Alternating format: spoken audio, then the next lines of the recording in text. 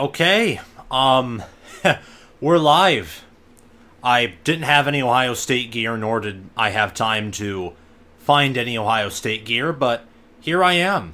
After being loaded up on more than half of a Marco's large pizza with pepperoni and cinnamon rolls and a variety of other things, here I am.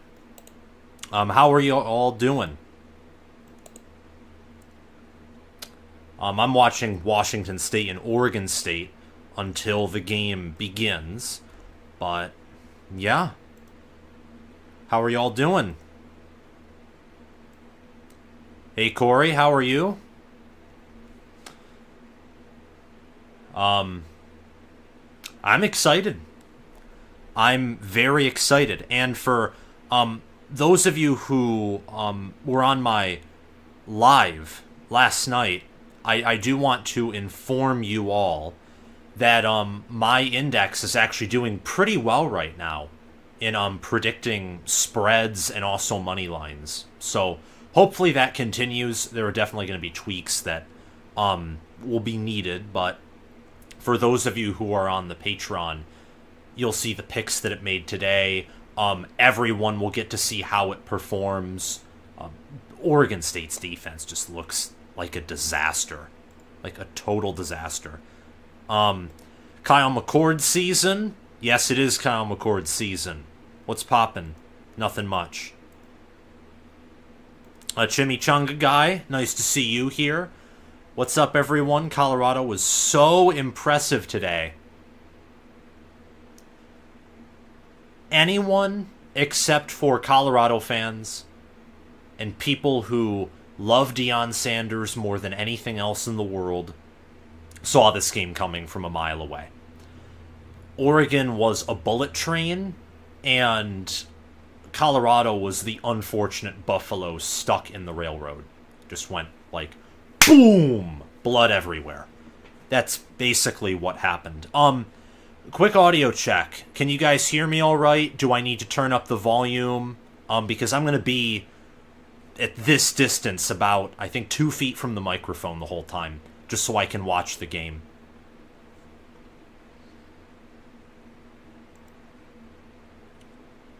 Let me know what y'all are thinking in regards to audio. I'm hoping to get tons of... Actually, let me make a post right now. I'll make a post.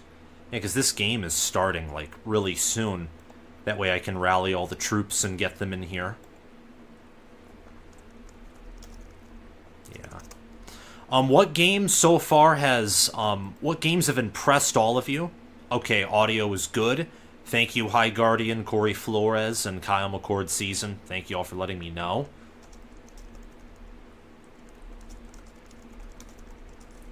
What games have impressed you all the most so far?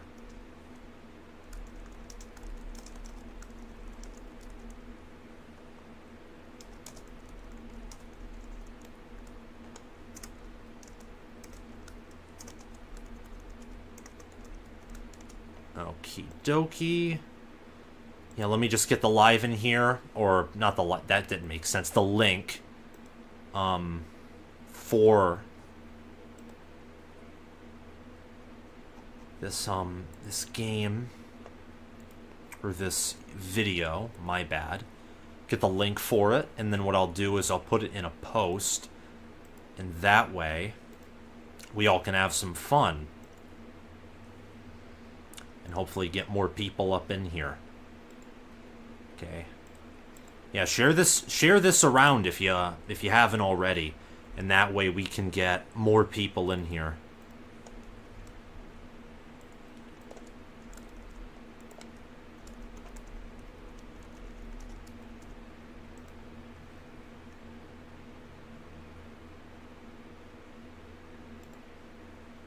Okay, I just made a poll asking people if they'll be joining or not, with the options yes and unfortunately no, because it will be unfortunate if we cannot have many people join us from the channel. Will be very unfortunate indeed.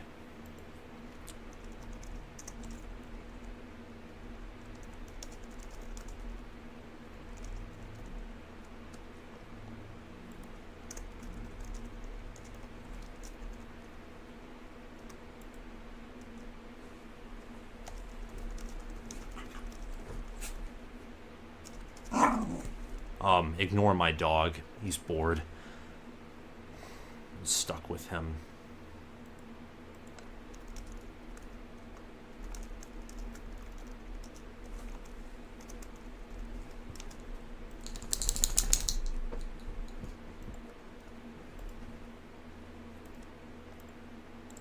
Alrighty.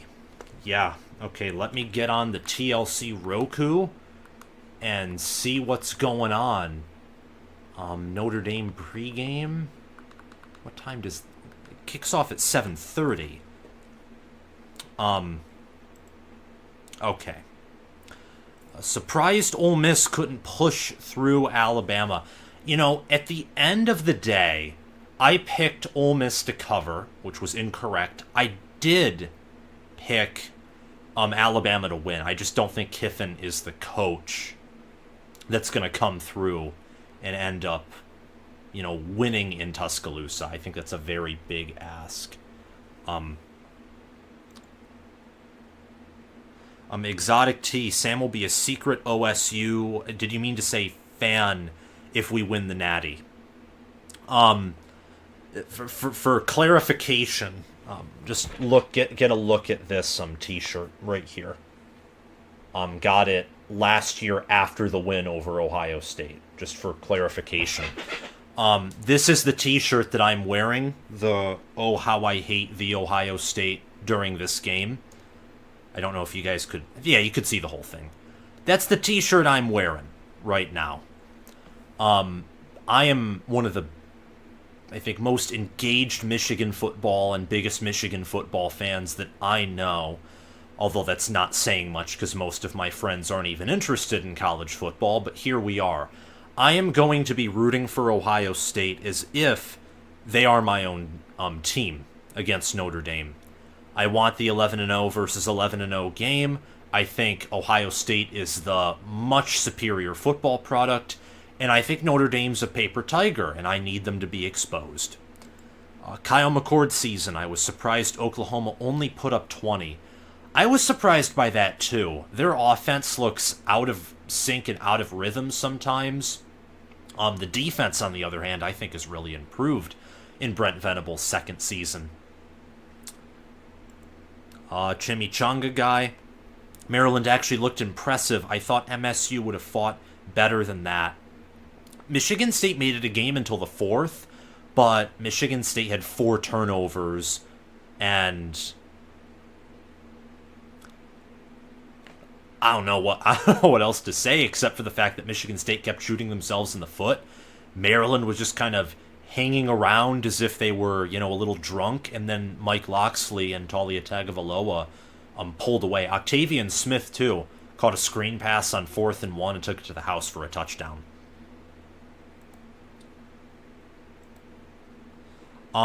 Thank you so much, Chimichanga Guy, for the $5. I'm hoping that it's highlighting your... Yeah, it is highlighting your super chat. Thank you very much. I appreciate it. Videos, like, not live streams, those are not going to be on Saturdays anymore. I just want to give a quick public service announcement for that. But there will be plenty of reaction videos tomorrow. So that's going to be very good. Thank you for the $5 super chat. I'm glad that I could make your week better. I'm hoping to get, hundreds, if not thousands on here. That's pretty ambitious, given that we only have 20 people right now.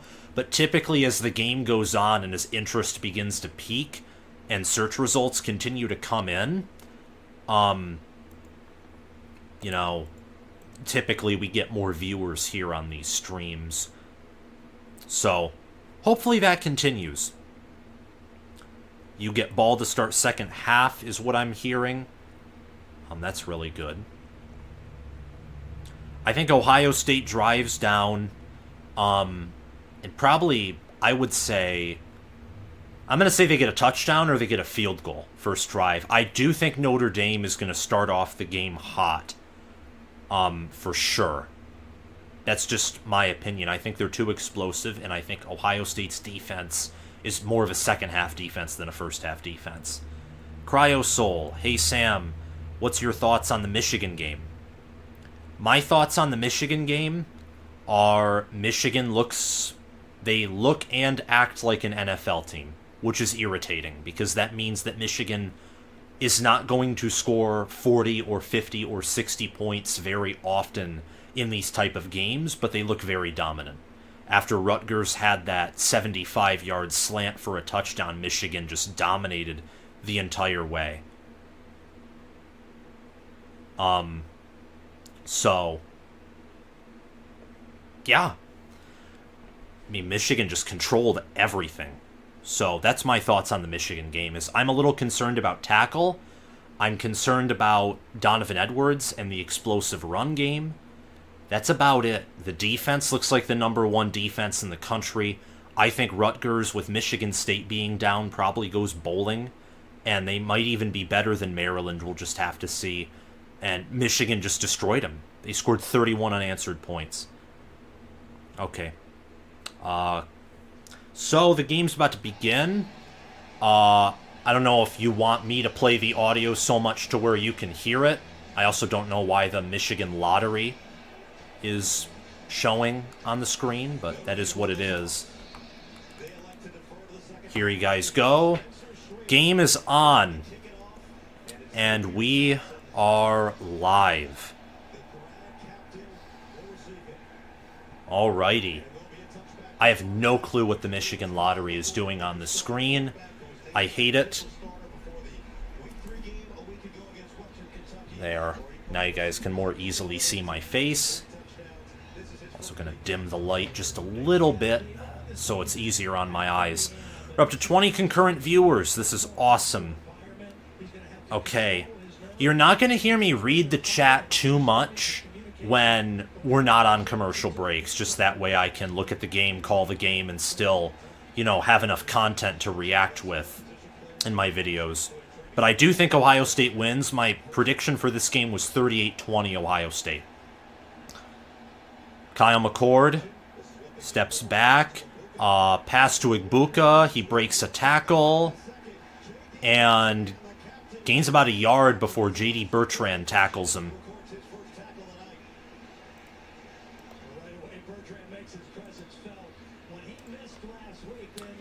The starting offensive line is Hinsman at center, and then Donovan Jackson, Matthew Jones, and then at tackle, Josh Fryer at right, and then at left tackle, Josh Simmons. Starting lineups are all the same. Ohio State's been very healthy this year. McCord hands it off to Henderson. Henderson is a hole, and Henderson gains about 8 yards.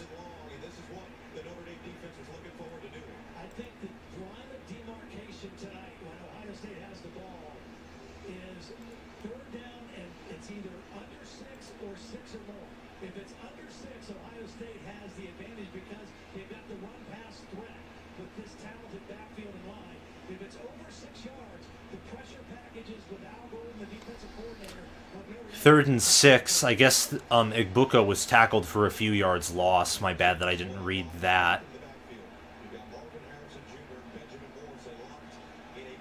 This is an, MSNBC, Notre Dame, network callers or whatever. Stover knocks over a referee and gets the first down. That's impressive. He's out to the 43.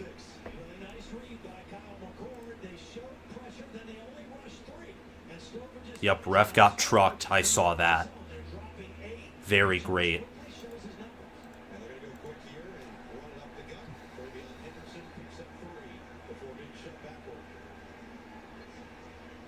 The difference between Ohio State's offense this year and last year with C.J. Stroud, who was the second guy picked in the draft, is on these second down plays.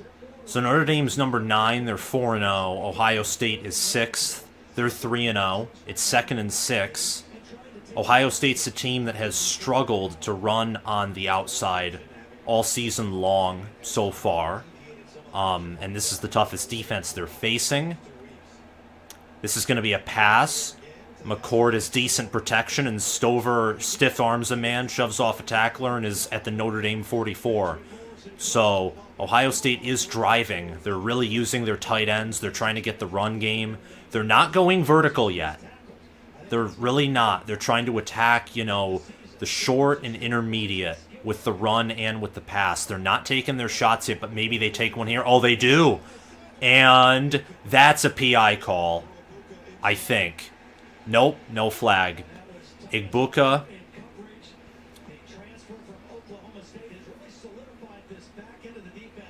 That was great coverage by Notre Dame on Igbuka. Great coverage. And there was some contact, but ultimately Igbuka fell down, and he wasn't pushed down. He just fell, trying to get the pass.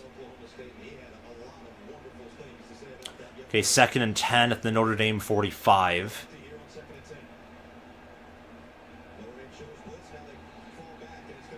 False start on Ohio State.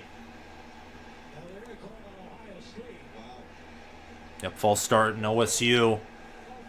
You can't move like that. I know it's hard, but... Yep, Fryer. He moved early.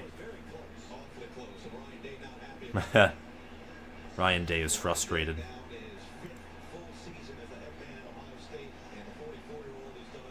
When does Ohio State take the lead?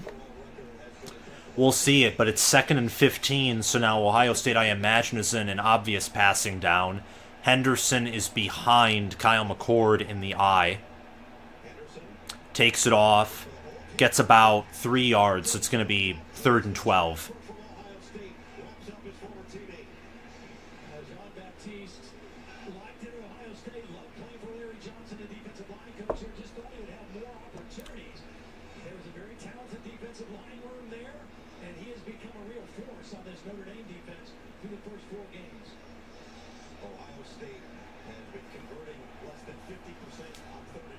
Okay, 3rd and 12. Henderson's still back, but he's used as a blocker. McCord fires deep, incomplete.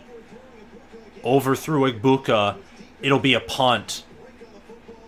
It will be a punt.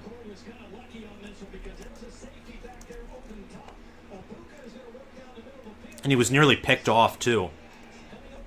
He could have thrown a pick, though that wouldn't have been a wise idea to pick it off anyway. Notre Dame would have had it, inside of their 15. It was nearly intercepted by Xavier Watts.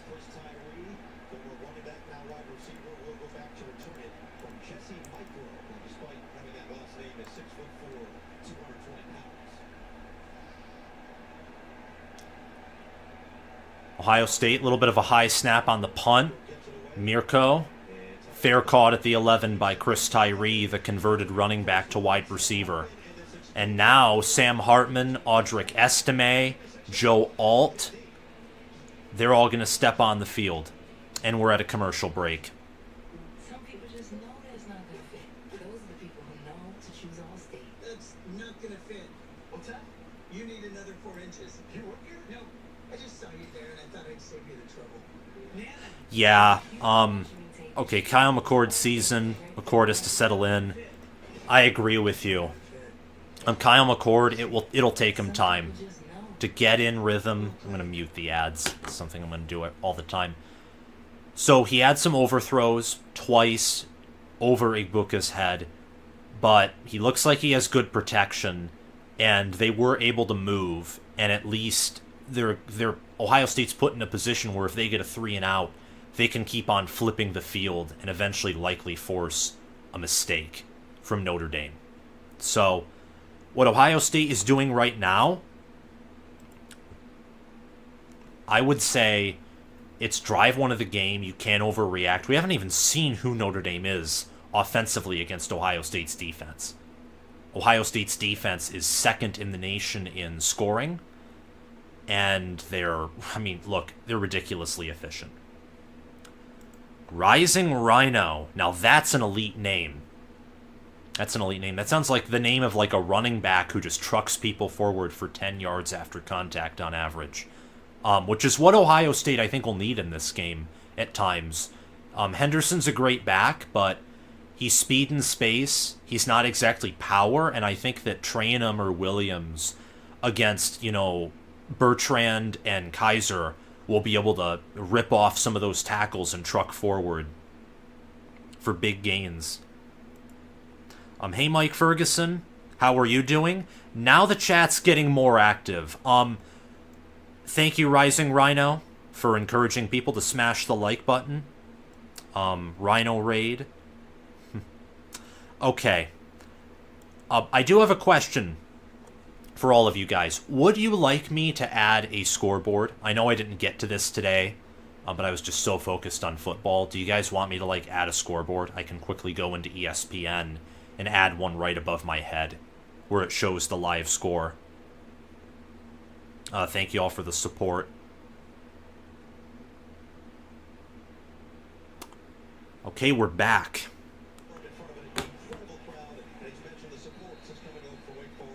All right, we got 25 concurrent viewers, 26 now. Let's try and get it to 100 by the end of the first quarter.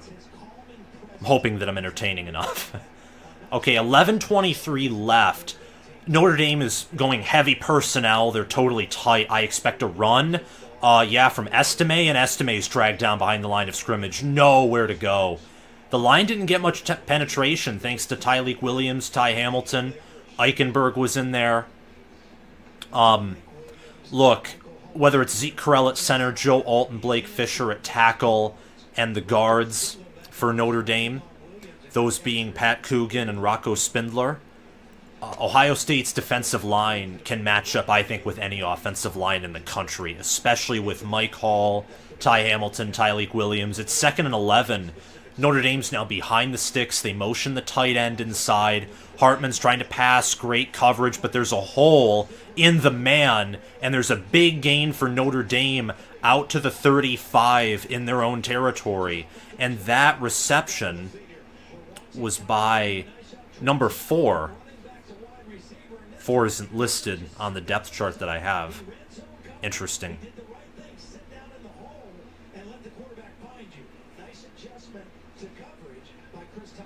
Chris Tyree. He's wearing number 4. That lists him as number 2.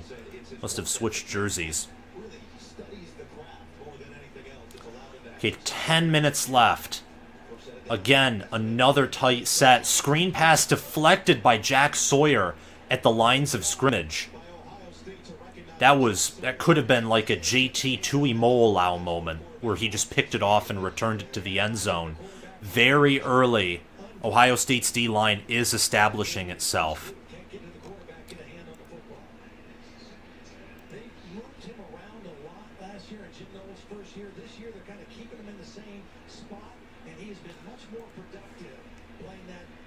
Alrighty. Okay. 2nd and 10. Hartman's going to play action. Gets it to his tight end. That being Mitchell Evans. It's going to be 3rd and short. I imagine that Notre Dame is going to try and test the interior run here with Estime. But I could be wrong.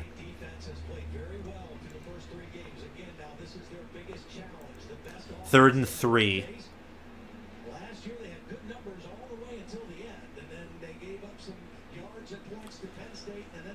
See, the issue with Notre Dame is, can you establish that run?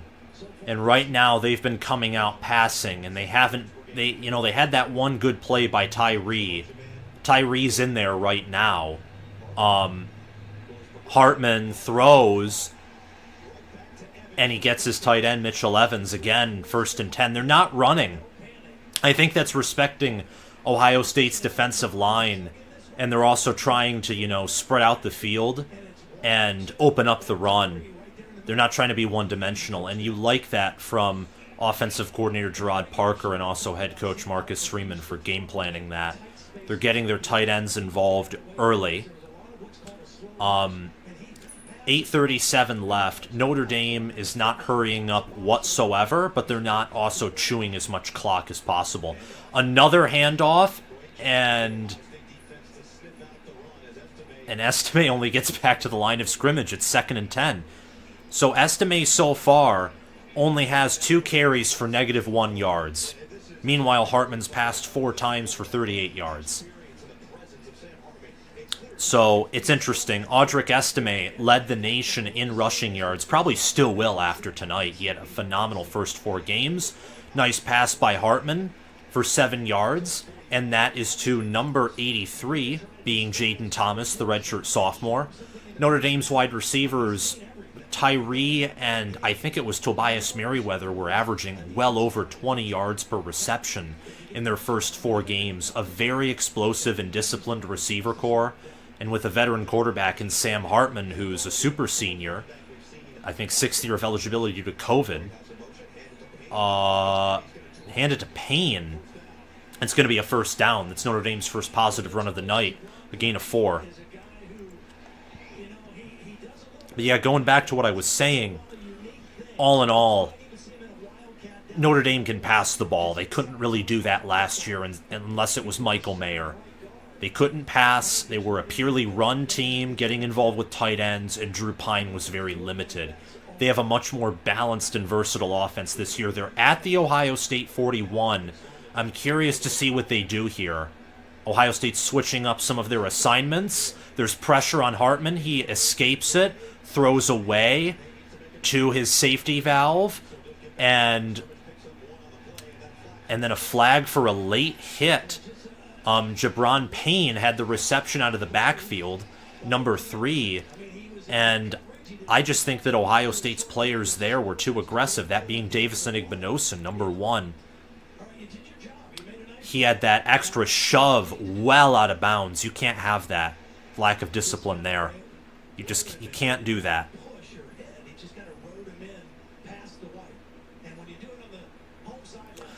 Rising Rhino. I've been streaming for 30 minutes now.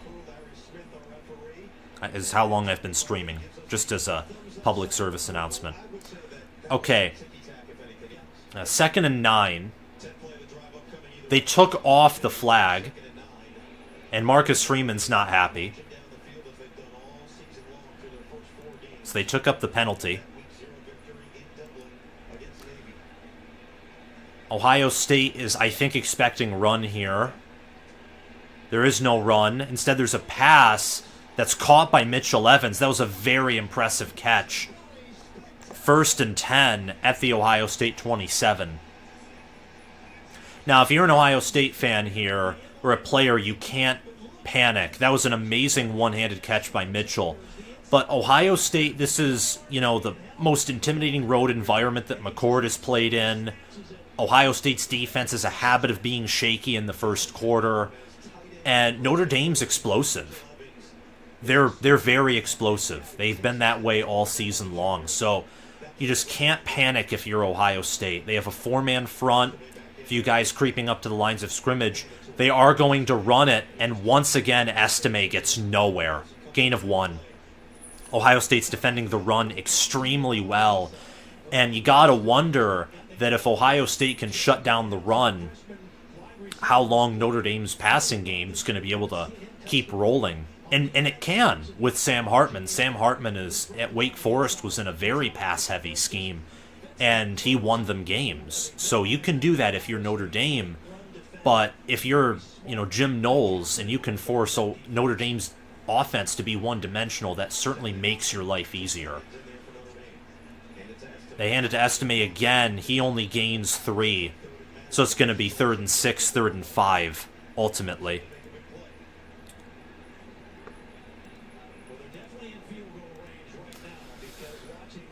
The announcers just mentioned how Notre Dame's in field goal range. However, if you're Notre Dame, you want a touchdown. Ohio State's offense last week definitely peaked, and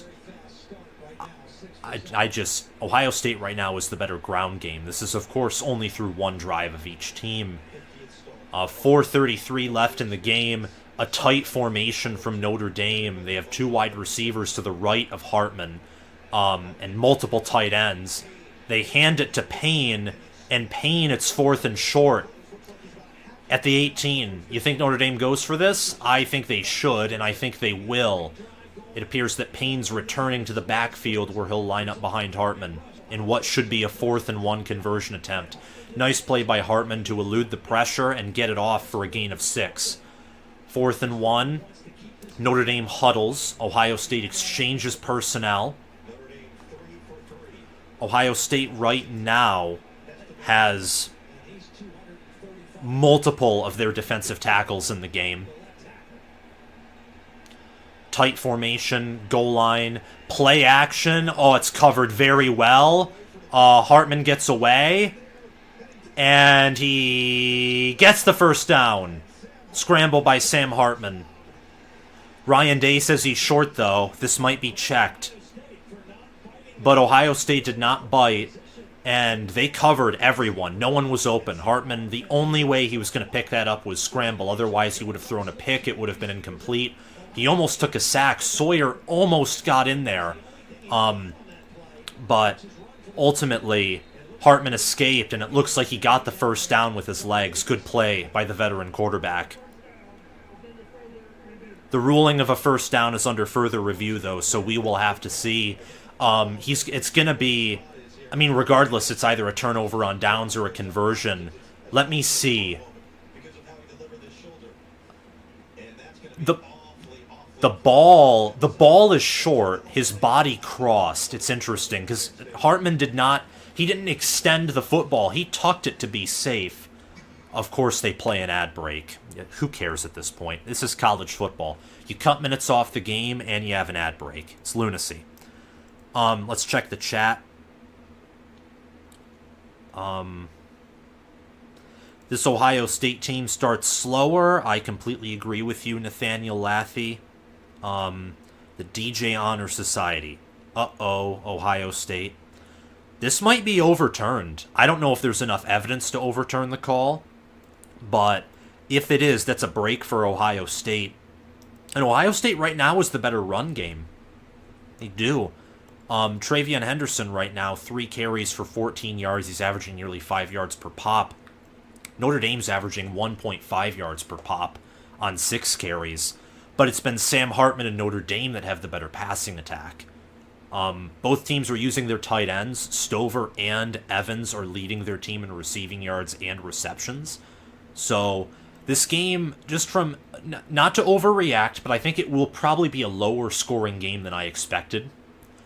But all in all, if you're Ohio State, you held them to a 4th down, and Notre Dame wants to run the football.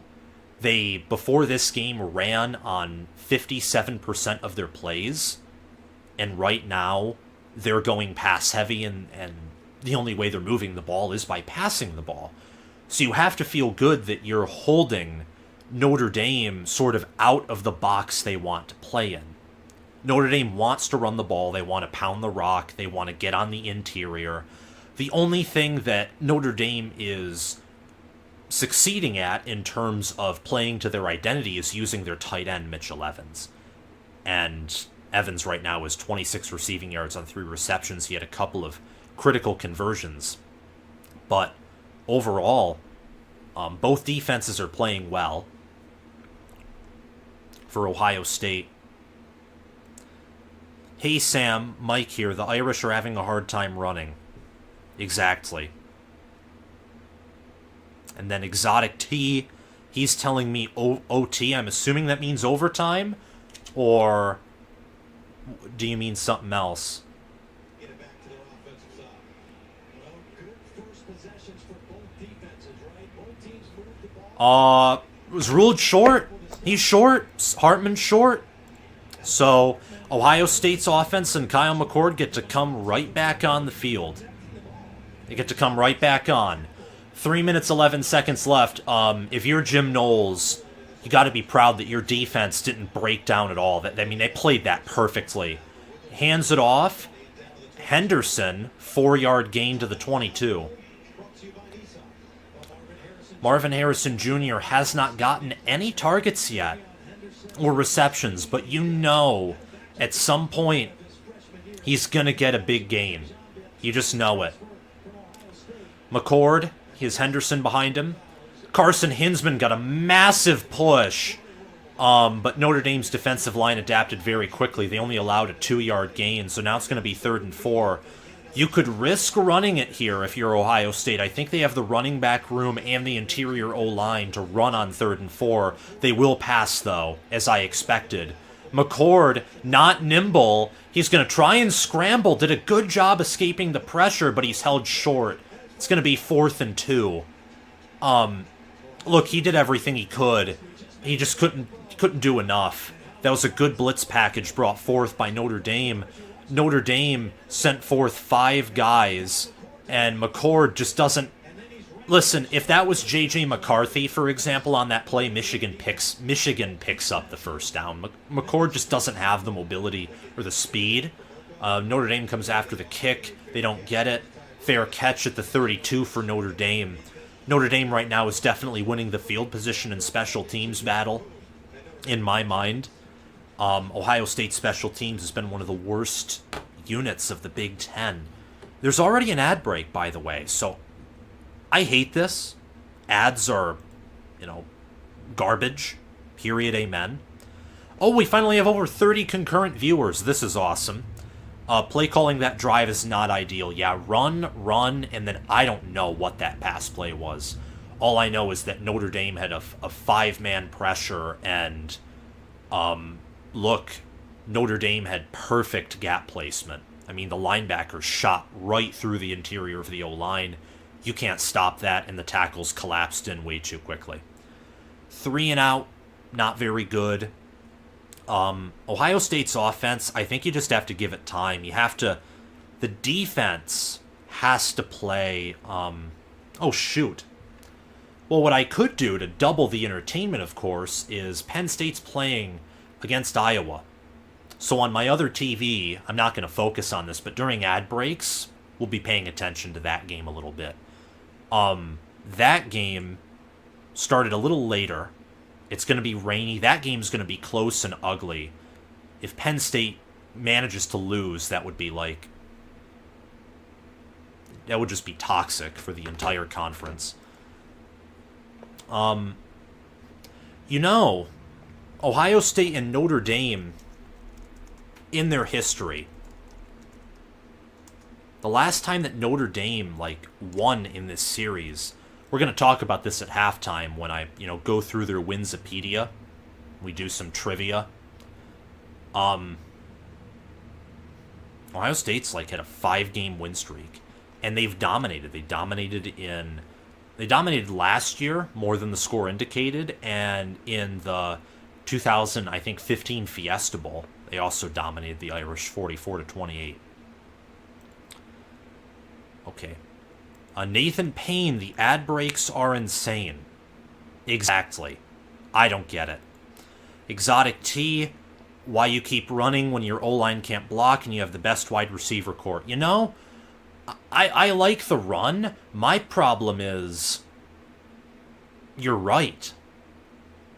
We have not seen the wide receivers outside of Igbuka be targeted yet. And I suspect maybe that's because Day doesn't trust McCord enough, in which case that's concerning. Or maybe Blake is right in the sense that Day is just being super conservative, which isn't good. You got it. Notre Dame's defense, and I think the same is for their offense as well. They're a paper tiger. I'm telling you. This team would not beat Penn State or Michigan. Notre Dame would have no business beating Penn State or Michigan. They're a paper tiger. And I have total confidence despite the fact that the game's 0-0.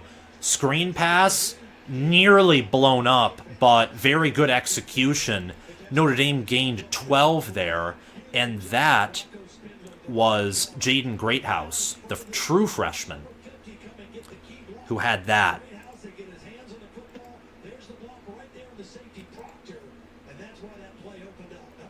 0-0.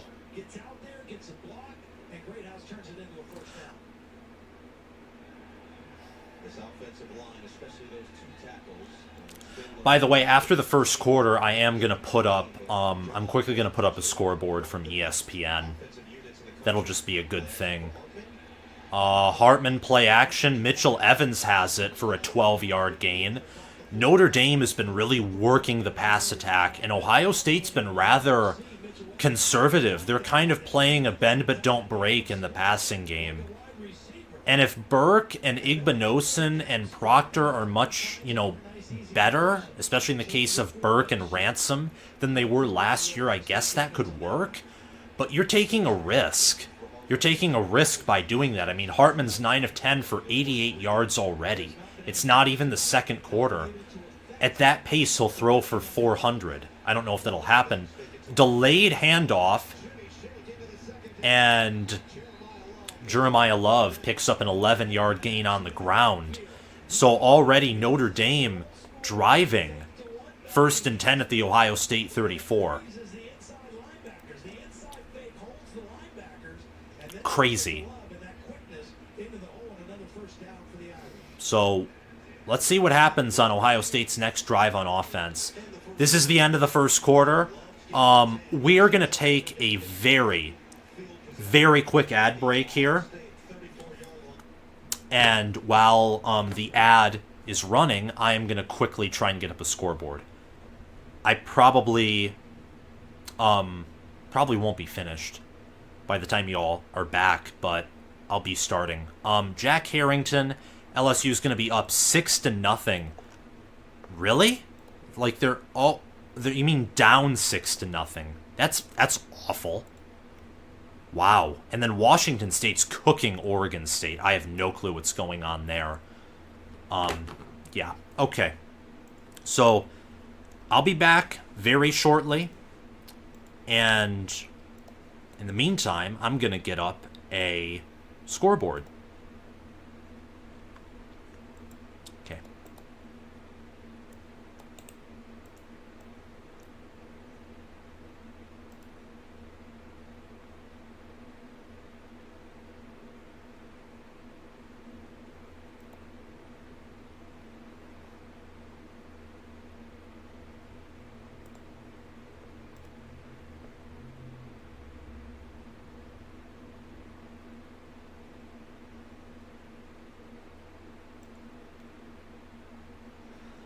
Okie dokie.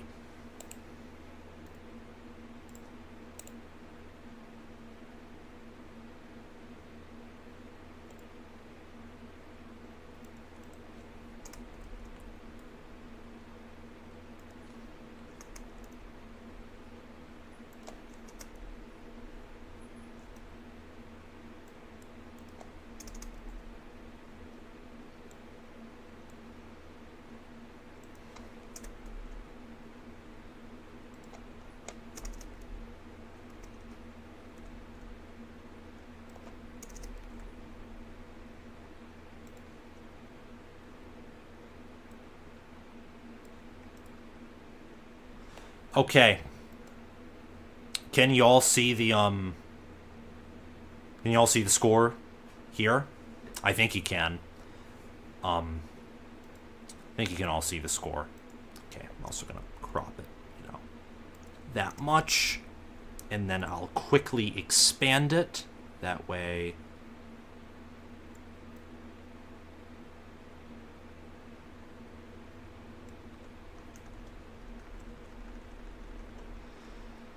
Okay, can you all see that? I'm pretty sure you can. Let me just quickly check the super chat.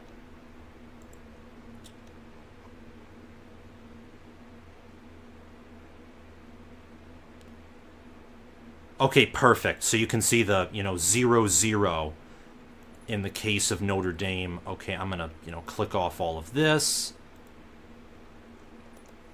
Okay, when I switch, yeah, okay, it switches there. So I can't do that. I think what I can do, though, is I can create a new window.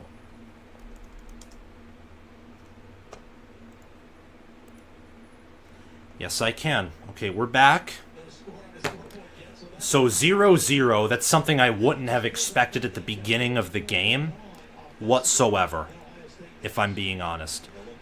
Hola, Brownie. College football. How are you doing?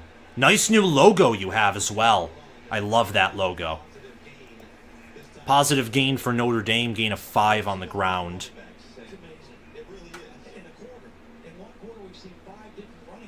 Devin Ford, Penn State transfer. Very cool.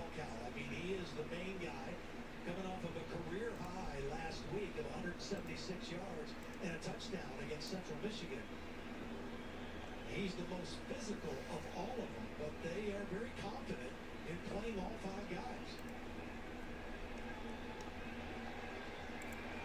2nd and 5. Notre Dame has 3 receivers out. A lot of protection. Incomplete. Pressure on Sam Hartman. He overthrew Greathouse there. It's 3rd and 5. They brought Eichenberg on a linebacker pressure, and they're playing man-to-man behind it. And good coverage on Greathouse. With Jordan Hancock in good position. Big third down play right here for the Ohio State defense. These 2 offensive tackles. All right. Outstanding. Alt and Blake Fisher. That's why Here we go. defensive ends yet, but a good chance for pressure here. 3rd and 5, Ohio State. They send pressure, but then back off at the last minute. Nearly picked off. Nearly picked off by Tyleik Williams, the big guy. Nearly had a pick. That would have been awesome. Good play by him. Yeah, that was a good creative play by Jim Knowles. He dropped the defensive tackles back in coverage. Totally confused Hartman. Nice play design. So Ohio State's defense right now is doing its job. The offense is going to, I think, at some point get in rhythm if you're Ohio State. I think that's just inevitable.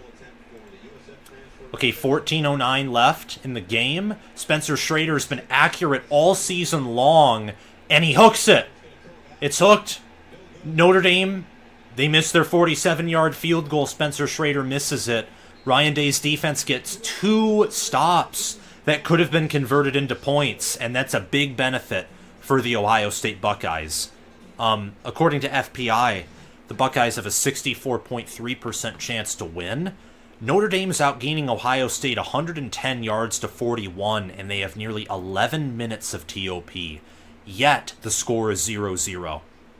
This is something that, you know, if you're a Ohio State fan, this is probably this is the best outcome that was realistic, is Notre Dame has more experience. They were probably going to come out hot.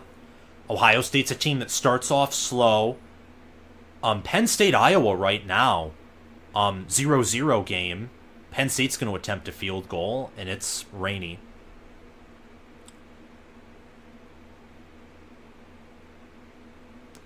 And Penn State's kicker barely hits it through. It's 3-0 Penn State. All right. But, you know, from Ohio State's defense, they're playing this bend but don't break, and it's very obvious because now Notre Dame has gotten inside the 30 twice, and they've gotten turned away. They play very soft coverage. They do not press, probably out of respect for Hartman and the receivers and the fact they've been explosive. But then they play tighter.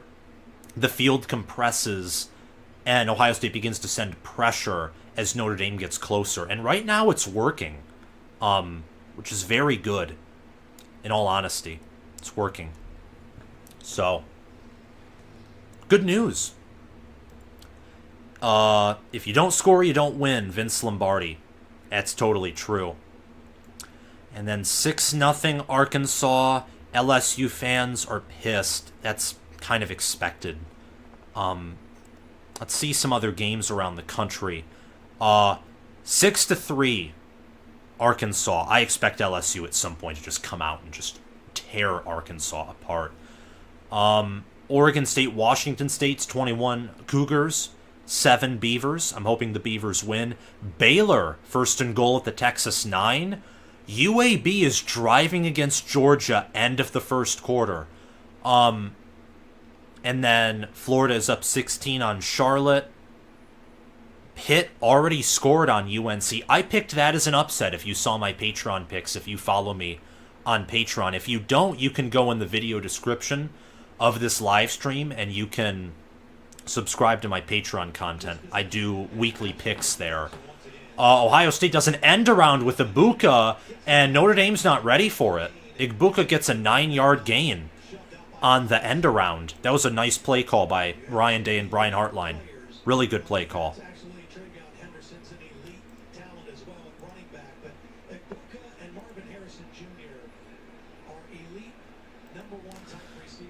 All right. This is the drive where I think Ohio State's going to get something. Henderson, the O-line opened up a hole for him, and he gained about 6 yards at the Ohio State 44 for a first down. Henderson right now is 6 carries, 26 yards. He's finding holes, and he's not a bruising back. Every yard he has gained is because of a hole that the offensive line has opened up for him. He is not powered forward. So the O-line right now is doing pretty well at opening up holes in the run. McCord has all kinds of time in the pocket, escapes and dives for about 5 yards, showing that while he's not mobile, he certainly has the pocket awareness to prevent a sack and to still get positive yardage for the Buckeyes. They're practically at midfield. Notre Dame's been elite in coverage so far, but that's opened up the run for Ohio State. Ohio State's able to run it here. I mean, they should... If I were Ryan Day right now, 2nd and 5, I run it again. I test the run until Notre Dame gets sick and tired of you. Seriously. Notre Dame sends all kinds of pressure. Kyle McCord throws it off his back foot. That was pass interference on Stover, and they're going to get him for pass interference. That was a, off the back leg type of fade. And DJ Brown's going to get called for that PI. He was, holding Stover. That was a total... That's like the definition of PI right there. It's crazy. Also, Iowa has really nice uniforms. Just want to quickly point that out.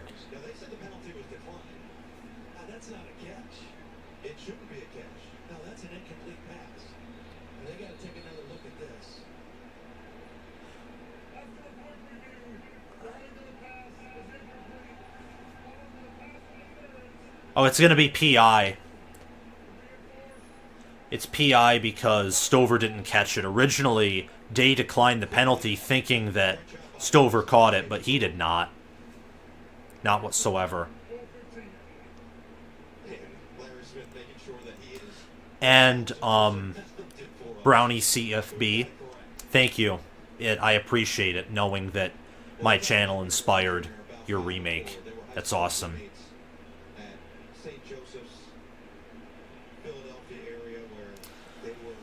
Okay.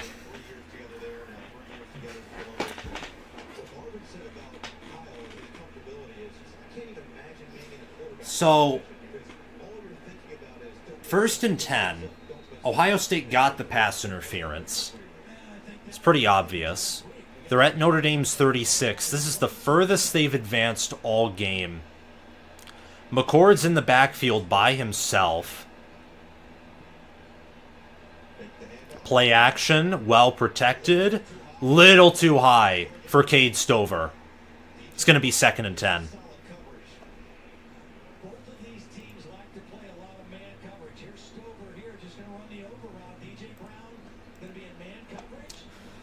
And Iowa's going to punt it away. Good punt.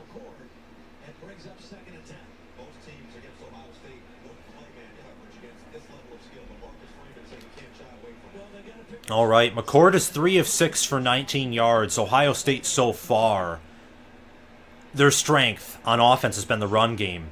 And Henderson nearly got caught in the backfield, but he still gained 2 yards. He planted his leg in the ground, made a nice move, and he gained 2 yards instead of being tackled for a 2-yard loss. That's a good play. So they're at the Notre Dame 34. What does Ohio State do here? They're obviously going to pass. I don't think they're going to take a shot either. I think McCord has, multiple overthrows. I don't know if you can take a shot here. I think what you have to do if you're Ohio State is if you can get into field goal range and begin to apply pressure. But then again, I'm not a coach whatsoever. I'm just, a fan, an analyst, an observer. That's what I am. McCord throws it out. Train him. Nice conversion. Nice conversion. That was a 11-yard gain by Chip Trainum. And Chip Trainum is dipping into Notre Dame's defense right now. Look at that. Look at that shiftiness. He just total body control. Great running back. Notre Dame, this is an interesting fact that the broadcasting committee is bringing up. They've had 44 missed tackles so far. They're going to give the ball to Trainum, and he is just churning forward for 4 yards.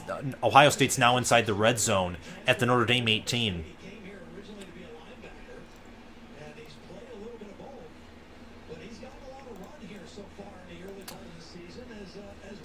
So Ohio State right now, Ohio State's outpowering, out-physicaling Notre Dame.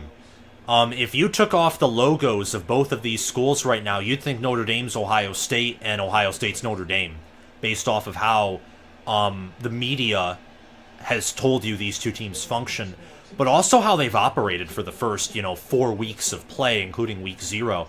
Ohio State runs it again. Trainum's only going to get 1 or 2 yards. So it's going to be 3rd and 5, 3rd and 4. Still in the red zone, Ohio State's in a perfect position right now to get points.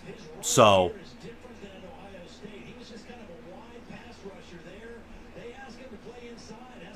we'll see.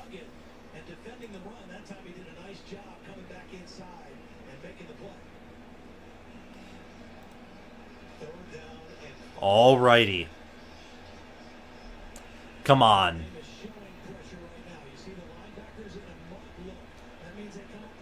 Yeah, Notre Dame is like, they have all but 2 of their players within 2 yards of the lines of scrimmage. McCord throws, and that is a great catch by Ibuka for the conversion. Awesome catch. That's a gain of 7. That's a gain of 10.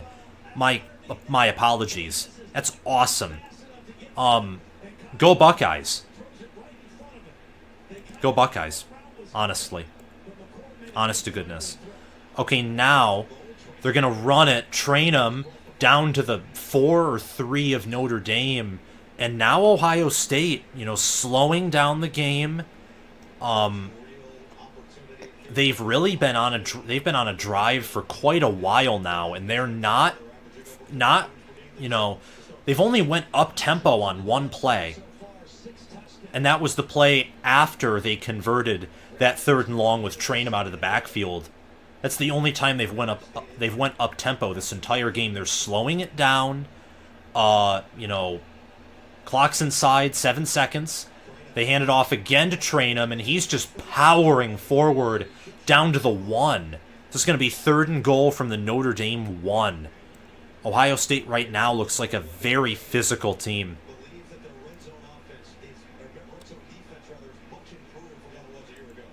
Amazing. 768. Awesome to see you here. You're here for the party. It's a party indeed. That's great. Okay, 7:46 left. Mayan Williams, and he's stuffed. It's going to be 4th and goal. Now the question is, do you kick the field goal or do you go for it? Are you full on aggressive? Do you risk giving Notre Dame all the momentum? Or are you conservative? Who knows? Oh, Penn State had a trick play that was totally botched. That's horrible. Classic James Franklin moment. Okay, Ohio State's going to go for it. Aller looks mad, as he should be. 4th and goal. Classic I formation look. Heavy to the left side. Play action. No one bites. McCord. Incomplete. Notre Dame stops him. Wow. That's the problem with Ohio State, is they don't have the O-line to just... You see, to make a comparison, like, yet again, to, let's say, Michigan here...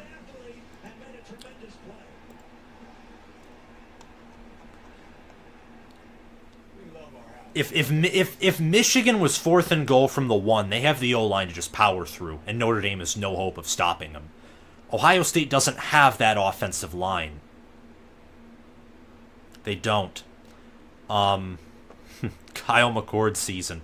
This play calling is going to kill me. Amazing 768. you would have made the right call. I think in retrospect, obviously with hindsight, field goal was the better decision. But look, Ohio State marched all the way down the field, and it's not like Notre Dame looks like the better team right now. Ohio State was 3 feet away from taking a 7-0 lead. Also, UAB and Georgia are tied in the second quarter. Whatever that means.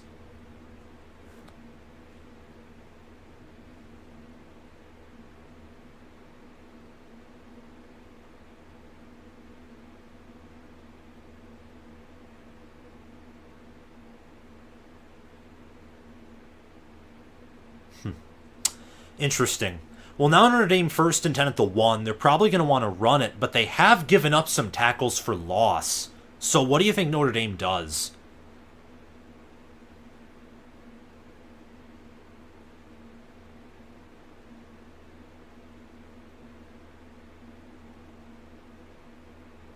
You said I'm about 2 minutes behind for what's on TV. Interesting. That's what Mike Ferguson said. I don't know. I don't think I'm 2 minutes behind what's on TV, but I could be wrong. I'm live on YouTube TV right now. Or maybe are you talking about for the Penn State game? Perfect spot to put in Devin Brown for a quarterback sneak. A quarterback sneak might have been the right play, but it wasn't like it was, inches from the end zone. That was a full-on yard. Full-on yard.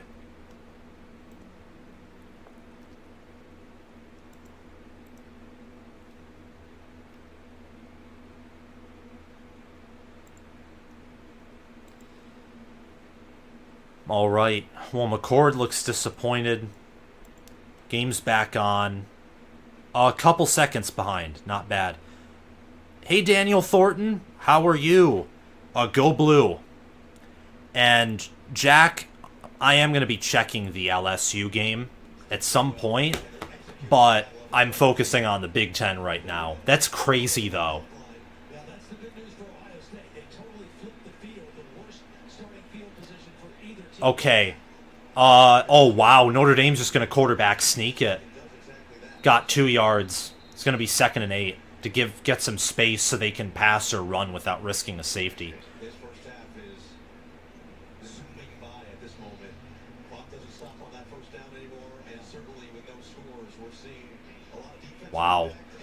The Notre Dame-Ohio State game is flying by, though. Absolutely. I mean, this is teams are running the football. They're not going out of bounds. There are very few incompletions.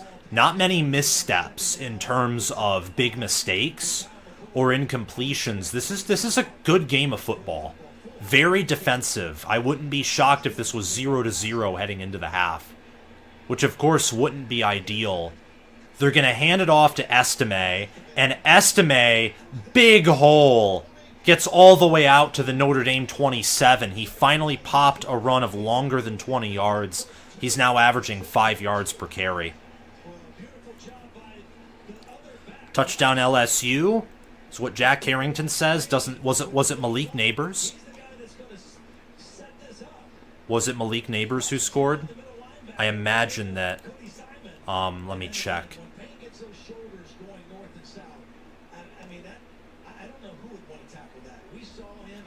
Yeah, Estime's really good. He's a power back. Estime's a Hassan Haskins type running back. And Devin Ford gets a 4-yard gain. Oh, it's Brian Thomas Jr., who's another wide receiver for LSU. Oh, well. So it's 2nd and 6.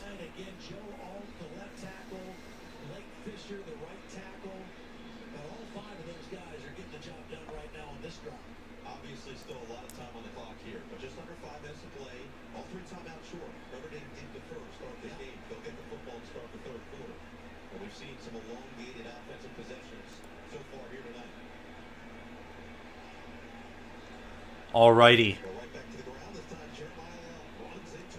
Oh, you know why it's behind? I can fix this. I know why it's behind.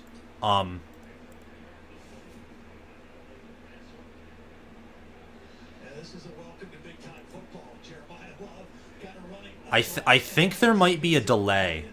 I could be wrong. From my end, like a slight delay, but I don't think so. I'm not going to shut down the stream though to try and change it. It's not far behind. Okay, 3rd and 3. The Irish are wearing these ugly green uniforms, by the way. Like, these are, like, plant leaf green. Incomplete. Nice coverage for Ohio State. Ohio State's Josh Proctor, who's had, you know, a great season so far. A lot of targets to him, and a lot of passes defended. Great coverage there. No interference, but he had his hand on his back. At best, for Notre Dame, if that pass was caught, it would have been 4th and 1, but it's 4th and 3 instead. So Notre Dame will have to punt the ball away. Egbuka is back to return. That's like your best return man for Ohio State. And Egbuka is going to fair catch it at the Ohio State 21.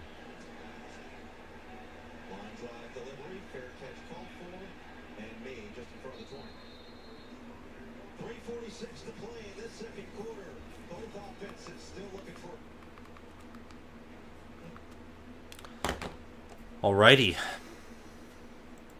Not too much going on here.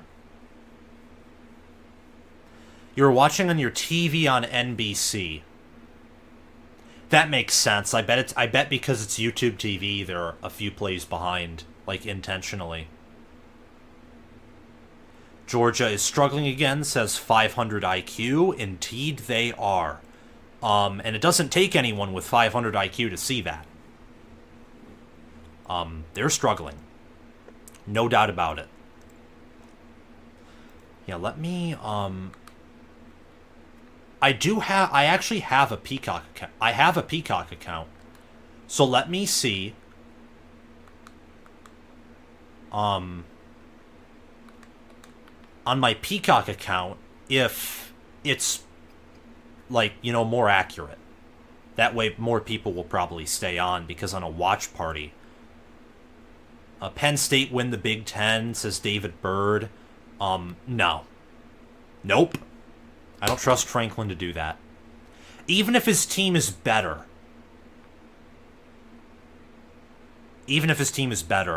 Like on paper and by total talent, I don't trust his game day coaching. They're not winning the Big Ten. Not gonna happen. Not gonna happen.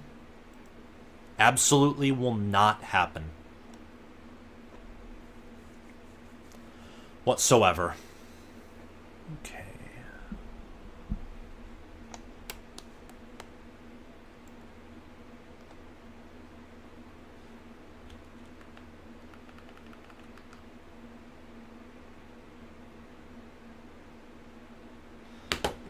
Whew. Wow. You know what? Alabama won today. It was a struggle, Jack. It was a struggle for Alabama to win. That's for sure. It's a big-time struggle.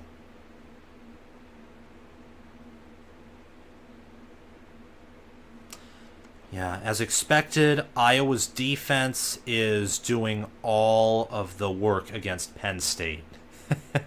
Yeah. I'm actually watching that game right now as well, and I'll talk about it a little bit. Penn State's at the 19 of Iowa right now.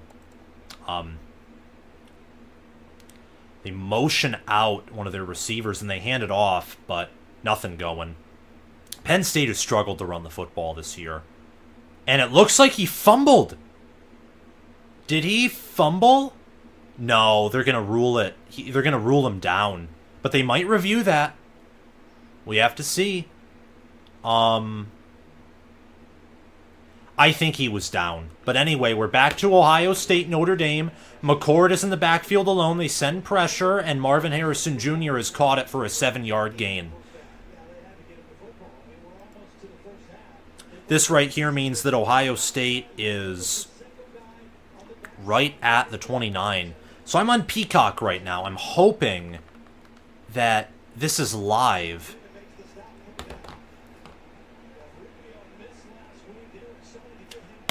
Okay, I think I caught it up.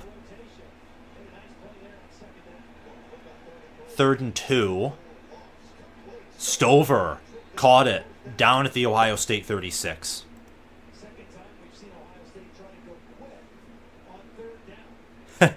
Daniel Thornton. I got Notre Dame on my TV and Iowa on my iPad.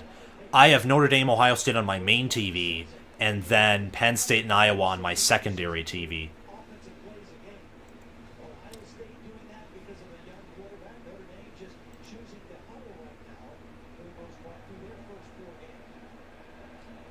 Yeah, I won't shut down the stream, Mike Ferguson. 1st and 10 at the 35. Ohio State in their own territory. McCord play action. He escapes, sees that there's nothing there. He at least gets forward for 2 yards, making it 2nd and 8. Ohio State did I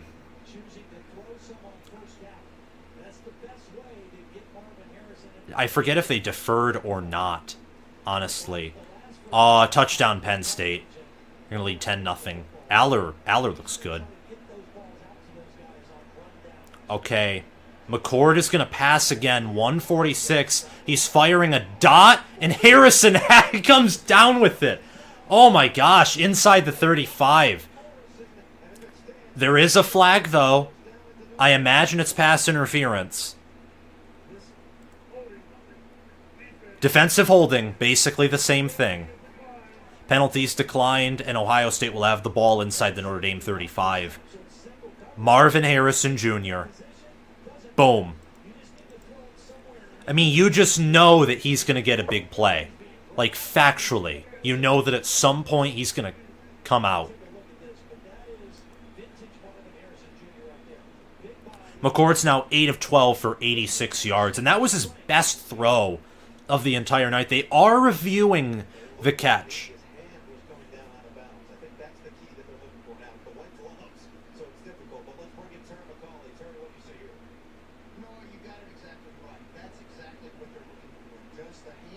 Oh, it looks like it's going to be ruled an incompletion. I don't think he had... Not only did he not have full possession of it, his hand touched out of bounds.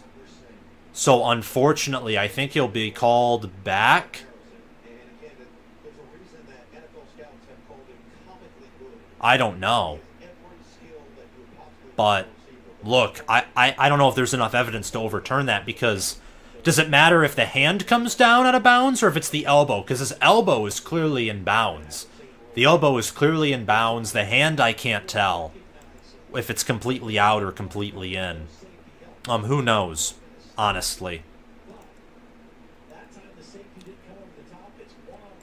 This is a beautiful throw by McCord, though. You couldn't have executed that any better. 10-13 LSU trailing Arkansas by 3. And it looks like Oregon State and Washington State are battling it out right now. 28-14 is what it's going to be entering the half. Oh, they reversed the ruling of the... But they applied the pass interference despite it being an incomplete pass. So still gets the first down. Like, it matters in terms of field position, but for Ohio State, they still get the first down. I take it you want the Buckeyes to win. Personally, I'd like to see Notre Dame get it. College football playoffs just better when they're good. I do want Ohio State to win. I want the 11-0 versus 11-0 game. I also predicted Ohio State and Michigan would both reach the college football playoff, and it helps the possibility of that if Notre Dame's eliminated and Ohio State gets a big win here. Okay, come on, Buckeyes. You're on the Notre Dame 49. You motion out Igbuka. Hand it off. Henderson gets about 4 yards. So interesting play call there. But Ohio State has all of their timeouts. Gosh, Georgia and UAB are just struggling.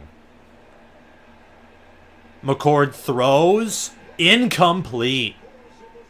Benjamin Morrison on Harrison Jr. Good coverage. It's 3rd and 6.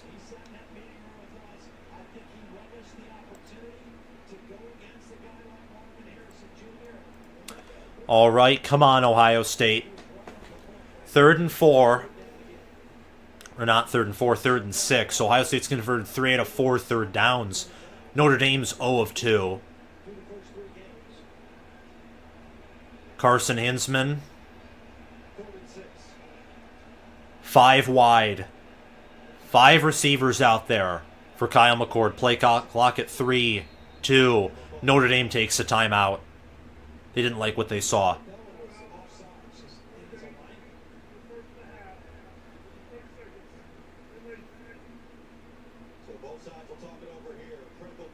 Zero, 0. Can you all believe that? Nothing to nothing. This game is shaping out to be just like last year, and the problem with that is, for both of these teams, it's, if you're Ohio State, you want to score. But if you're Notre Dame, you want to get your offense rolling. Because you're assuming that Ohio State, they have more talent than you.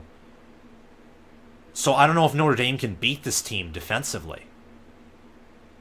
And by talent, I mean everywhere. Ohio State has better talent on defense, offense. Only area where Notre Dame probably has better talent is special teams. And I think Ohio State probably has better talent on special teams. They just don't utilize it as well. Parker Fleming has been questioned a lot by Ohio State fans on my channel for how he utilizes the special teams unit. McNamara throws and it's incomplete. If LSU loses this game, the SEC West is a cluster, Sam. Absolutely. If LSU loses, it puts Alabama right back in the driver's seat. You've got to be thinking that... what you have to be thinking if LSU loses is... You don't know. All you know is that Georgia's the constant. The problem with that is Georgia hasn't looked themselves. They haven't. At all. This season so far. Really.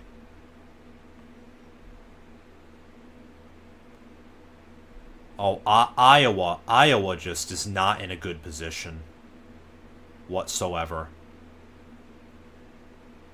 They had to take a timeout. I'm hoping they can get something going. My prediction was 30-20 Penn State. Ooh. It's nearly halftime. At halftime, I'm going to grab a glass of water, and then we'll be back to talk Big Ten football. Just checked the score after watching a movie. WTF, says the Senate. I'm shocked as much as you guys are. I thought it would be... I didn't think it'd be like 40 combined points in the first half. But I thought it'd be like maybe like 17-17, 10-10, maybe 14-10. 0-0 implies whoever gets like the first points probably has a large amount of momentum. 3rd and 6, we're back on the game. McCord takes a little bit of a low snap, but collects himself. And perfect! Emeka Egbuka has the catch and the conversion. 1st and 10 at the Notre Dame 33. The clock will stop to reset the chains because it's inside of, it's a first down. Quick tempo. McCord, another pass to Egbuka. That's at the Notre Dame 15 with 1 minute and 2 seconds remaining. Wow. Impressive. Ohio State's now outgaining Notre Dame in total yards. 145-142. And they have more first downs. Their offense is certainly finding a rhythm, and they're not going to use all their... Now, they're not going to up-tempo here. They're not going to go up-tempo. McCord stays strong in the pocket. Fires. Egbuka. Touchdown. Touchdown, Buckeyes.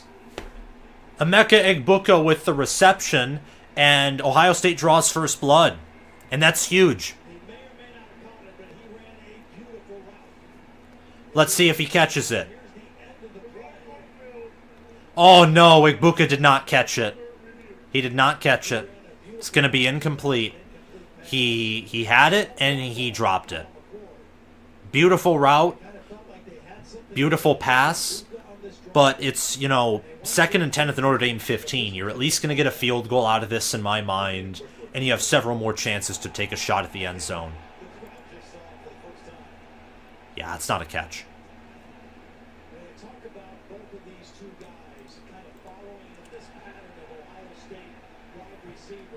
Oh well, you know what, Ibuka, mistakes happen.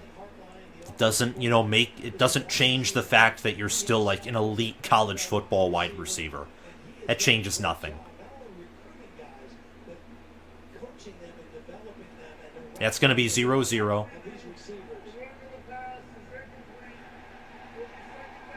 Oh, McNamara nearly threw a pick.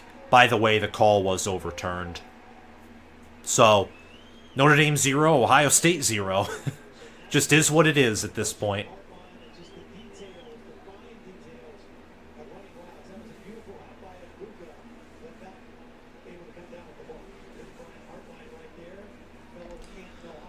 Alrighty.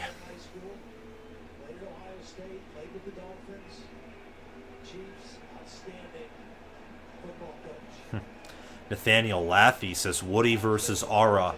Classic game from decades ago, where it's just defense rules. No one cares about offense. I hate it, personally. They're going to toss it to Henderson, and Henderson's just going to get 2 yards and go out of bounds. That's a weird play call. I don't know why you... Oh, Ohio State uses a timeout. I don't know why you called that play there. That's not a good play call. Yeah, that's not a run on the inside where you've had... So, look, if you're Ohio State, you cannot run on the outside. Your tackle play just is not good. But your guards and your centers are anywhere from competent to elite. So I personally have no clue as to why they're testing the outside run. None. Just run on... Doesn't make sense to me. Like, run on the inside. That's the only place, if you're Ohio State, where you're going to have success running the football, unless your tackle play improves. Like, halfback dive. I don't care if it's out of the I form, the pistol, the shotgun, whatever it is. Up the middle. No toss plays. No stretch plays, even. Unless you have, like, a severe mismatch.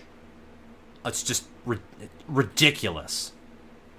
I don't get why you do that. It's just totally asinine. Honestly. Whatever. It's just, like, I don't know. It's like, what are you doing with a halfback toss? Like, do you think that Notre Dame doesn't have the personnel to quickly get on the outside and bust your tackles? Western Kentucky was able to, at times, bust Ohio State's tackles. You don't think Notre Dame can? Allard does not have an offensive line. I mean, he does, but not against good defenses. Otherwise, Penn State might be up like 21 or 24 to nothing right now. It's crazy. Nice win over Rutgers for you for your guys today. Yeah, Michigan had 7 total possessions, and they scored on 5 of them, and 1 of them was at the end of the game. Michigan was ridiculously efficient today. Certainly, they look better than Georgia. I'd say they look better than Ohio State right now. I think Rutgers is improved. They'll probably, at this very moment, remain number 1 in my polls. Just, hey, dog, down. Good boy. He's trying to get the pizza. Okay, 3rd and 8. You know, if you didn't call a screen, or not a screen. Oh, nearly threw a pick. Wow, McCord nearly threw a pick. That could come back to bite Notre Dame. Just like the halfback toss could come back to, bite. Again, why are you running a halfback toss when you're in the red zone and you're running to the outside. It just doesn't make any sense. It doesn't. Okay, field goal by Ohio State. Jaden Fielding is out there. 16 of 16 on point after tries and 3 of 3 on field goals. And he drills it. It's good.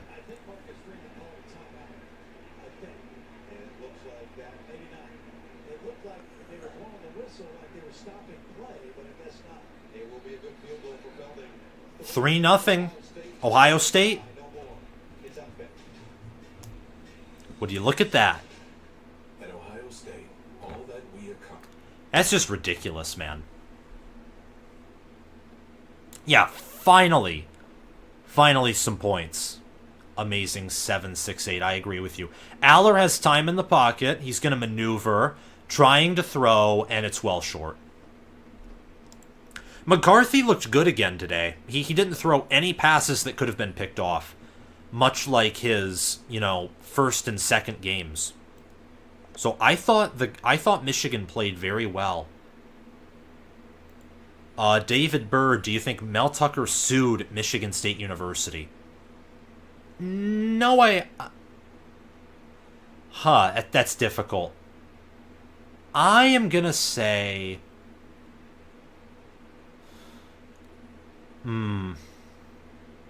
If his lawyers find anything that they think they can utilize, he probably will try. Because he wants that money, Just whatever. I mean, that whole situation is just a disaster. And Mel Tucker exposed himself as one of the biggest con men in all of college football history. And you see that both last Saturday and today with Michigan State's performances. Okay. Notre Dame's going to go into the locker room. They're down 3-0. They were up last year 10-7. They were up by 3 at the half last year. Ohio State's down by 3. Ohio State's up by 3 at the half this season. Okay, I'm going to take a drink of water and I'll play an ad break. And then we'll be back and we'll talk about some trivia in regards of Ohio State and Notre Dame and their football histories and all these different things. So we'll do some that, trivia. And we'll talk Big Ten football. And we'll also tune into some games around the country as well. And just, look at different things. But I'll be right back. Stay tight. And, yeah. See you guys shortly.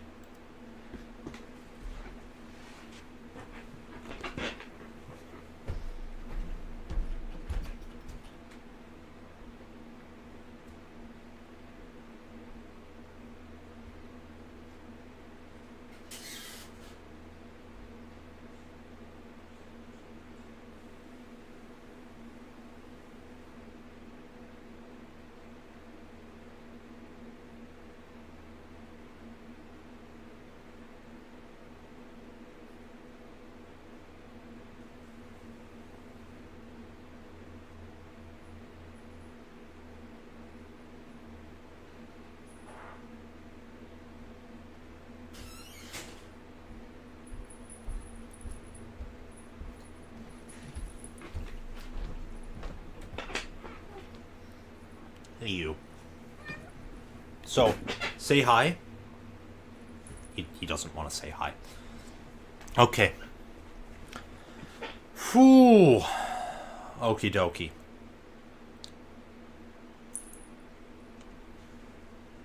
Yeah, he's very grumpy. The cat is. Okay. Exotic _T. I'll say 20-13 Ohio State. Very good. 20 to 13 for the good guys is what I would call that, ultimately. Mel Tucker is the Big Ten's Jimbo Fisher. I agree with that very much. Oh, my cat. It's funny. 3-0, no rugby, second unit tonight. Yeah, I mean, this game's just so defensive. Okay, so one thing that I've liked from both of these teams For Ohio State, I would have to say the physicality. I think Ohio State's defense has done a very good job of stopping the run. Ohio State's defense, they've played good coverage. They've called the right plays. They've ran the ball. And by call the right plays, I mean defensively. Offensively is where I have some questions. Ohio State offensively, they're calling a very conservative game. I didn't like the halfback toss play call and some of the others early in the game. But I think Ohio State right now, their physicality is their strength.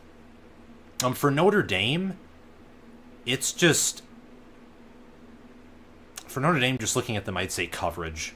I'd say the way that they're covering Egbuka, Harrison, Stover, the fact that they've only allowed 3 combined points, and even, Benjamin Morrison was on coverage with Marvin Harrison Jr., and he forced an incompletion. It's very impressive. I like Notre Dame's coverage.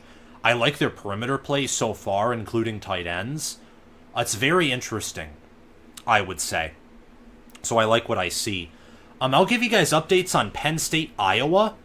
Just talking about that game, but we'll also do some trivia here. Okay, so I'm going to ask you guys questions and hope to, hope you guys answer. Okay. When was the last time that Notre Dame beat Ohio State? When was the last time? Get some answers. Some answers in the comments section. And when was the last time that... okay, amazing. 768. 1953. Even earlier than that. Even earlier. You're just under 2 decades off. 36. Yep. 36. 7-2 Notre Dame in South Bend, Indiana. That's the last time that Ohio State lost to Notre Dame. It was 1936 in South Bend, Indiana. Question number 2. What's Ohio State's current win streak on Notre Dame? I think I said this earlier in the video. So, if you've been here for the whole stream, this should be pretty easy.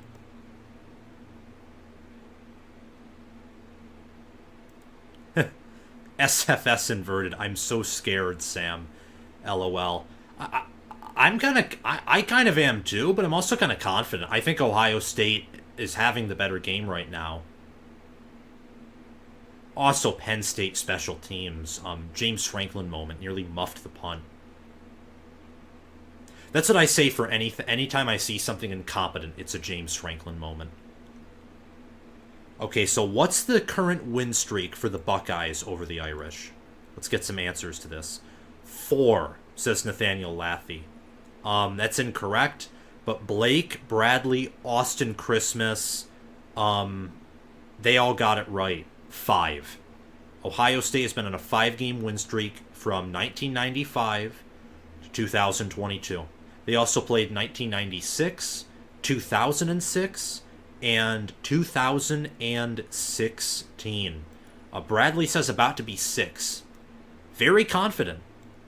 And there's reasons to be confident in my mind as well. I mean, Ohio State right now looks like the tougher team. They're on the road. I think they look like the better team. And the fact that they're up 3 despite McCord looking like overall the worst quarterback in the first half, that's good if you're Ryan Day. Okay. So, who has more Heisman winners between the two schools? Who? Both schools have had several Heisman Trophy candidates and winners. I know that Notre Dame had, Manti Te'o contending for the Heisman in 2012. Ohio State had Chase Young. They had, Justin Fields. C.J. Stroud over the past 2 seasons went to the New York ceremony. But of people that have won the award between the two universities, Who has won more Heisman trophies?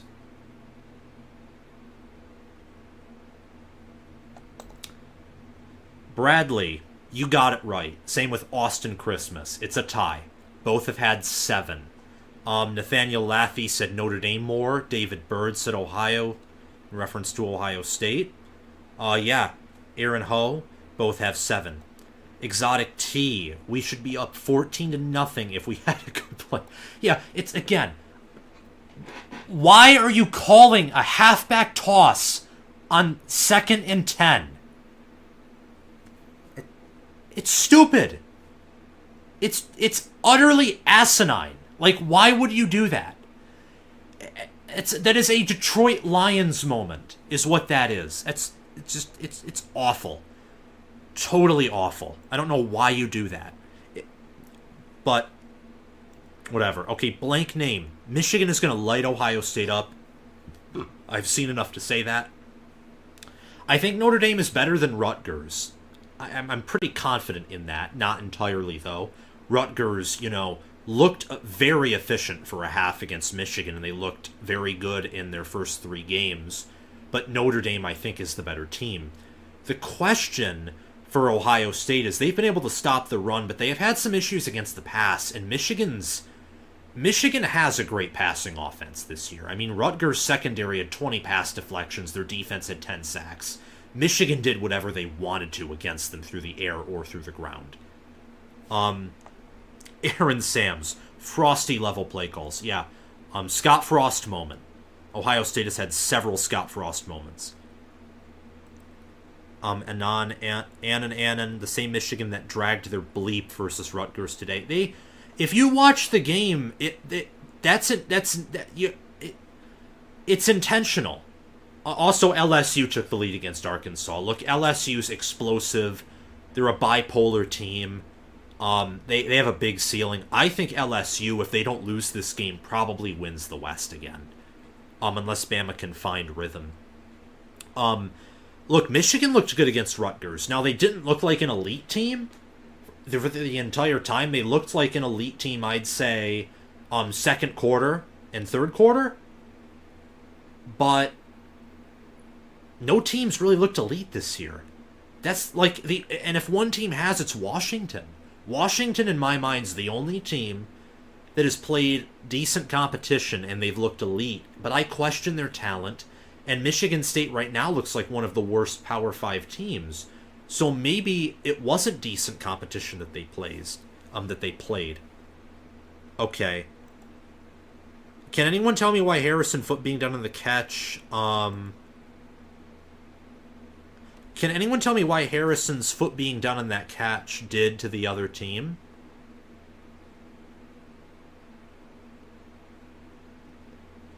His foot being down.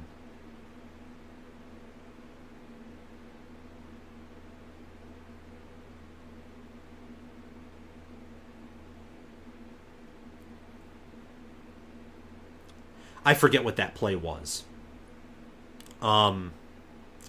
Okay, Jack Harrington agrees with me. I think so too. Sam Roll Tide. They are just tough and gritty. I'm thinking you're referencing Michigan. Also, shout out to the Colorado train. What did you think of Oregon's performance today? Dan Lanning basically had a Kirby Smart speech, like the one that Smart had before the Tennessee game last year, and the Ducks just rolled Colorado. I mean, they totally destroyed them. Wasn't competitive. You knew from the first Oregon touchdown drive that, is just going to be disastrous. You knew that. You really knew that. So let me see what you guys think on that. Oregon is a team to look out for. I agree with you. I have them in my top 10. Travis Friend, sorry, on the 32 yards when his hand was out. Oh, because if your hand is out of bounds, that counts like, your first foot being out of bounds. The first part of your body after a catch has to be in bounds in order for it to count as a catch. It was ruled an incompletion because the first part of Marvin Harrison Jr. that touched the ground was on the line, meaning it was out of bounds. It was still a great throw. It was still a great catch. It was really a tiny mistake. It was like the tiniest of tiny mistakes.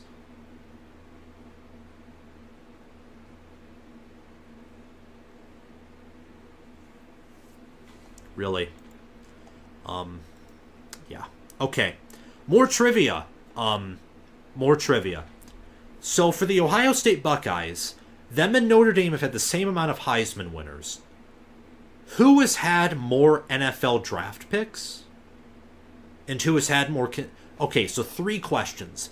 Who's had more All-Americans? Who has had more total NFL draft picks? And who has had more first-round draft picks? Very curious to see who you guys think.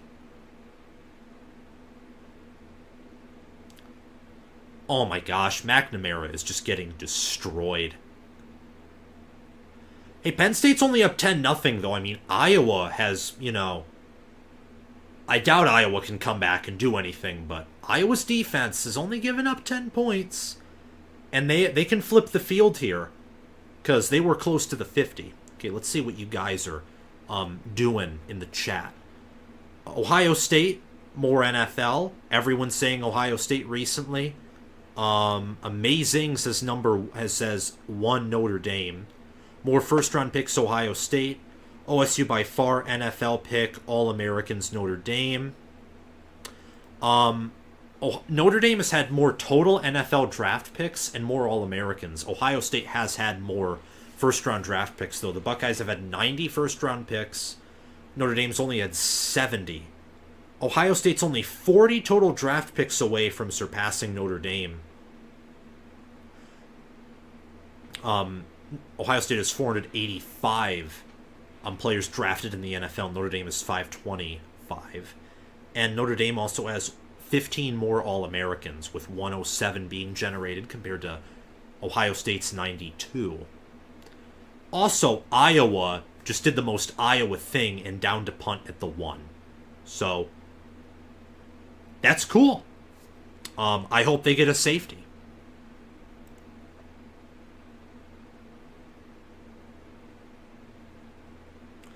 Arkansas in the red zone, says Jack Harrington. Okay, let's check on the other page though, because oh no, it's actually I can check on this page. Let me check. Let me see something. Arkansas in the red zone. Well, don't mind if I do, says Sam Pittman. Let's see. Okay. This is stupid. Like, Arkansas was the team that got drilled by BYU, who in turn just got smacked all across the field by Kansas. Are you telling me the SEC is just this weak? Okay, let me see Georgia. Oh, Georgia turned it up. Although UAB second and goal on the UGA2, it might be 28-14 Georgia at the half. That's insanity, by the way. Let me see the score of that.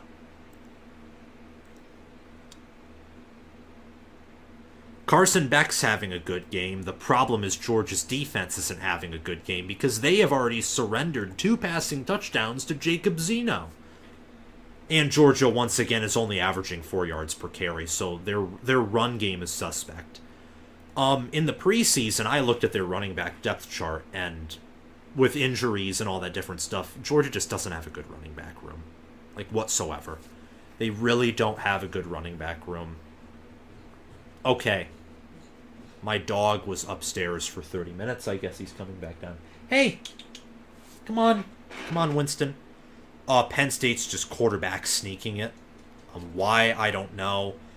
Oh, it's because Iowa's all out of timeouts. So, the only way Iowa could get the football back is if they get a safety. So Penn State's going to go in the locker room up 10-0. I imagine James Franklin wants to be up by more, but he's shutting out Iowa right now, and I don't think Iowa's going to be able to score without some, major changes. Okay, final trivia question, and then the game's going to be back on.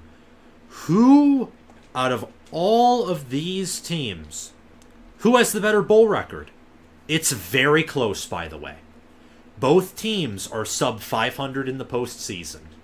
They're very close. Who has the better record in bowl games? Tell me.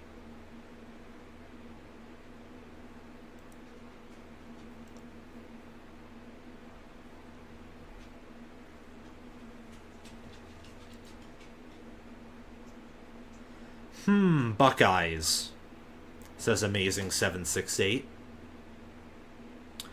David Bard, Michigan State has no chance to win any other game. They very realistically could go 2-10.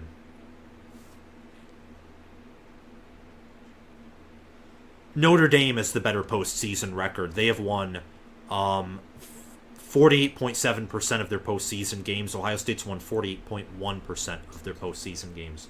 Hey, dog, down. Okay.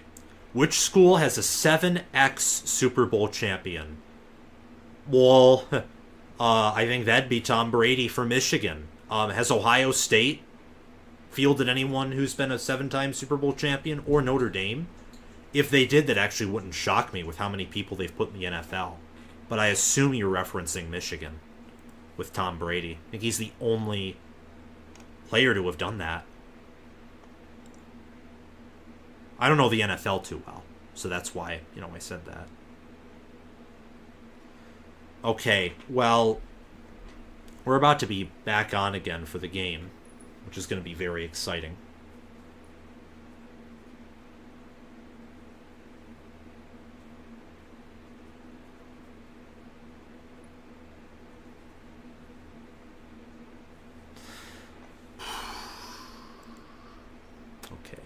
Yeah, well, thank you for playing the game of trivia. It was fun to interact with y'all.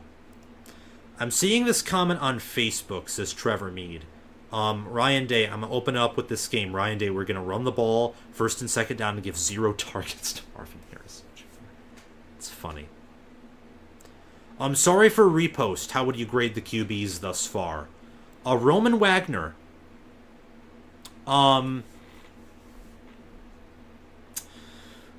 Oh my gosh. McCord, I'd probably grade a B? B plus? Like, he's had some overthrows, but he's avoided pressure, he's been conscious in the pocket and aware, and he has made some good throws as well. I would grade Hartman, Hartman I'd probably grade an A minus. I think Hartman's the better quarterback right now. I think both quarterbacks are doing well, but they're just facing good defenses. Hartman is the better quarterback, at least for this half, but the problem is he's facing a much better defense than Kyle McCord has to face. Both are a C for me. I would grade them that way, but they're defenses, man. They're facing good defenses, and they're not being asked to do much too. You got to remember that both of these quarterbacks, they're not, whatchamacallit. Hartman's only been asked to pass the ball 13 times. McCord's only been asked to pass it 16 times, and McCord's facing a good secondary with just a decent tackle room.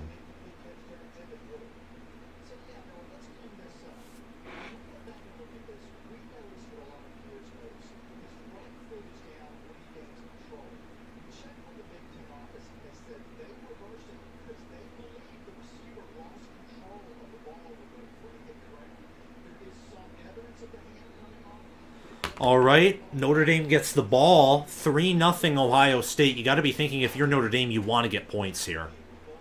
Come out, use your adjustments. Do what you can do, really. Okay. Touchback. So Notre Dame will start 1st and 10 at the 25.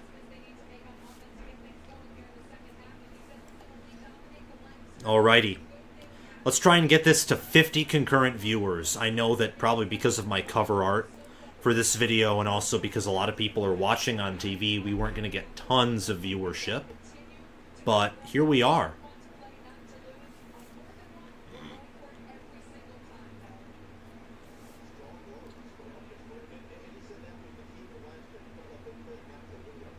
Alrighty. Okay, 15 minutes left in the third quarter. 30. A half hour of game time left. Notre Dame's going to motion Mitchell Evans inside, and they're going to hand it off to Estime. Estime gets a gain of 4. Maybe I'm gonna get heat for saying this. I mean, I'm watching Estime play, and if this guy is gonna be if he's the running back who's gonna win the Doak Walker Award, this is a pretty weak running back class. Then they've only ran him 6 times, not even gotten 30 yards yet. Both teams they want to slow down the game. It's just it's crazy. Hartman. He's going to pass, complete to Mitchell Evans. Evans powers forward, gets 7 yards. Mitchell Evans has 5 receptions for 45 yards, averaging 9 yards per reception here. He's been the key part of Notre Dame's offense. He has half of all Notre Dame's receptions. Sam Hartman's only completed 10 passes after all. And Sam Hartman's going to throw here. Deep. And he's incomplete. Just barely overthrew it. 2nd and 10.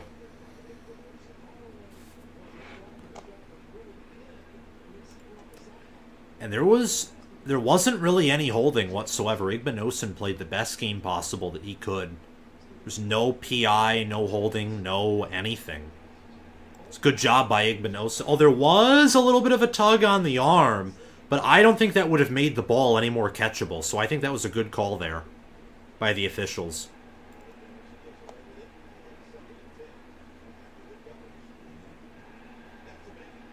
Estime finds a hole and gets a 17-yard gain.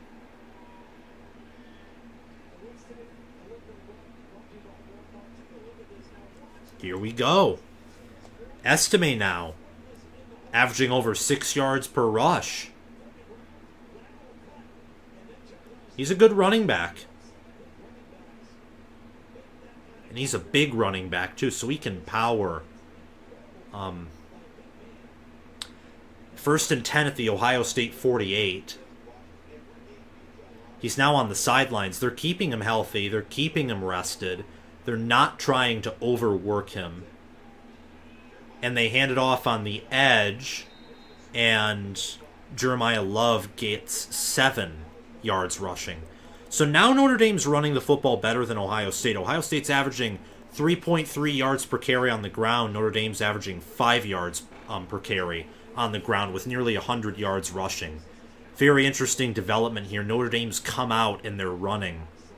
LSU 17-16 is what Jack Harrington says. I'm actually going to pin these updates in the chat from Jack, and then I'll unpin them at the ad breaks. Tight formation for Notre Dame, and they're going to run it with Estime, and Estime gets stuffed at the line of scrimmage. That's just a gain of 1. Tyleik Williams with the tackle. Number 91. Great athlete.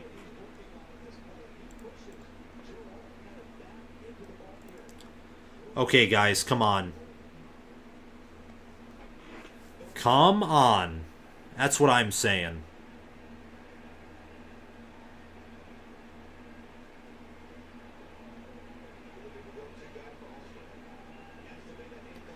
Estime. I think he gets the first down, or it's foot. Nope, they're going to mark it short. 4th and inches. They're being stubborn with the run here.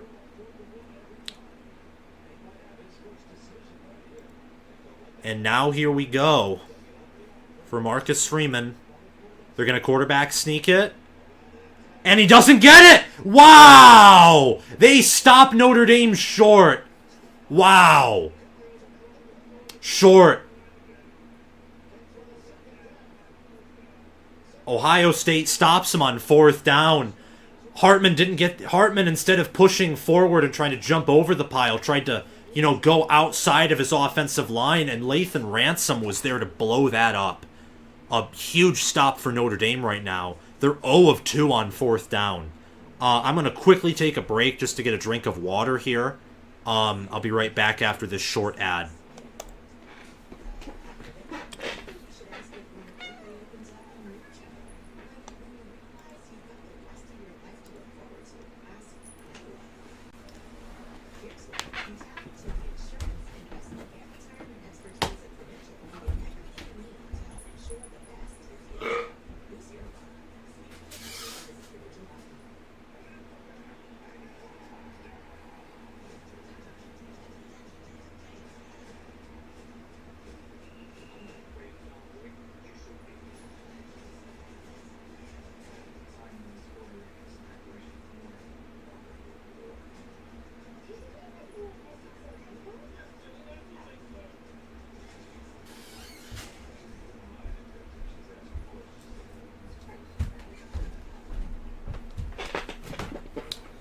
All right.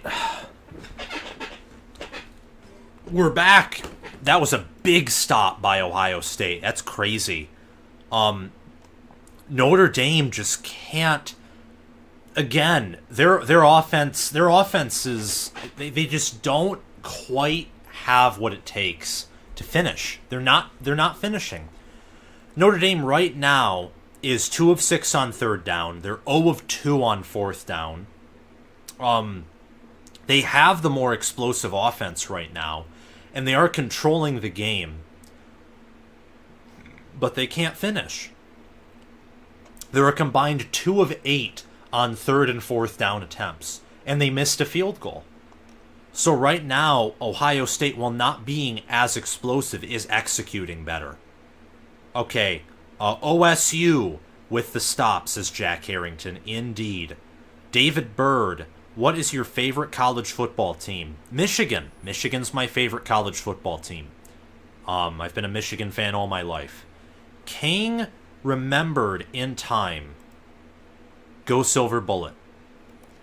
Brownie CFB, how come Sam doesn't root for Ohio State's downfall like most Michigan fans? Because I want the 11-0 versus 11-0 game. And I want Michigan and Ohio State, who I think are the 2 best teams in the country right now, to match up undefeated. That's what I want.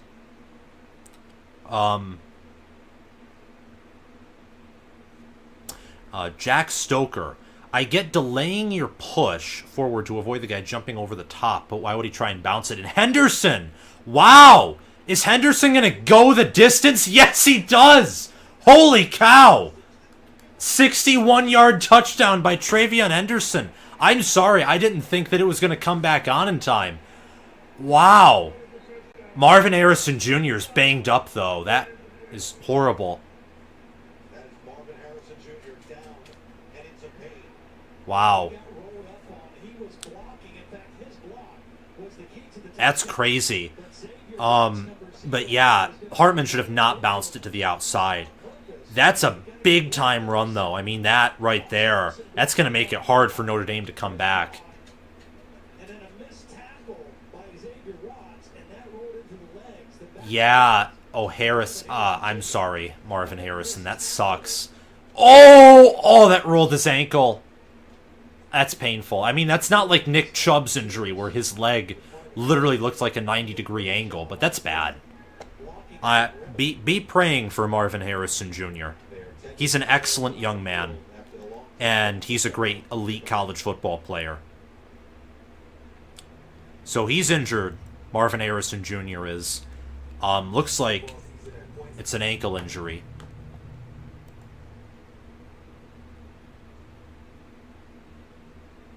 But Ohio State right now up 9-0 at the break, and that was a big-time run.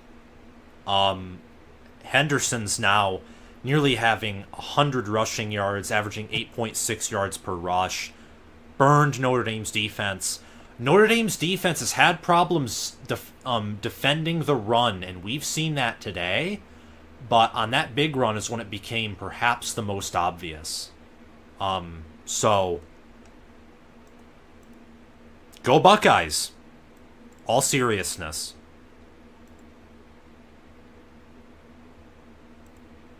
Beavers down by 2 scores to WSU. What's the panic level?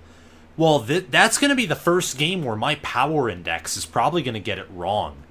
Is Washington State, almost they look like they're about to oh, yep, they scored. They're up by, they're up by 21 points in Oregon State. The panic level is if you're Jonathan Smith, you have to score on every drive, and your defense has now been exposed as a paper tiger, regardless of whether you win or lose.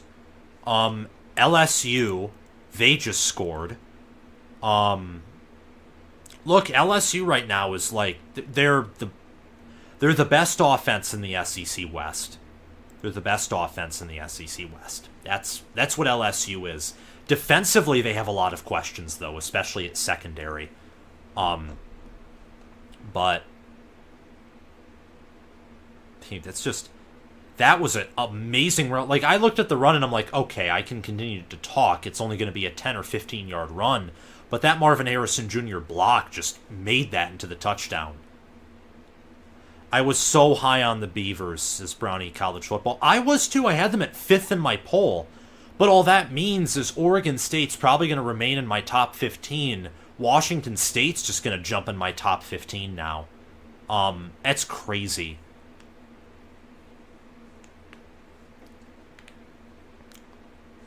Do you remember Michigan versus the Fighting Irish?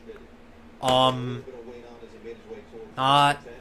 remember Michigan versus Notre Dame in 2019 and thinking, how are we blowing them out? By the way, Marvin Harrison Jr. was able to get up off the field. He put some weight on the ankle, but I don't think he'll be playing anymore in this game. Fielding's extra point is good. It's 10-0 Ohio State. They're now given an 84.7% chance to win, according to FPI. It's absolutely crazy. Look, if you're Ohio State, you can run the football. And you have to. Notre Dame, that play was a stretch play. It was beautifully blocked. Notre Dame, didn't have their personnel defensively were not spread out on the field. I think they were in man, though I need to get better at identifying that. And ultimately, that was the reason why Ohio State was able to go to the left side of the field and get that long touchdown.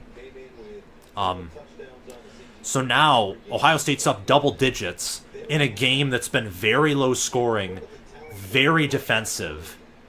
And now, if you're Notre Dame, there's pressure on you. There's absolutely pressure on you here. Because Ohio State, their, last 2 drives, Ohio State scored points. And the drive before that, I'm pretty certain they got in the red zone. Or it was 2 drives before their initial field goal drive. Yeah, Marvin, it sucks. Be praying for Marvin Harrison Jr. Like, seriously, that's horrible. I'm hoping that he'll be healthy as soon as next weekend. But, Ohio State's in control of this game. Harrison Jr., as good as he is, Igbok has been the leading wide receiver and has gotten more targets. Ohio State's defense, they're setting in. They're stacking the box, too. They're expecting run.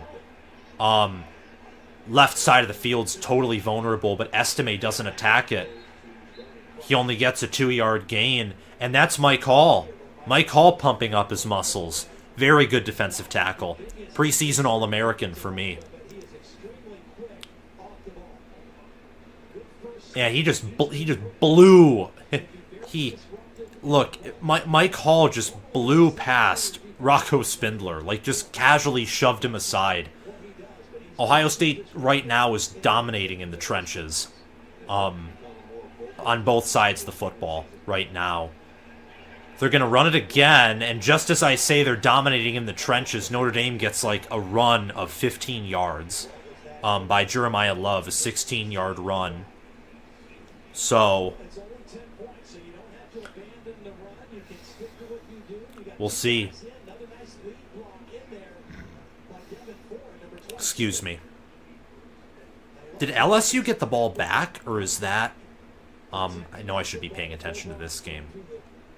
But, yeah, never mind.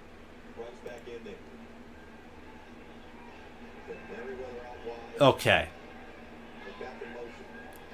Notre Dame's going to pass. Where do they go?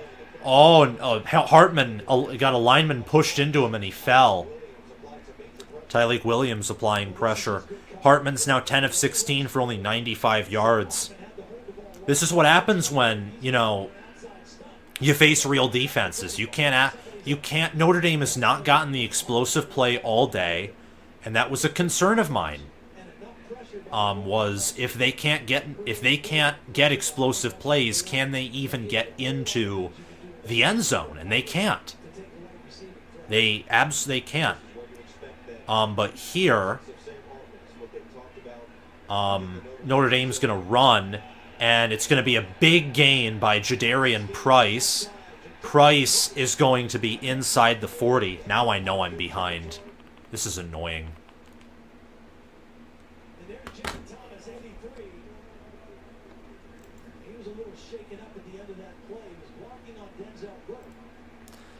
Okay. Where do I rank Bama after giving them a 1-week ranking suspension? I'd say inside the top 15, but not inside the top 10. I think that's appropriate for Alabama.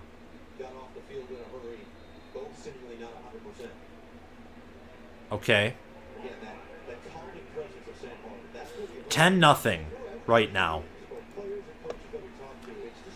10-0 Ohio State. Notre Dame is huddling.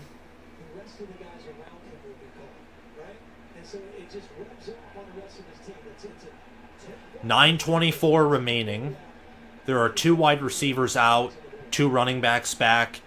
Number 17 motions in. I imagine this is going to be a run, and it is, and Ohio State only turns it in. They prevent it from turning into anything more than a 3-4 yard gain. And that right there was Jeremiah Love.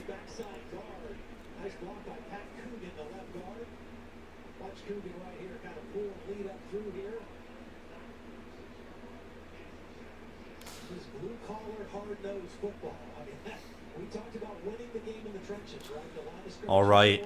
And Notre Dame wasting note. Okay, Marvin Harrison Jr. is standing right now, but his ankle is wrapped.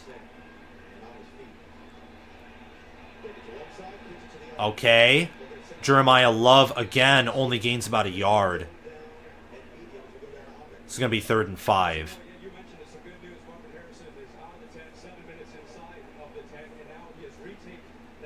And Marvin Harrison Jr. is walking around. He only has 1 reception for 7 yards. So, not been very active tonight.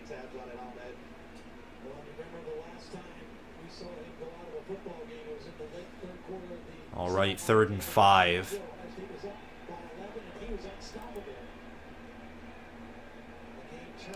Here we go. Play clock at 5, 4, 3, 2. Just gets it off. Quick throw. And caught. And that's Flores. Rico Flores.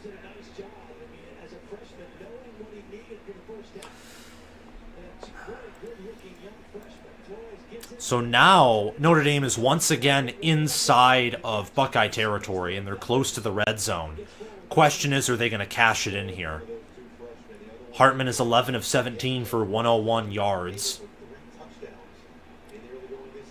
Ohio State again up 10-0. Looks like another run play. Motion. Payne. Gains about 7 on the ground. Ohio State's right now struggling in defending the run. Estime has not been out on the field often. It's been between Jeremiah Love and Jabron Payne, who've been splitting the carries currently.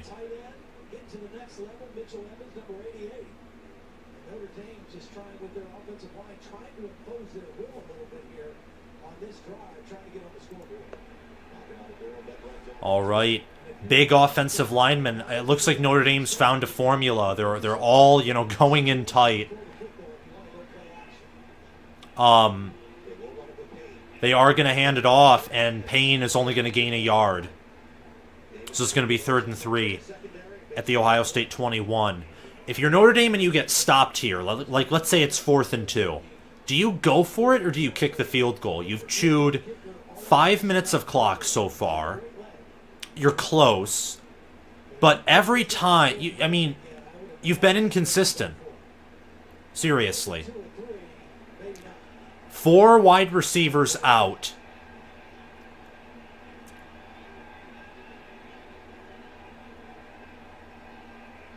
And then the tight end motions in.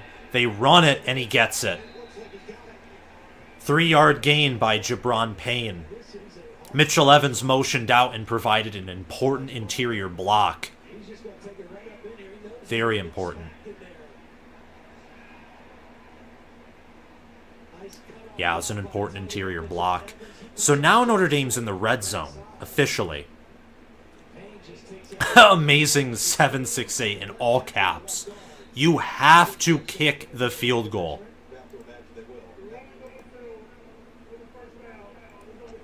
Oh, they're reviewing the first down, and you get bunches of boos.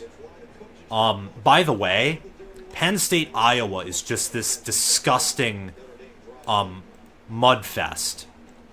It's gross. Oregon State, by the way, is driving as well. It's the end of the third quarter, though, and they're down by 21, so I highly doubt they're going to win. Penn State right now is outgaining Iowa 209-63, and Iowa has 2 turnovers. Not looking good if you're the Hawkeyes. But if they can perhaps get a stop here on 3rd and 7, and wow, Penn State runs it, and they caught Iowa's defense napping. That was Katron Allen with a 10-yard gain.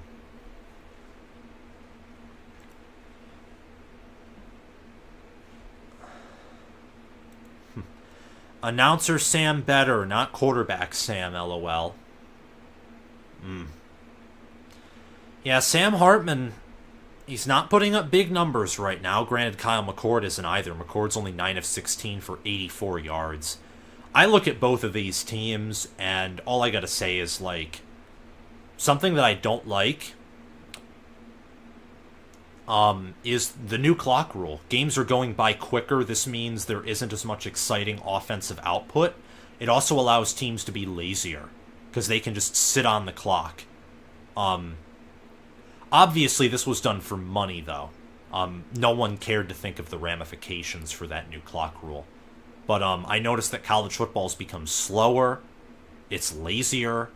I don't know. I just don't like it whatsoever. And Keandre Lambert-Smith got Penn State inside the 5. They're about to make it 17-0. Penn State, look, Penn State and Ohio State, I think, assuming Ohio State comes out with a win today, and Penn State even more so, likely will, will probably be ranked inside the top 5. Because Florida State came away close, and Texas is dominating Baylor, but that's Baylor. Laith Musa, good to see you here. Man, McNamara really fell off without no line. Yup. Yes, indeed. What are his statistics? Oh yeah, 5 of 13 for 42 yards. Not very good. Also, it seems like they're going to rule Notre Dame short again. So, curious to see what that means. Nope, they're going to rule it a first down. Okay, we're back, ladies and gentlemen. They're going to hand it off again. And second down, 2nd and 8. Jadarian Price runs for only a 2-yard gain.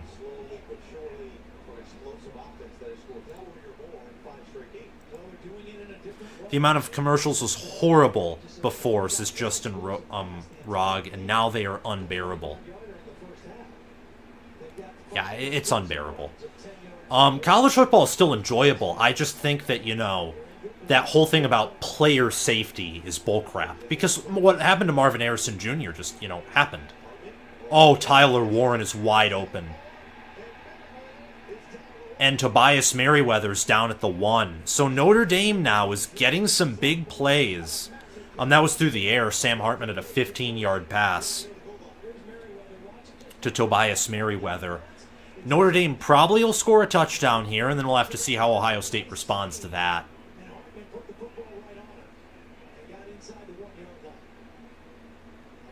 Let's see. 1st and goal. I imagine they're going to hand it off to Audric Estime. They have why are you running Wildcat?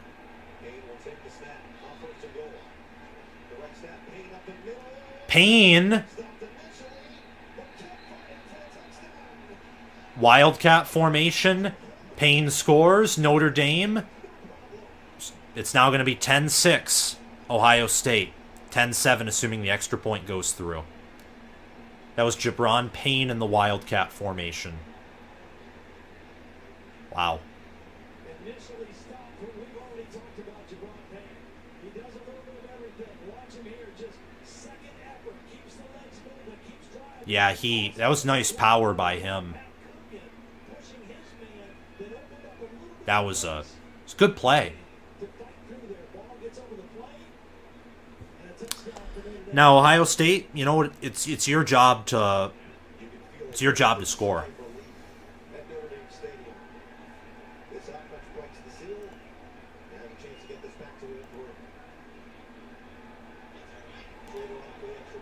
All right, Spencer Schrader gonna kick the extra point.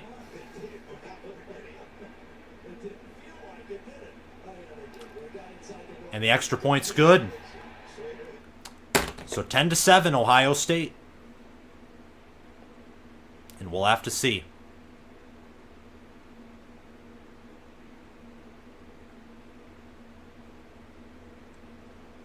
Oh. Pardon my yawn. Wow. Okay.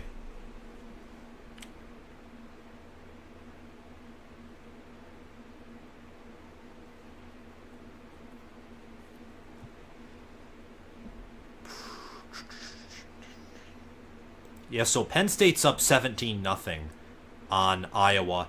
Aller's 20 of 30 for 137 yards and 2 touchdowns. Really, Penn State, they're only averaging 3 yards per rush and 4.6 yards per pass attempt. They're not having an impressive game. The difference is Iowa's just doing nothing. So Penn State's impressive game is defensively, and also Iowa's just straight up being incompetent on offense, like usual, with Brian Ferentz. And they have 2 turnovers. So, very interesting. Some other scores. Before I get to those, though, Andrew Steele. Don't like that we have to manage a 3-point lead without Hartman. Yeah, that's definitely a concern. Arkansas just tied it up, 24-24. This is in Death Valley, by the way, at LSU. Oregon State scored with 14-14 remaining. DJ Uyunglele ran for a 26-yard touchdown. I'm hoping Oregon State can take this into overtime, and I'm hoping they can win, because I predicted them to win. So, therefore, I want them to win. Texas is just, beating Baylor 31-6 casually. UNC's up 28-17 on Pitt. I picked Pitt to win an upset. I don't think that's going to happen. Florida is struggling with Charlotte, proving that they're not a top 25 team. Tennessee just sucks. And Georgia is up 28-14 in the third quarter against UAB. So, different struggles for different teams. All in all, no team looks elite so far this year. I think a lot of that, though, has to do with the fact that we expect elite teams to score a lot. And with the clock rule, teams that agree to run the football a lot are going to take away more than just one possession each. I mean, college football is going to be a lot more low-scoring unless you're a USC or Washington who can run an air raid that's efficient. So, yeah. If there's any elite team in the Big Ten right now, I'm going to say it's Michigan. Ohio State still has questions in their passing game department after tonight. I mean, there were overthrows, incompletions, play calling is still a question for Ohio State, and their defense.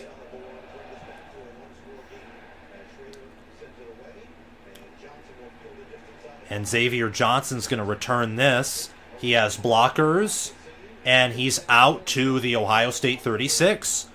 So good field position. That's phenomenal. Okay, come on, Buckeyes.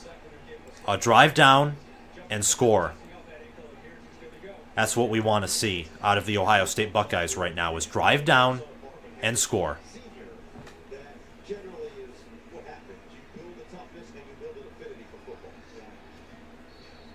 Okie dokie.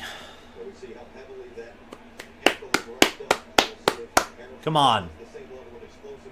Harrison's out there right now. His ankle's wrapped, but he's out there, guys. So, obviously showing toughness. Notre Dame brings pressure, and they fire it complete to Harrison, who's able to get up.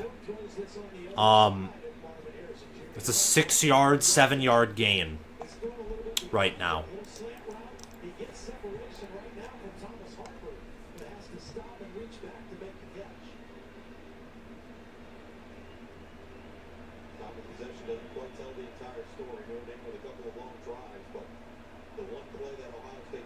2nd and 4 at their own 41. Ohio State hands it off to Henderson. Henderson just gets back to the line of scrimmage. Notre Dame defenders there. Number 99, Riley Mills, and Howard Cross, the third, the defensive tackles. 3rd and 4.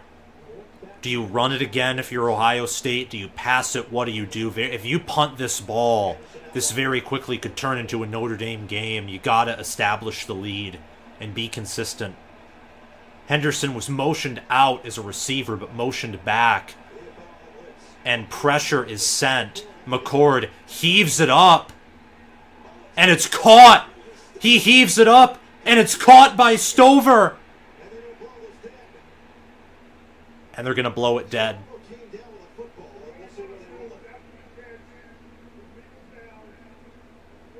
That might be a touchdown. Or it's a first down. It was tipped up. It was heaved up in the air, and it was tipped around, and Stover caught it. Regardless, it's a first down. It was a very risky throw by McCord.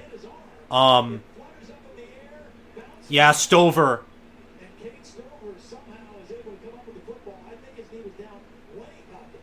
Yeah, Stover's knee was down when he caught the football. But that's good nonetheless. It's a first down for Ohio State. So 1st and 10 at the 45 in their own territory. Notre Dame sends a late blitz. McCord standing strong in the pocket. Throws. Caught. Igbuka. Down at the 42 of Notre Dame. And McCord finally has over 100 yards passing.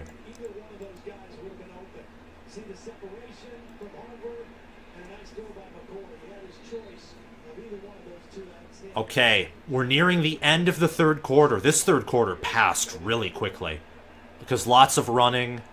Neither team's going no huddle. Igbuka goes in motion. Another blitz.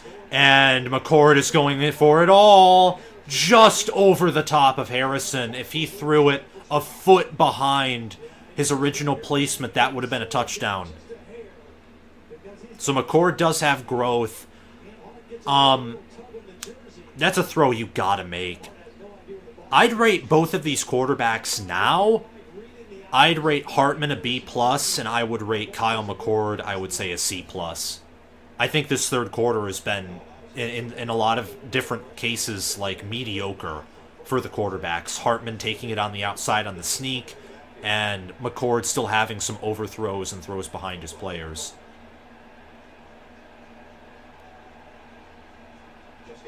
They just get it off. Train him. Gets about a yard. So it's 3rd and 9 at the Notre Dame 39. By the way, Notre Dame has 10 more minutes of possession. 10 more minutes.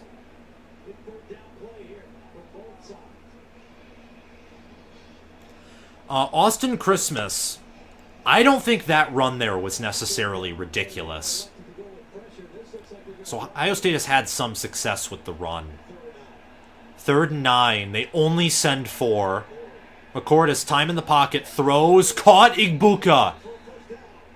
A 10-yard gain. There is a flag in the backfield, though. Probably a hold or roughing the passer.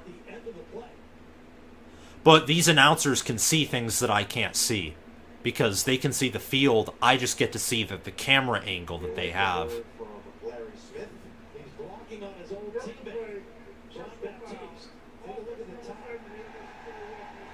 Oh, wow.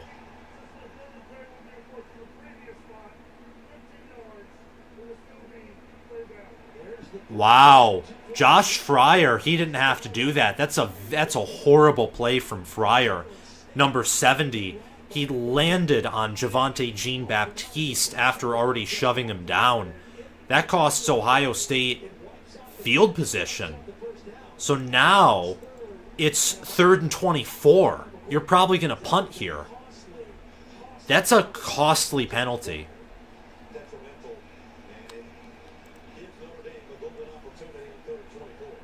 That's horrible. Come on, you got to be better than that. You just have to be better than that. Notre Dame's playing conservative. They're only sending 4 yet again. McCord. Stover catches it, and he gets to the 41. So Ohio State now is in a good position to flip the field, but they're going to have to punt. And if not for Fryer making that boneheaded decision, the teams would be in the red zone. Okie dokie. End of the third quarter, ladies and gentlemen. End of the third quarter. Washington State's driving. Cameron Ward has just had a phenomenal day. Like, everything's open for him right now. Penn State's driving. They're about to be inside the red zone again. Penn State's probably going to win this game 31-0. Which is impressive. I hope Iowa can get a score or force a mistake, though.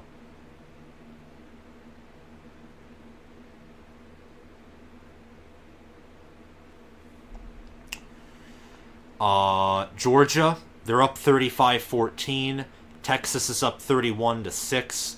LSU looks like they're about to power it in against Arkansas. So that's good. What are you guys thinking in the chat? Ohio State self-destructing, no composure, no discipline, poor coaching. Leif Musa says Ohio State is getting emotional again. You can't have that. You cannot have that if you're Ohio State. Ohio State, in that moment, if they get that first down, they could get another touchdown, and they're closer to putting the game away. David Bird says poor coaching. Definitely a mistake by the player, for sure. And I would say, that if you have enough of those, that reflects on coaching. Honestly. Okay, 10-7. The question is, will Notre Dame drive? Will they score? We'll just have to see. Thank you all for coming on the stream, by the way. I just want to give a quick shout out to all of you consistent 30 who've been staying on here. Make sure to subscribe to the channel and, like the video if you haven't already. Really appreciate having you guys on. There's going to be tons of content tomorrow. Probably after this stream, I'm going to stay up to watch, Washington, USC. I'm going to edit and probably maybe record a video tonight, because tomorrow I want to have a good day and talk some college football, because there's going to be a lot of college football to talk in regards to tomorrow. A lot of it.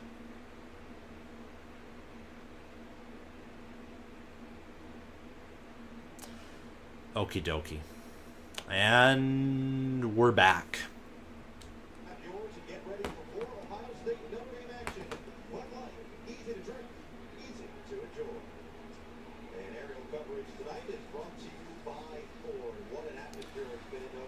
So, fourth quarter. What are we thinking here?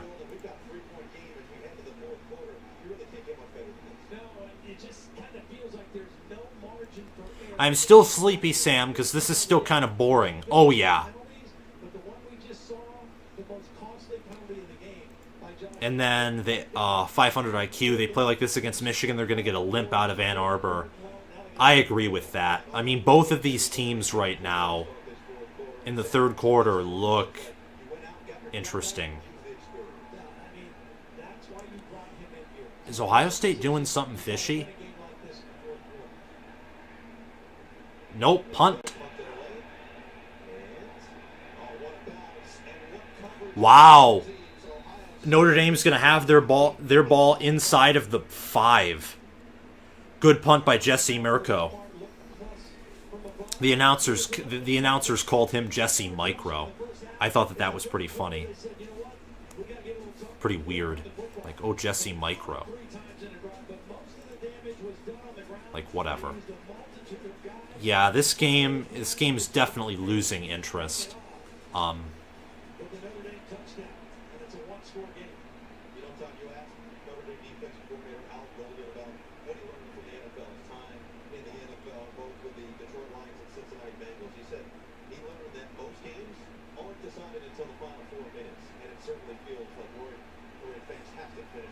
All right. End around. But that's only a 3-yard gain. Hasn't been involved as much as we expected him to be. Coaches are really looking forward to him having a big game in his first big moment as a freshman. Now, how does Marcus Freeman?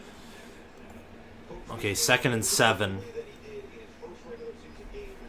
Ball at their own 7 if you're Notre Dame. Does Ohio State get a turnover here? Does their defense come up big? Sam Hartman throws wide open. Wow.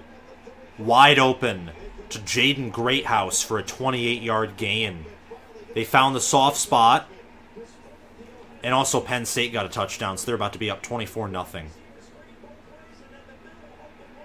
Wow, they found the hole in the zone that time. That was crazy. Crazy. And Ohio State's no huddling. Not Ohio State, Notre Dame.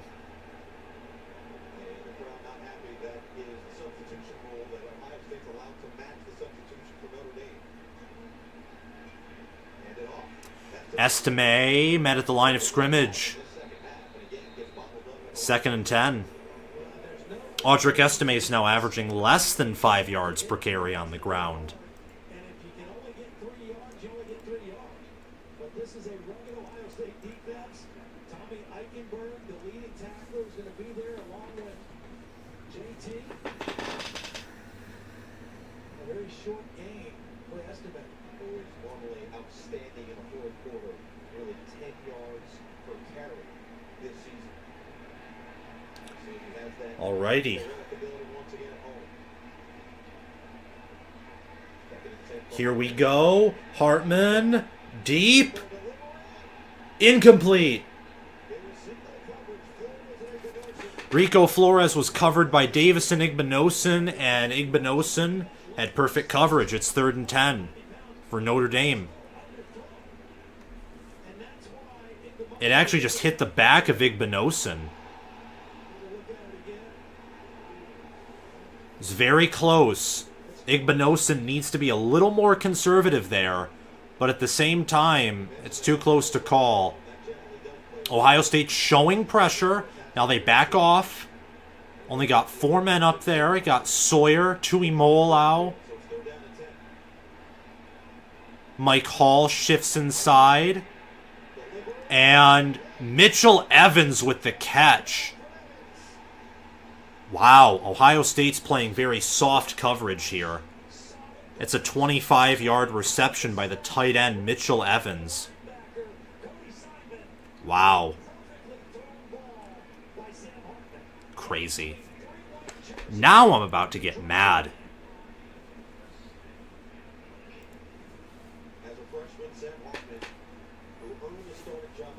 Alrighty, 1st and 10.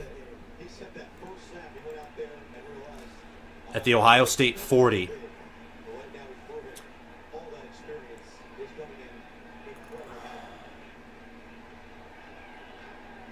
Hand it off. Estime gains 6. It's 2nd and 4.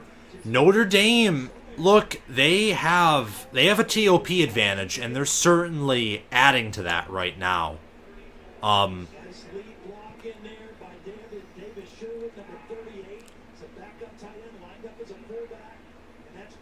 It's crazy.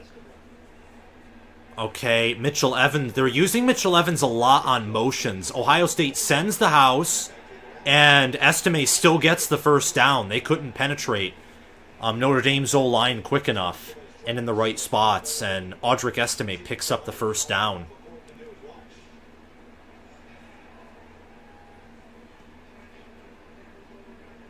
Is Notre Dame going to come out with a... Are they going to, like... Wow.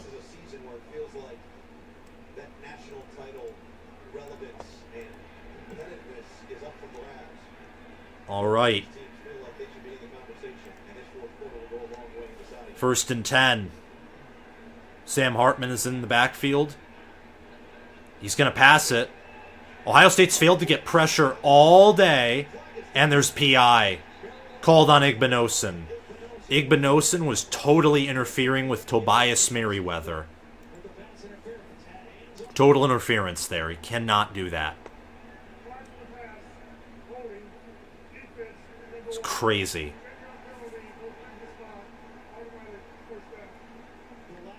And Penn State gets another turnover. Like, Iowa is just... I thought Iowa would put up a better fight, but I guess not. Wow. 10:40 left in the fourth. Ryan Day doesn't look energetic. He kind of looks dead. Kyle McCord, on the other hand, he looks anxious to get back out on the field. Okay.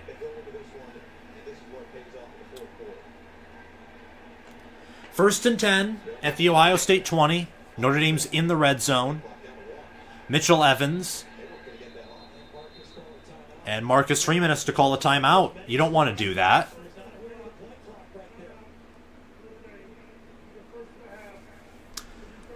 Alrighty.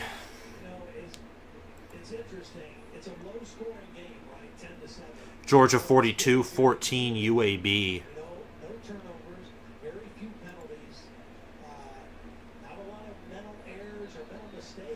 Wow.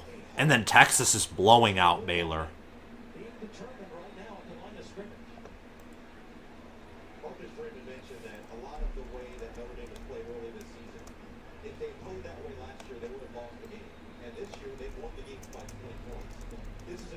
Yeah, Oregon State basically has to pull off the unthinkable if they want to win at this point. I got that prediction wrong. But for so many other games, man, I mean, the chaos that happened was Washington State, and if Notre Dame wins this game, and if Arkansas wins, those are the games where chaos can reign. Basically, everywhere else, chaos is dead. Okay. Love. Wow, 7-yard gain. Man, Ohio State's getting gashed up the middle now. That's crazy. Yeah, I'm not saying this game's over, though. We just have to see.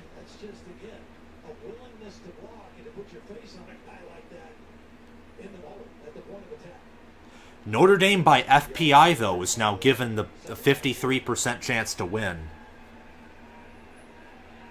Telling you, man, Ohio State really, like, they're blitzing. They're powering forward now. Ohio State is looking like the less physical team. It's embarrassing. And now Notre Dame, I'm telling you, they're running for 4.7 yards per carry, and they have over 150 rushing yards. That's not good. It's not good whatsoever. And Hartman's been the better quarterback. So I'd expect Notre Dame to score here, and if Ohio State wants to win, they have to, score in response.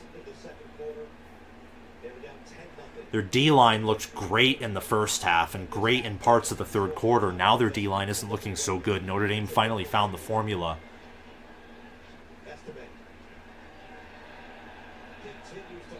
Estime gets down to the 2.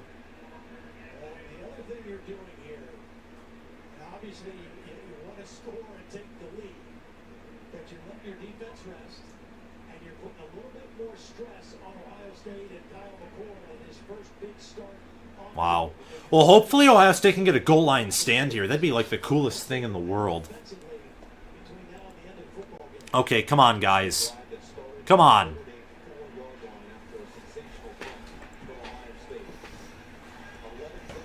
Okay, come on, guys. Come on. Well, they're motioning out, so I don't know what's going to happen here. Oh, wow. Wide open. Rico Flores with the touchdown catch. Are you kidding me?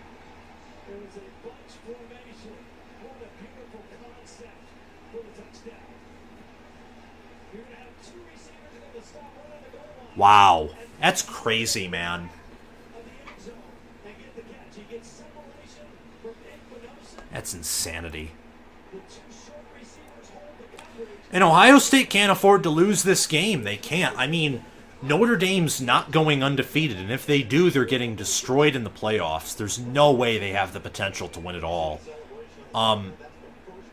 If Ohio State loses this game, they're probably going 10-2.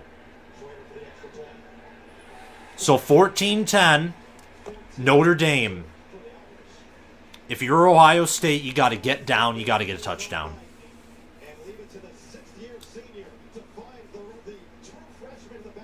Wow. That's shameful. That is shameful.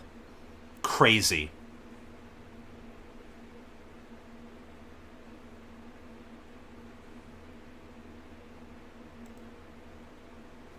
In games 1, 2, and 3, Ohio State was suspect against the run. This was no surprise.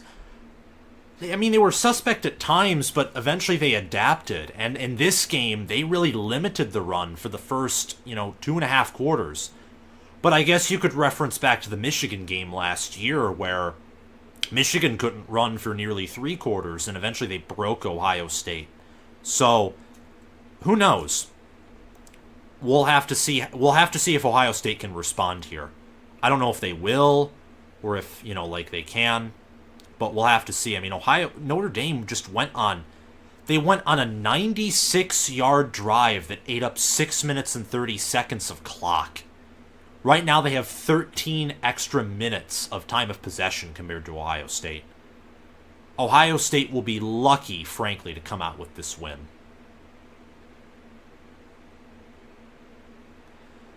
Wow. What else can I say? Except, you got to do better if you're Ohio State.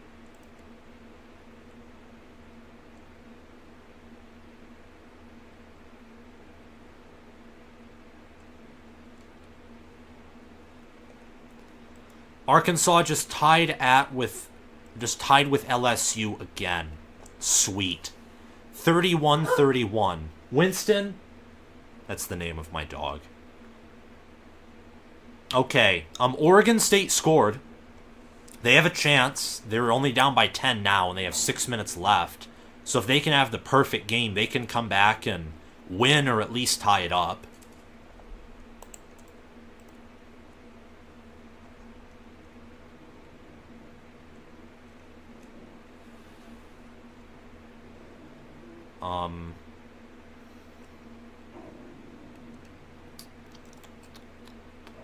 Wow, it's crazy. Penn State. Hey.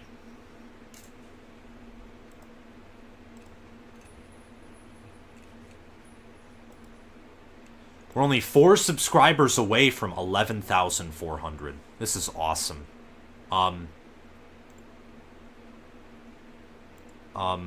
Schenk Pasha. 9-3 Ryan Day could be fired. If he goes 9-4, maybe. I'd say 10-3 or higher. Absolutely not. Nathaniel Lathy, Buckeyes couldn't beat Miami of Ohio. That's a big overreaction. Big overreaction. Let's see what happens here. Big overreaction. Dude, KJ Jefferson's just tearing up that secondary. It's crazy.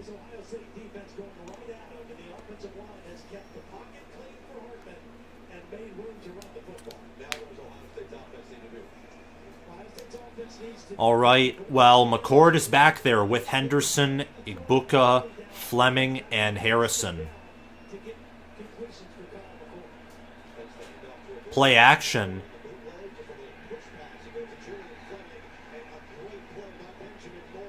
Second and 9. Dude, I don't know what Ohio State's doing with this motion. They're not... It's strange.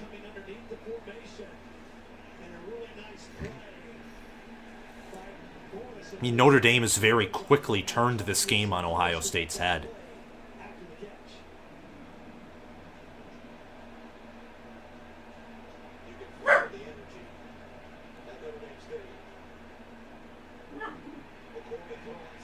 McCord has all the time in the world. You got to throw it away. It's caught. Wait. I'm not letting my dog bark and ruining things.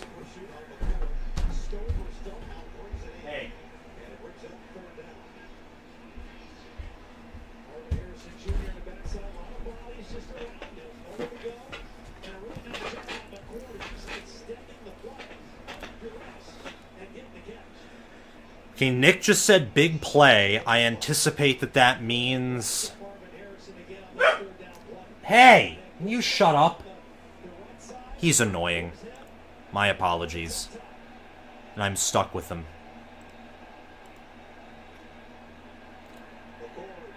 Oh! Xavier Johnson! There he goes! Nice. So, in the chat, Nick called it. Amazing 768. Well, Winston is a puppy. He's typically good. The reason he's barking is probably because I haven't interacted with him much today because of college football. He's a Bichon Frise. Purebred. We got him for free. We did not purchase that dog. It would have cost thousands of dollars for my family to get him. It was a gift. Halfback toss, but there was an offside, not an offside, it's a false start beforehand.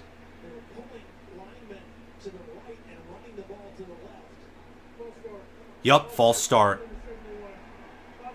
Put the dog on the field. That's a funny comment.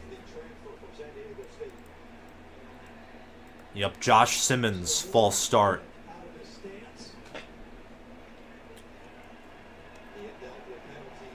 Okay, if you're Ohio State, you have to... I mean, Josh Simmons, I never knew that. 19 penalties committed since 2022, the most among tackles. Okay. Notre Dame sends a blitz. McCord lofts it. Total PI. That's awesome. Henderson was out as a wide receiver and they couldn't guard him.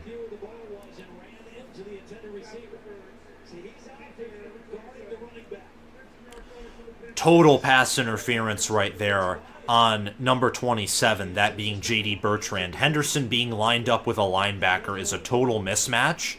If you're J.D. Bertrand, that's actually a smart play to prevent a touchdown.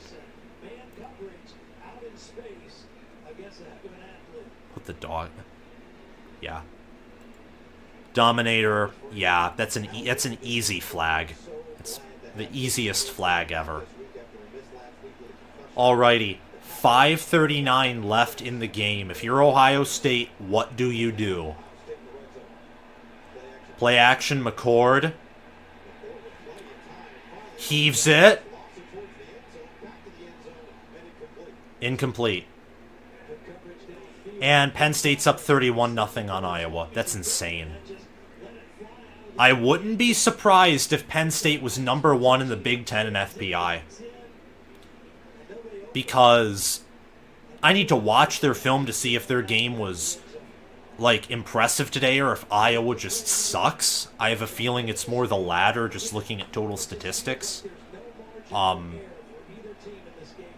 But Notre Dame, I'm tired. I hate to say it, but, like, these games today. Oh, Henderson tripped up, got a 9-yard gain.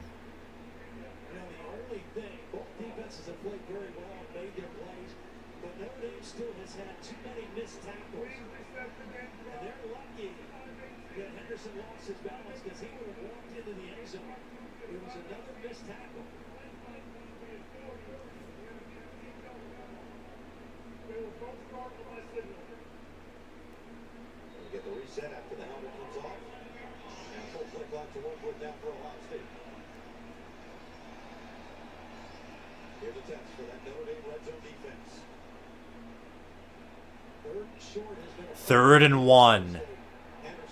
Henderson. I think he got it, or it's 4th and inches, at which case you just quarterback sneak it and you'll get it. Brownie CFB games were not as good as I thought they would be. FSU Clemson was great. But this game has been just like... this game is diabetes. It's slow. It teases you like sugar, and it makes you tired like the sugar crash. This game is diabetes. Also, why is McCord not under center?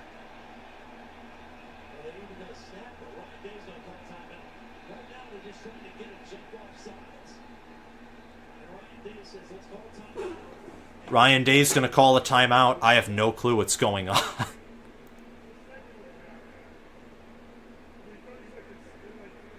that's key because you're at second of the half, and now that means Ohio State. LSU Arkansas has been great.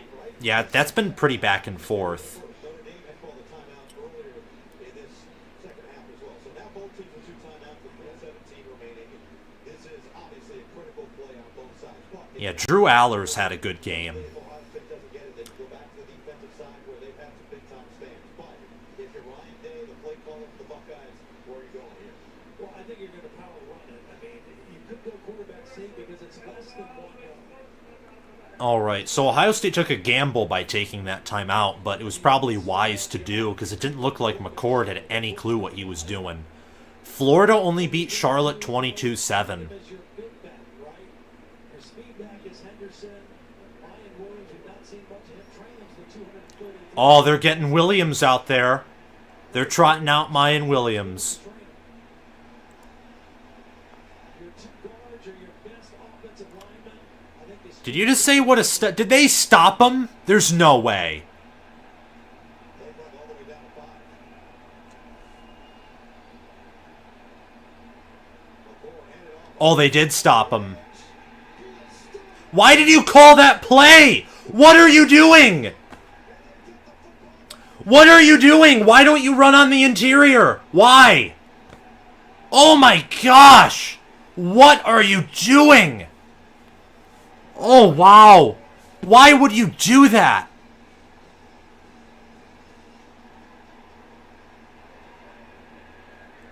Oh my gosh! What? Goal. Hate from the heavens. Someone has to get fired for that play. That was awful. Wow. Goal marks the highest standard. It brings life, Holy cow. whether in That's earth bad. or in our hearts. I mean, that is just... Gold is the knowledge that Why? the world is Why would you do... That's why the most valuable gold is You cannot run on the outside. You can't do it. You... Oh my gosh. Again, halfback dive. Halfback dive. What are you doing? Whatever. Oh my gosh, it's horrendous. Like, how do you not like, they had Mayan Williams in the game and they didn't run him. Oh my gosh. Exactly. Like, just hand it off. Problem solved. Hand it off. I mean, Ohio State has been running all day for 5 yards per carry. You can run on these guys. I know most of that's because of Henderson's one big play, but you can still run for a yard.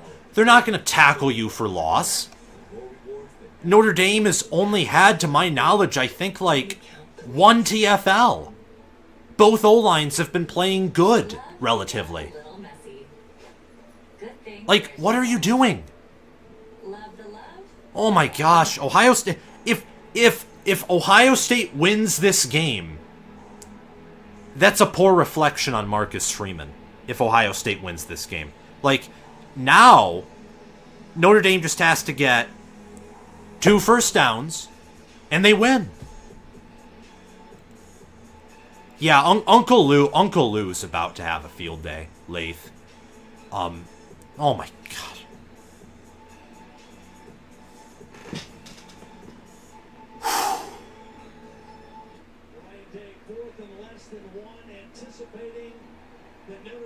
His eyes look... Dude, what are you doing? Like, there are more gaps in their D-line than your O-line. What are you doing?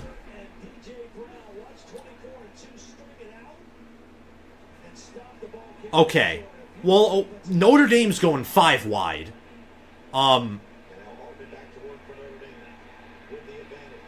Hartman I think that's old. and finds an open receiver. Wow. An open receiver. Yeah, it's crazy. Crazy! Ohio State only sent 3 people. They're playing like they have the lead. It's stupid. I think it has been even more valuable to this team than his talent. And right now, Oh my gosh, this is nuts! for the lead, that's what you want more than anything. His presence in the huddle and at the line of scrimmage. And his decision making with the football in his hands. Ohio State only with 2 timeouts. They clock all the way down to 5. Estimate. Estimate a big hole. Estime gets the first down. You can't afford another first down after that. That's bad. Wow. This is crazy. Ooh. Well. Wow. I mean, Ohio State was up 10-0 too, and they gave it away. Ohio State defense, and it's a good defense. It's played well, but Notre Dame just challenging them at the line of scrimmage and winning. Notre Dame has dominated the ball in the second half. 34 plays for the Irish. You know, Notre Dame, by the way, has like probably 35 minutes of TOP. If you're Ohio State, you can like. Oh! Probably the wrong decision. Spun down by Tui Molau. Okay, that's a TFL. But that is all you can afford. If like, and now I think Ohio State just took they took a timeout. Called their second timeout. We'll step aside. Here at 5 Wings, That's crazy. add a peacock. Here they come. Add a peacock original to my stuff. We have straight. Nuts, man, just nuts. Breaking news. Breaking news as we come on the air. See what sports are streaming live. Yeah, oh my gosh. New movie streaming for Like, you're Ryan Day. You're 48-6. every week for new episodes. And I don't know. It's just it's crazy. Notre Dame's played a good game. Like, I don't want to deny them any credit. If Ohio State finds a way to win, they're falling down in my rankings after this performance. They won't be in the top 2. Like, there's no way. Also, LSU's about to win. The all-electric Polestar 2. Visit polestar.com to test drive and order. Oregon State is in their last dying breaths. UGA's up 42-14 over UAB.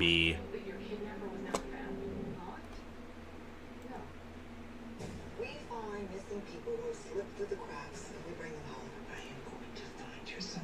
Wow, it's crazy. This location before us, cops.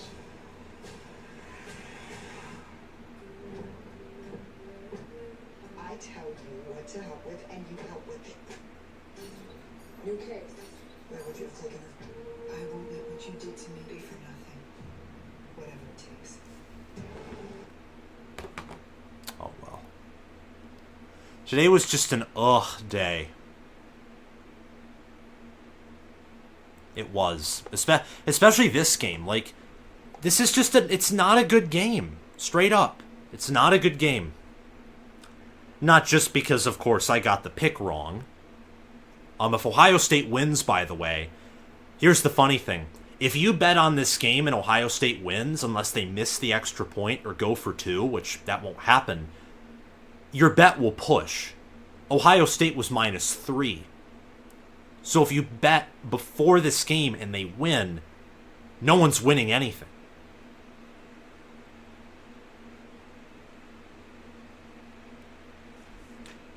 It's crazy.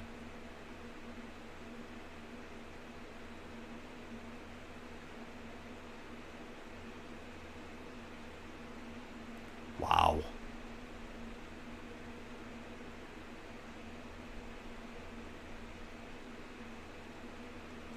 Okay, well, it's 2nd and 15. Ohio State has one more timeout left. They're not And Hartman, oh, Tuimoloau nearly picked it off. And he saved Ohio State a timeout, too. Incomplete. 3rd and 15. If he picked that off, that would have been game for Ohio State. Like, in their favor. Wow. Would have been the first interception of the season for Sam Hartman. Okay, so 2:24 left.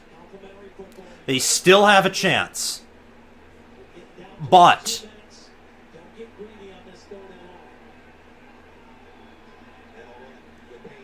and they'll run it, and Payne stopped.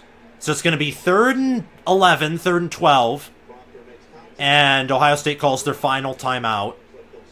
No, they don't. Ohio State saves it. I think that's very wise. Just in case you take a sack, or in case, you know, you're about to get a crucial delay of game. Okay.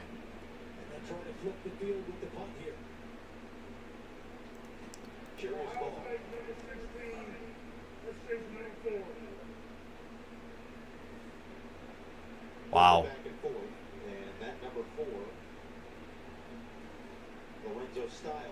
Now you don't... oh. False start. Or it's a delay of game. Nope, false start.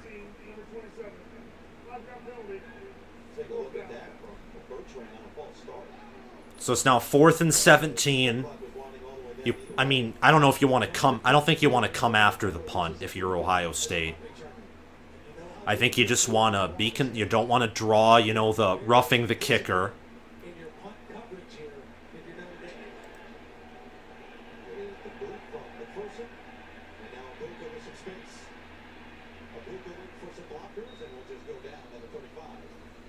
So, ball on the Ohio State 35. They have to drive at 65 yards to win. They cannot tie it. They have to drive to win. 1 minute, 24 seconds remaining. Is Ryan Day clutch? That's basically the question that's being asked here. If you drive down and you win this game, you're forgiven of your errors in this game as well. If you fail,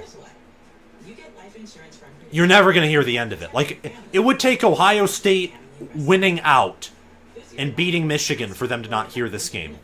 That's what it would take. That's absolutely what it would take.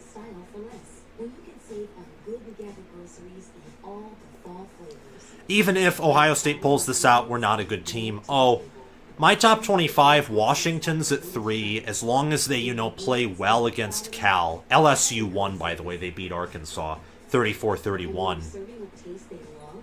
As long as California is dominated by Washington, and I have a feeling Washington will destroy them, then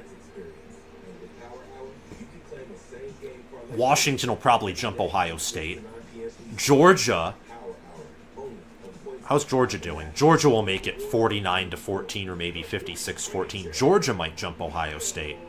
Ohio State would probably still remain at 4th. Maybe Penn State would jump them. I mean, Penn State winning 31-0, even if Iowa was far worse than I thought. Penn State's going to rise ahead of Washington State, unless Oregon State right now, they're at Washington State's 5 with 4 minutes left. Also, Penn State special teams continue to just look like a disaster. They missed a field goal. Also, why am I letting an ad play? 4th and goal at the 5. If you're Jonathan Smith, do you kick the field goal? Or do you go for it? Because you've held Wazoo to doing, you know, nothing. I'd say you kick the field goal.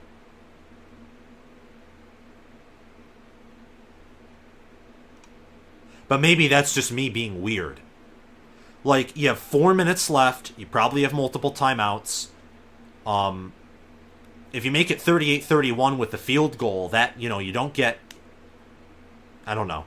Like, this is still a game. But we'll see. 1st and 10. Okay, I'm going to be standing for this. This is, you know, too intense. Incomplete. Wow.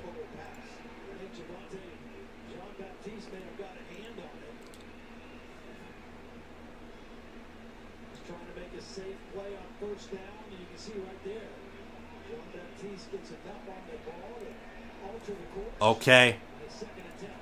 Coaches are trying to make sure that he stays focused on the game and not going against his former teammates for whatever reason. He has been spectacular as a runner today. Second attempt. Oh, wow. That's not good. So it's about to be 3rd and 10 now.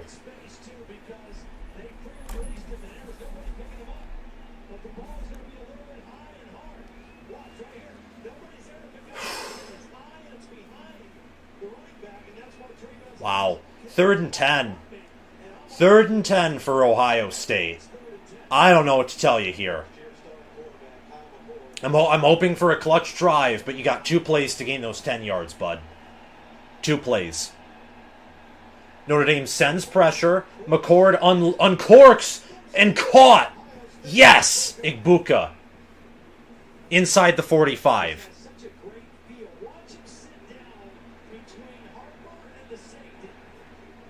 They're quickly to the line now. Minute, 8 seconds remaining.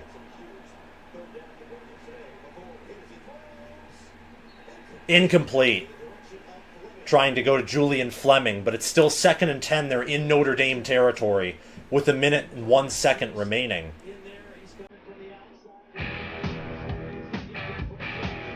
And McCord almost took a sack there.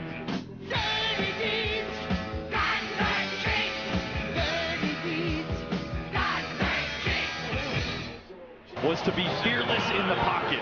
Step up, take a hit if you have to, but keep delivering the football. Oh, okay. My heart's racing. My team is not even losing here. My team looks like one of the best teams in the country.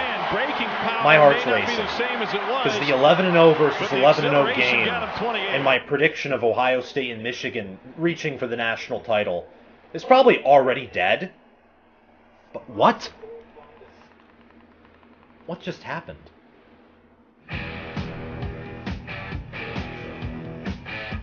I don't know what that was, but my TV just glitched out, so I have no clue what's going on. But 3rd and 7, inside the 40. Looks like he's going to play a little bit more. Okay, come on, McCord. Notre Dame sends pressure, and he's hit as he throws. Incomplete. 4th and 7. Wow. J.D. Bertrand. Forces this in there. Oh my gosh. Ohio State's not going to win, are they? I mean, I've been processing that for the past 10 minutes, but this is crazy. Okay, if you're Ohio State, you want to use your timeout here. You want to get the look that they have. You only have 16 seconds on the play clock before you have a delay of game. Mayaba just 42 yards, but 4 of 6. Are they going to use the timeout? I'd say that you should. No, they're not. Vincent Davis. He's got the first down and more. They did. They did use the timeout. Okay. Oh, Notre Dame used the timeout.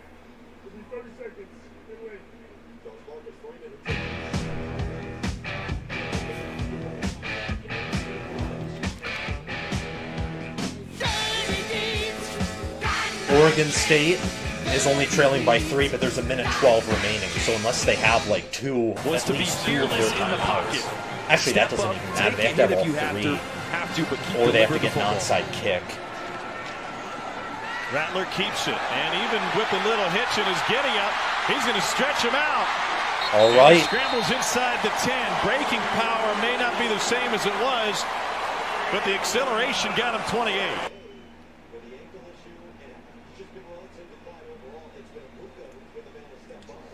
Okay, 4th and 7.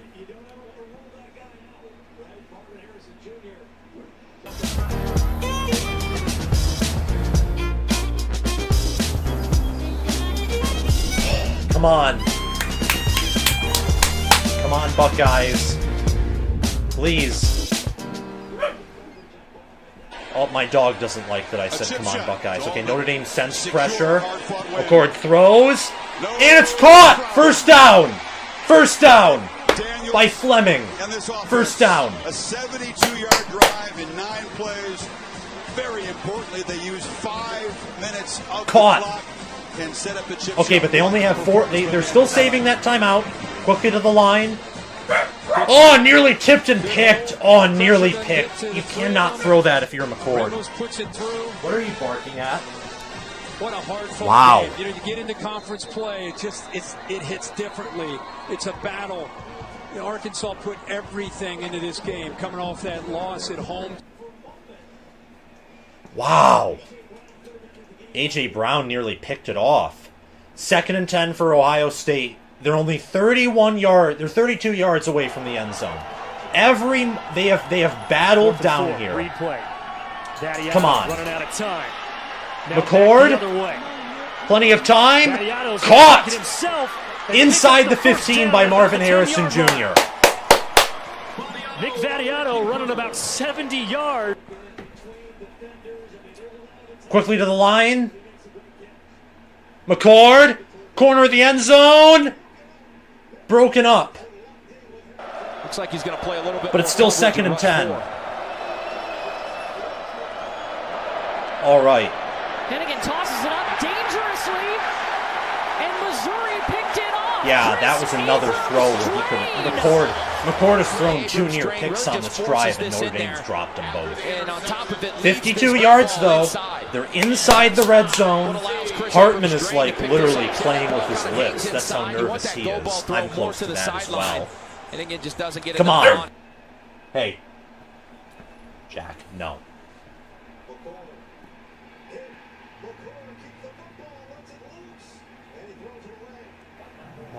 McCord got it off. 3rd and 10. There's only 15 seconds remaining, ladies and gentlemen. 15 seconds remaining. Oh, Jack is not. The cat's not happy with me.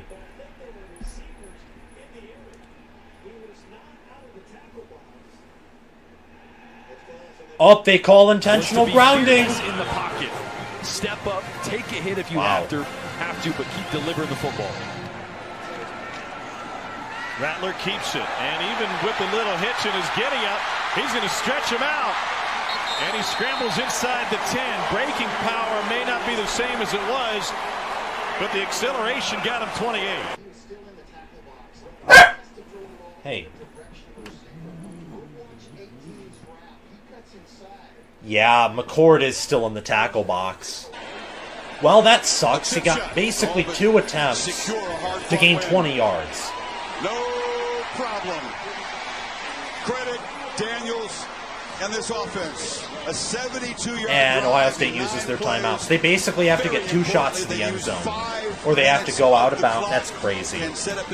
My goodness. Yeah, Ohio State's chances of winning now are basically non-existent. Not non-existent, but it's whatever. What a hard-fought game. When you get into conference play, it hits differently.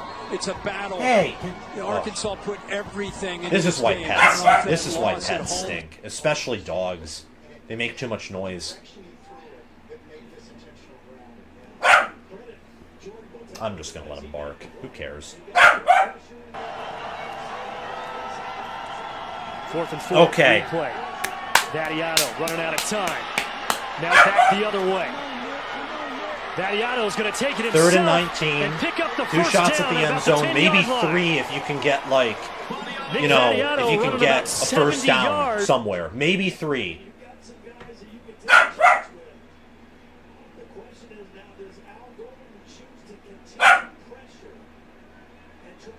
Looks like he's going to play a little bit more coverage. Oh, I'm nervous. 3rd and 19, man. It looks like Notre Dame's going into prevent. Only 3-man forward. Caught! Caught at the 1! Oh my gosh, caught at the 1! Spike it! Spike it! Oh my gosh! Oh! Oh wow! Caught! At the 1! Now you see, if Ryan Day didn't run on the outside on 4th and 1, this wouldn't have been a problem. If he, whether he kicked... Wow. That was a perfect throw. That was also a very anti-clutch play call by Al Golden. You bring pressure, that probably doesn't happen. Wow. Okay. So do they run it? Do they pass it? I mean, if you just have a few seconds left... Yep, Notre Dame calls a timeout. Holy cow. Holy cow. Wow. Oscar Delp. Across midfield, Keandre Swoops makes the stop. Ooh. That is Swoops. Wow. Heck of a play. Not that allowing is someone to, nuts. hurdle him here. Watch this. No, I'm going to stay up and get you. Come on.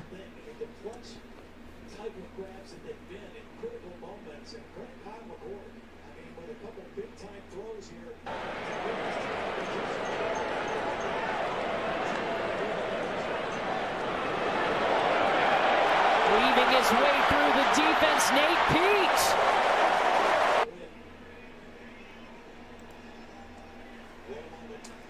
Come on.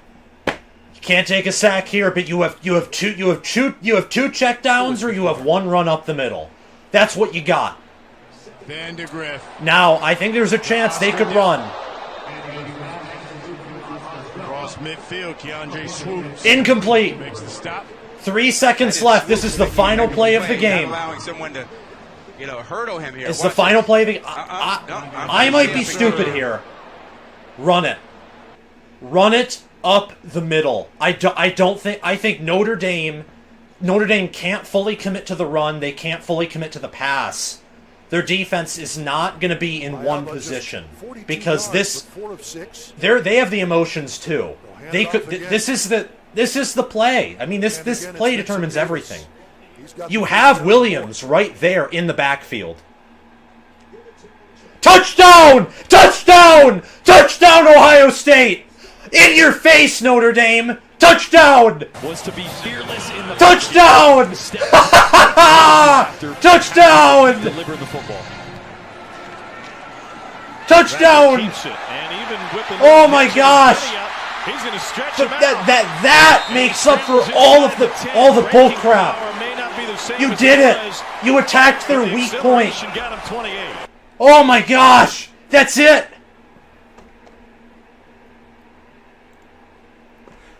You did it. Oh! Wow! Holy cow! What the guy just said in the comment section. Imagine being a Notre Dame fan. That's painful. I feel bad for... I mean, maybe he was down, but I guarantee you. Yeah, touchdown.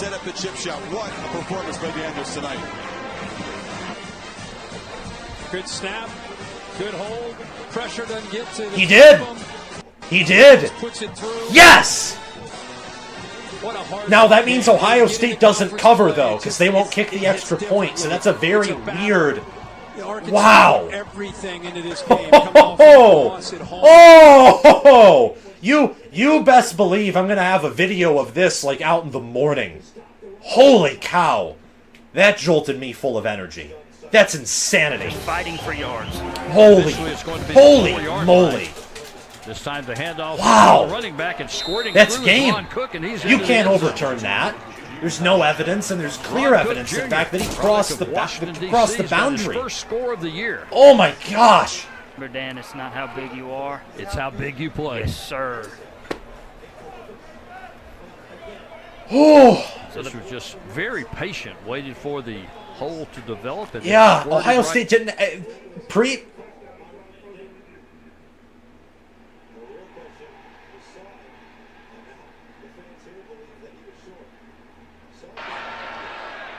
Hartman going to the He was not short. Looking end zone. Wide open. Touchdown Irish. Rico Flores. Yeah, football's right on the line. The second any part of the football touches that line, it's touchdown. That's game. Concept for the touchdown. If you're going to have two receivers who are going to stop right on the goal line, and Flores is going to go to the... Yeah, it's train him.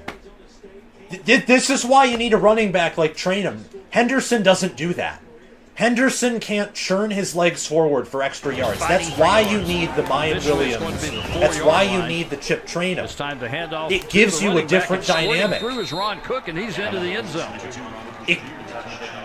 Ron Cook Jr., product of Washington, D.C., has got his first score of the year. Remember, Dan, it's not how big you are, it's how big you play. Oh, okay, so what they're looking at is, does Notre Dame have any time? Because if they don't, then it's game. Hole to develop and then squirted right.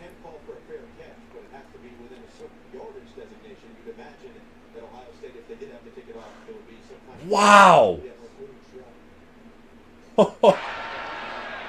Hartman going to the air. Looking end zone. Wide open. Touchdown. Let's see what the call is. Rico Flores. There's 1 second left. So Notre Dame, if they can do a bunch of laterals like Miami did in 2016, maybe they can come away with a win. But that is just nuts. Wow. You're going to have 2 receivers. Ryan Day's trying to get his players back on the sidelines. Flores is going to go to the back. What a drive. Engineered by this new starting quarterback, Kyle McCord.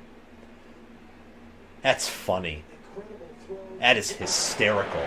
I mean, like, why weren't you doing that all? I don't know. I'm not going to question it now. You know, Ryan Day put his team in some positions where they didn't do well, but he also, you know, put his team in the position to take the lead.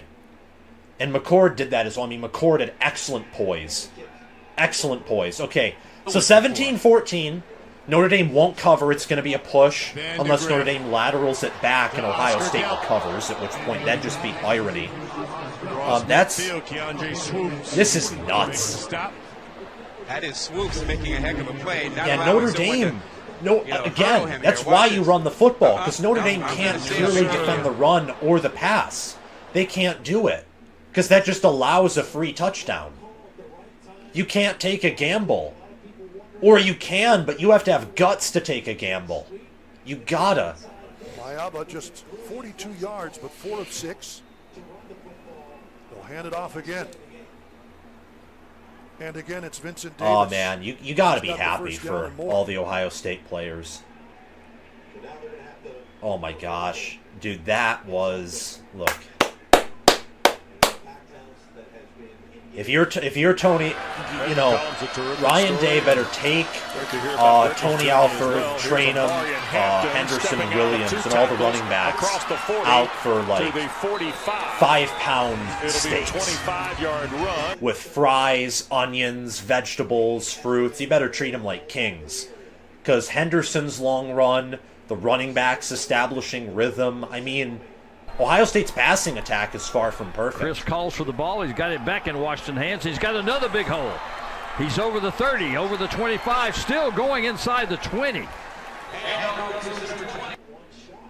So, Ohio State kicked it out of bounds. There's no way Sam Hartman can get this football anywhere near the goal line, so they've got to have some.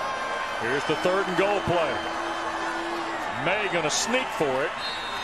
And he will be called for the touchdown. I think the ball's at the 35, 45-yard line. Now has scored in 10 straight quarters against Pitt.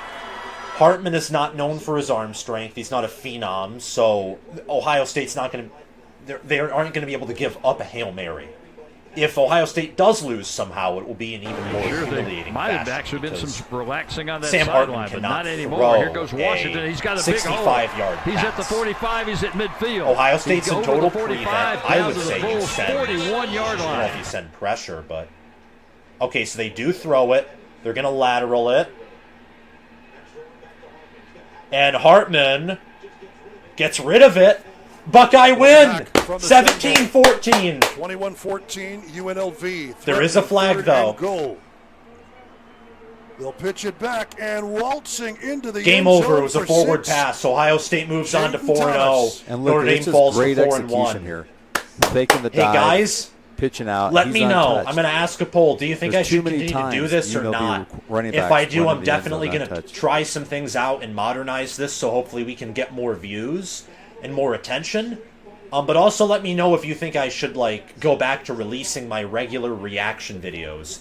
I think I prefer this. I watch more football. I don't miss games, even though it means I get less views and less interaction. But thank you all so much for watching. I mean, that was... Holy cow. Holy cow. We can criticize Ryan Day all we want, but if you're a bad coach, you don't come back after giving up that lead. This team... Chris calls for the ball. He's got it back in Washington's hands. He's got another big hole. I'm gonna He's watch over the what Ryan 30, Day has over to the say, 25, still going inside the 20.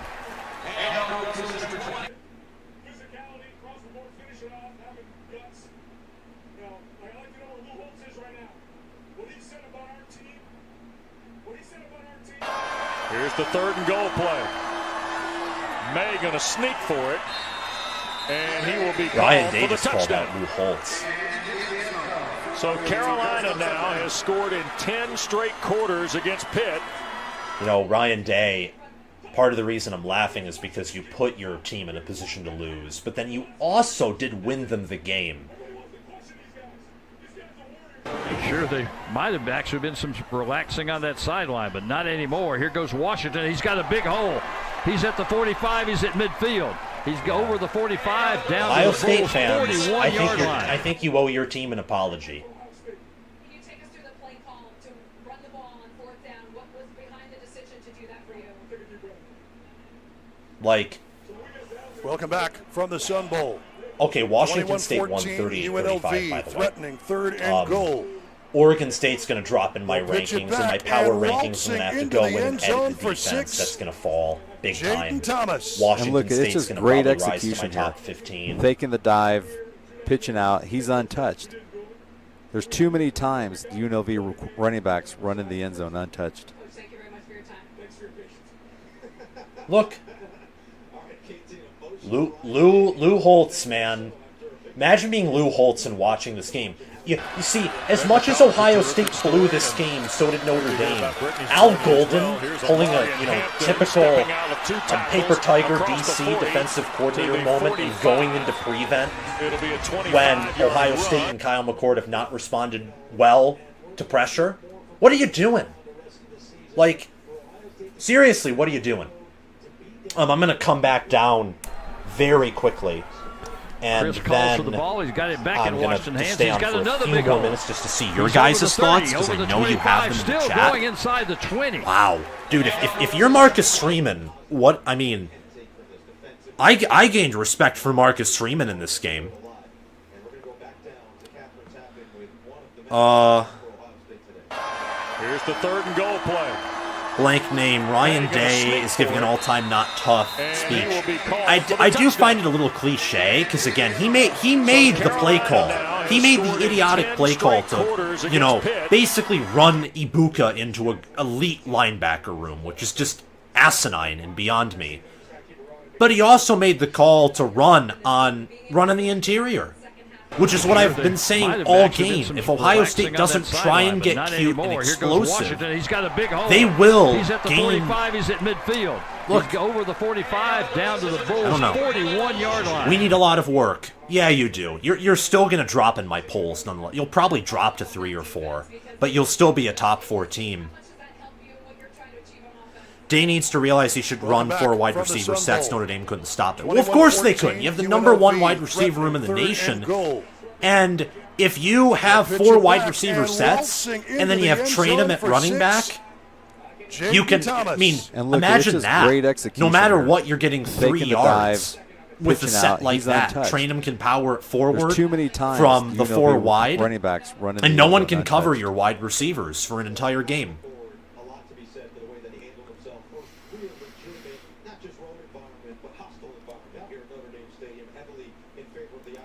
Blue, will you still have Ohio State at #2? They'll be 3 or 4. I think Washington. It depends, because if Washington comes out and lays an egg, that's like one of the. Oregon State was my #5. They lost, so they're not jumping Ohio State. Penn State could jump Ohio State, but I don't know if I'd put Penn State inside of a top 4. Like, I need to see Franklin win a big game to put him up there. Look at the top But of they your did screen, they did a number one, very right there good about job the against 5-yard Iowa. line, wide open, waving his hand right there. I don't know. And Hennigan just I know that Washington right now is up 14-0 at Cal, so it is what it is. Thank you guys so much for watching. I mean, this was, toward the end of the game, that was amazing. For all of the, I don't know. Hand to Burgess. Burgess off tackle and still trying to just stay on his feet. First and Jimmy goal Chung, coming guy. up. Amazing game. Igbuka was unstoppable. Oh, this is an impressive Indeed drive he by was. Burgess. He's a stud. He's a little guy, little shifty guy. Wow, Looks like he probably needs a crazy. little breather. Who scored winning touchdown? Nathaniel Laffey. Who scored the winning touchdown? That would be Chip Trainum. Chip Trainum. 6 carries, 13 yards, 2.2 yards per carry. But he came up clutch. I mean, Chip Trainum was he had that 12-yard reception on a 3rd and long that helped get Ohio State down the field. And he's going to find the corner And get, I race think to the that end was a zone, field and he'll goal get before. there. And then he got the touchdown. A late flag is going to come Chip in. Trainum's the clutch player. The touchdown signal was given on the kickoff, but Cook with a good job of bouncing this one outside. It's a touchdown. Personal foul, horse collar tackle, defense. Yep, good call. The penalty would be a step. Chip Trainum. But you're right, they've been running On right the up the middle. PAT. Oh, So wow. much that time he bounced Okay. it out and used his speed, gets to the pylon, and they're going for 2 again. Tyree Skipper is the guy that finally made the. Okay. I thought you said PSU defense, especially the run, was suspect. Maybe you should stop banking on 1 year. PSU dominated 400 yards to 70. inside Oh, they're the moving 8. up. Aller They on were 3rd already and goal, 6th in my top fires. 10. Got it. Like Touchdown, Tyler Warren. Larry IZPR0. Thank you for the $5, by the way. Like the fact that the fact that you're challenging me and also like supporting this channel is awesome. Like that's the best combo. Because look, in regards to Penn State, I was right that they would win, but I wasn't right in how they would win. I think Iowa is worse than I thought, but also Penn State's better than I thought. The truth is somewhere in the middle, typically when you get things wrong. I overvalued Iowa. I'm still hearing the ringing from that game in my ears from the Ohio State. And I undervalued Penn State. I overvalued Iowa. Penn State, because of Oregon State's loss, is definitely going to move up to 5th at minimum in my rankings. They'll be in the top 5. James Franklin, I think he has a team very similar to 2017. I think that the only team in the Big Ten, perhaps in the nation, that will beat Penn State by double digits is Michigan. Because Michigan, they're finally looking good at run block. They have a good pass game, and I think Michigan's built to beat every team in the Big Ten. The only team Michigan isn't built to beat nationally from a schematical standpoint is Georgia. And Georgia has some problems right now. First and goal coming up. But look. Looked like he lost his balance, but Yeah. kept it. No, this is an impressive Larry, drive by I knew Burgess. what game you were referencing. He's I a mean, stud. He's a little look, guy, little shifty Penn guy. State did Looks it like he better probably against needs a the little run breather. today than I expected. I still think they're shakier there than their statistics allow, but they're better at I mean, this game they stepped up at D tackle. I could tell that by the fact that they held Iowa to 0 points. And they were getting pressure. Their ends are really good. And their special teams, while still leaving a lot to be desired from, is improving weekly, and that's going to help. Cook's going to get the My only handoff, question for Penn and he's State gonna really find now the is corner, the race to the end zone, and he'll get there. Penn State is late for Penn flag State is going is to James come Franklin. in, and That's it. James Franklin had a touchdown team in signal was 2017 given that could have won the national on the title with the kickoff, talent but they Cook had. with a good That team job was of that bouncing good this one outside. in 2017. They were elite. But Franklin, through poor game management, choked in 2 games. And that led them to the Fiesta Bowl instead of the college football playoff. They would have beaten Wisconsin in Indy that year. That Penn State team was the best team in the Big Ten, in the same way that Michigan was the best team in the Big Ten in 2016. The difference was Urban Meyer was a much more clutch head coach than Jim Harbaugh or James Franklin were. So he led Ohio State teams that were second-rate in the Big Ten to winning the conference with his coaching. Touchdown, Tyler Warren. 2017, we didn't have a defense this good, but you had Saquon Barkley. Is he the missing piece? I mean, the run game for Penn Penn State State hasn't to get looked over that elite hump. yet this year. It's actually looked the run offense. And the defense, I still want to see how this Manny Diaz defense does. I want to see how it does against teams with good skill players. Because, I'm curious to see how they do against Ohio State, though I think they'll do well against OSU, seeing how Notre Dame did. But Michigan, and if they go to the playoffs, how do they do against Georgia or Texas or Florida State? You have a near-elite defense. I just want to see the elite part, but you're moving up in my top 25. I mean, Penn State's closer to Michigan and Ohio State than I thought in the preseason. I'm gaining respect for you. I hope that you're not interpreting that otherwise, but I am not going to be very reactive either. I'm going to watch the highlights. Thank you for challenging me. I like to be challenged. I'm happy that I was not wrong on picking Ohio State to win. That was awesome. That's clutch. And on the part of Ryan Day, that was toughness. That is an ideal toughness. I mean, if Ohio State plays Penn State or Michigan like that, they probably get smoked. I think that Penn State and Michigan are far superior to Notre Dame. But this team's still young. McCord had he had clutch moments on the road. Same with Igbuka. You have multiple running backs who are like a Swiss Army knife all around. It is what it is. Minnesota football deserves the death. Oh no, what's going on? What's going on? Are they losing? What the? How was Minnesota allowed Northwestern to score 24 on me? What? Who cares? Honestly, who cares? And yeah, Larry, be on me. Honestly, if be on me. And my prediction for Ohio State, Penn State might be different this year because Penn State schematically matches up well with Ohio State. Looking at all of his options and he's picked off. Belly, sorry. Michigan's look too shaky for me. I think Michigan should be geared to beat anyone in the nation due to their returning talent, but they're looking very 10-2 regular season right now. I can see that, though as someone who's watched every Michigan game, I think that they're abusing the new clock rule. Look at the top of your screen. And therefore, that's making the scores look much closer than they actually are. Michigan, in every game, including the Bowling Green game, has been relatively dominant. Though, they're looking worse than I expected them to in the preseason. I will agree on that. They are shakier. They're vulnerable. All right. Well, Northwestern just tied it. Would y'all be willing to stay on? Well, I don't know. Do y'all want me to stay on to watch, Minnesota Northwestern? Oh, this is an impressive drive by Burgess. Or what do you want me to do? He's a stud. I'll leave it up to you he's guys a little guy, in the little chat. shifty guy. Looks like he probably needs needs a little breather. And thank you again, Larry, and also Chimichanga Guy for the $5 each. Redshirt sophomore out of Pearland. Transferred in from...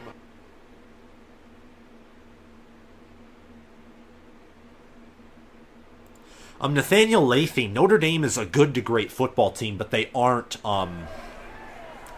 elite. They're not even. Harding, they might not Johnson, even be and near McMillan elite. all on the left side. Okay, Cook's yes, stay on.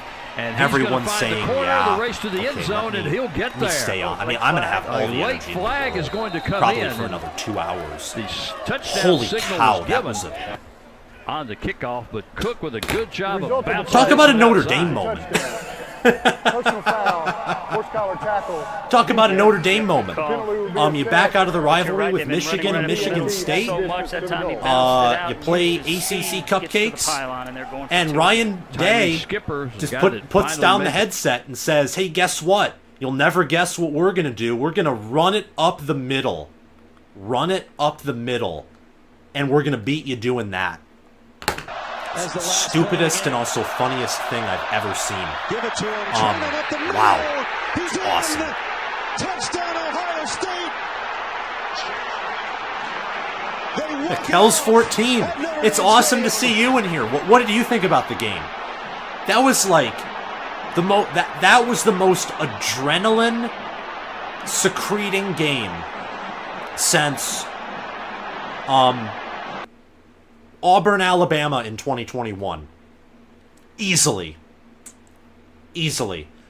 That was the most adrenaline secreting. Also, PJ Fleck looks just mad.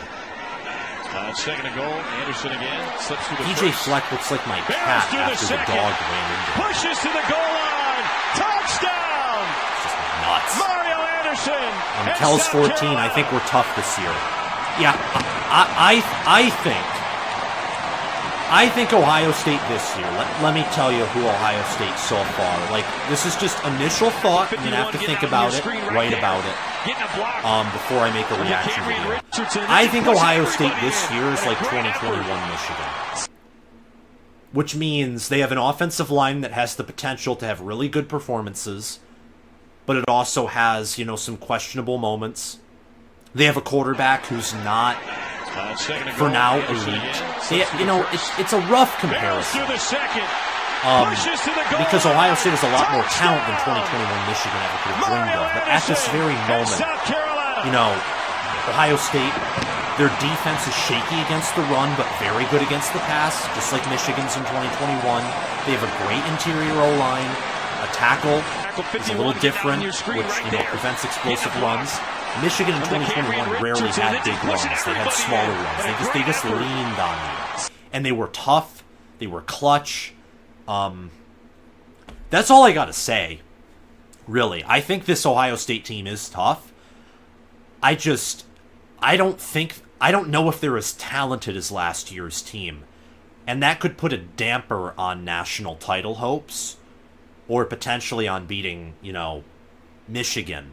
But then again, Michigan's looked shaky. I'm still probably going to have them as number 1 next week, but no team's invincible. This is very much like last year, where everyone looks vulnerable. Everyone. Michigan so far this year reminds me of Georgia in 2022. They have occasional shakiness on defense, but overall the number 1 defense in the country. J.J. McCarthy, one moment looks like, Stetson Bennett in the playoffs, where he's just slinging it everywhere, and he's like, he can scamper for extra yards. The other minute, he looks like the Stetson Bennett that I would rather watch paint dry than watch him throw. Like when Bennett would have those weird games where he threw picks and forced things. I don't know. This is just this year of college football is very interesting. I mean, anyone. I think so many teams this year could win it all. SFS inverted, Sam. I love you. I love you too. SFS inverted. Okay, how do I go down? We're a bit sluggish, but we'll improve, and more room for improvement for sure. I agree, says Kel's 14. Yeah, and look, Ohio State. Who's next on Ohio State's schedule? Do they have a bye? They do. Ohio State has a bye. Ohio State is very fortunate to be 4-0 entering this bye. They've looked sluggish against Indiana. Youngstown State was kind of a little down. Western Kentucky was amazing. That was their best performance of the whole season, their best game they've played. This game showed the potential this team, the mental toughness this team has that I don't know if they quite had last year or even in 2021. But they don't have the same quarterback. I think their play calling has gotten worse. Part of that might be because he's trying to get Brian Hartline in, or maybe Day's confidence really got lost after last year's 2 painful L's. Wait, why is Steve Harvey playing on my other TV? Like, I love you, Steve Harvey, but we're talking college football. Steve Harvey probably would have been a more effective defensive coordinator than Al Golden in the final 30 seconds of the game. Like, when I saw the prevent defense that Notre Dame was playing, I'm thinking to myself, is this going to result in what I think it is? Lo and behold, it did.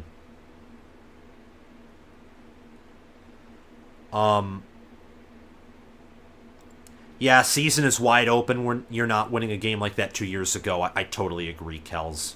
2 weeks to prepare for Maryland.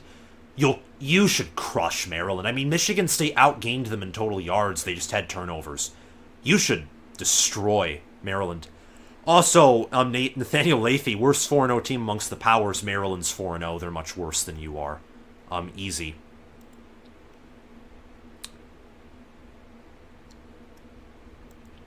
The Big Ten East has looked pretty deep this year, not quite Pac-12 deep, but deep.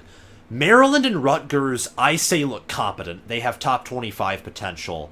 Penn State, Michigan, and Ohio State right now, I think, are top 6 teams. They're either playoff teams or the first 2 teams out. And some may laugh at that, but Notre Dame was ranked in the top 10. I thought they weren't top 10, but even beating a top 15 team on the road is impressive as it is. Speaking of which, very quickly, the ads are going on. I want to check out my potential power index while all of you are on here. So if you don't mind that, I'm gonna do that. FYI, for all of you watching, we're looking at Minnesota and Northwestern entering overtime because that is just toxic. Like, there's no way. Northwestern has no business being in this game, but here they are. What's Kaliakmanis' stats? Like, let me see this. Is Kaliakmanis, like... Did he have, like, 3 picks? Because he stinks. Like, my biggest regret of the season so far is thinking that Minnesota would be a good team. What? Guys, Northwestern has nearly 500 yards. Ben Bryant looks like Sam Hartman at Wake Forest facing an ACC defense against Minnesota.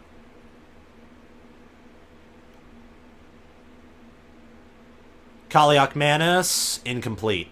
2nd and 10 at the 25. Whew. All the adrenaline, man. That's insanity. It's nuts. Remember to subscribe if you haven't already. I know that we have a lot of new viewers on right now, near like a ton. So subscribe and like the video if you haven't already, guys.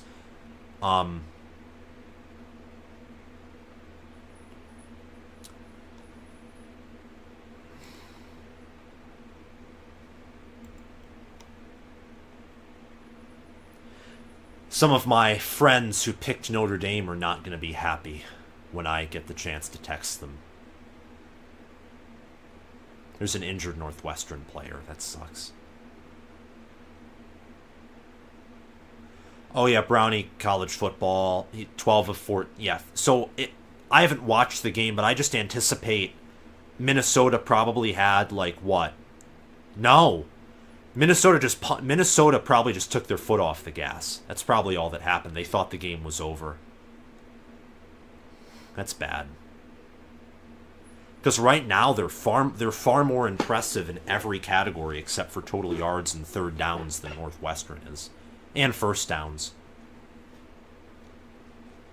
Wow, it's nuts. Totally nuts. I'm actually gonna check my. Where's my phone? Oh, there it is.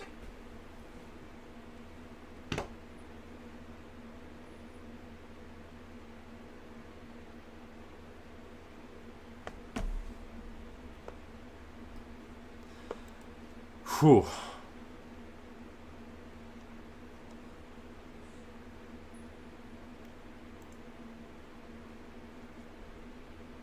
Wow.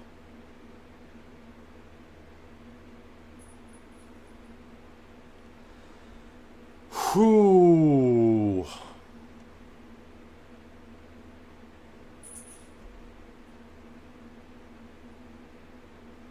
Okay. 1st and goal, actually, for Minnesota. I think there was a penalty on that PI. 1st and goal from the 10.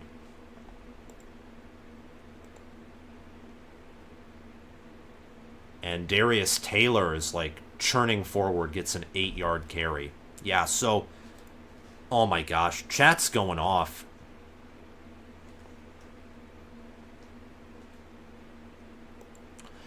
Nathaniel Lathy, good question. Yeah, Notre Dame plays Duke. I mean, Notre Dame, I looked at their schedule, and as much as I think it's unlikely, they could realistically go on, like, a losing streak. Like, if this loss really deflates them, they could lose to Duke, and then after Duke, I think they play Louisville. Louisville's sneaky good under Jeff Brom. I don't think they're a top 25 team, but they're certainly, a contender for up an upset. For sure. Gosh, it's nuts. Total nuts. I mean, the ending of that game is still crazy. Yeah, the Blue Devils, how did Duke do today? Let me check. Duke. By the way, 3rd and goal for Minnesota. I'll let you know when they score a touchdown. Like, easy. Duke, 41-7 over UConn. UConn's been a huge disappointing team for me. I thought that Jim Elmore was going to have this team, like, going 8-4 with returning all that production, but I guess not. Kaliakmanis, what are you doing? He nearly threw a pick because he overthrew Spanford. Spanford had it on the tip of his fingers. It's 4th and goal from the 2. Do you go for it or do you kick the field goal? Because Northwestern's been moving the ball on you. You probably want to go for it? I don't know, though. I'm not a coach. I'm not a coach whatsoever. I'm not a smart guy. I don't think.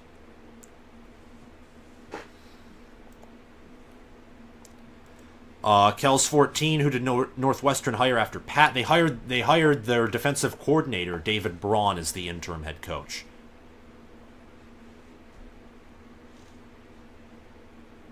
That was a chip shot that he made. It was Kesich with the field goal. 34-31.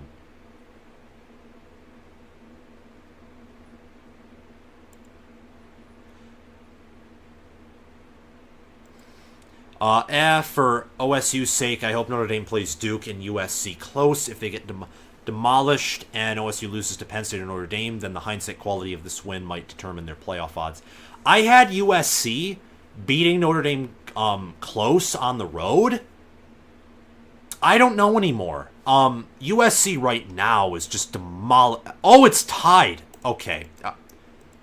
What's going on here? USC and Arizona State are tied right now. Yeah, that happened. They're tied. I still think USC's defense is just the equivalent of diarrhea, which means that I think Audric Estime should be able to run. Sam Hartman should be able to pass. Notre Dame's defense, though, is also... They're questionable when it comes to clutchness. Oh, that's a touchdown. That's a touchdown. Minnesota wins. No, Northwestern touchdown. Charlie Mangieri. Northwestern wins. 37-34. Minnesota falls to 2. That's horrible. Oh, that my prediction just went down the drain. Michigan and Ohio State are beating Minnesota by like a combined 100 points. Like, final score, Michigan 42-3 and like 300 rushing yards and another 300 passing yards. And make it 49-3. That's bad.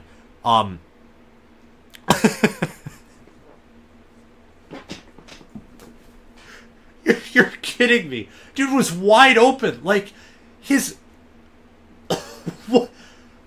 Why? This is... That and the Ohio State Notre Dame game's awesome. Like, I don't care anymore. Holy cow. PJ, you blew it. LMAO is just like the perfect 4-letter phrase that embodies that game. Like, that's bad. Brownie college football. Death penalty. I feel bad. I feel bad because, okay, worse than the Bowling Green loss, it is because the identity of Minnesota football is still in question. Like, Minnesota is typically a team that if they lose to a team like Northwestern, it's like 10-17. The fact that your offense produced but your defense looked like trash implies that the identity of your program is just completely warped. Indiana is in overtime with Akron. What? No. There's... No way. I mean, you all were just saying the Big Ten looks deep. This doesn't look good for the Big Ten. Indiana football. What are you doing, Tom? Oh, my gosh. This is chaos. This is total chaos. Speaking of my power index, the power index obviously got Northwestern and Minnesota wrong, but Minnesota was leading big at one point. If they didn't take their foot off the gas, it's probably something else. Did Iowa State crush Oklahoma State? They did.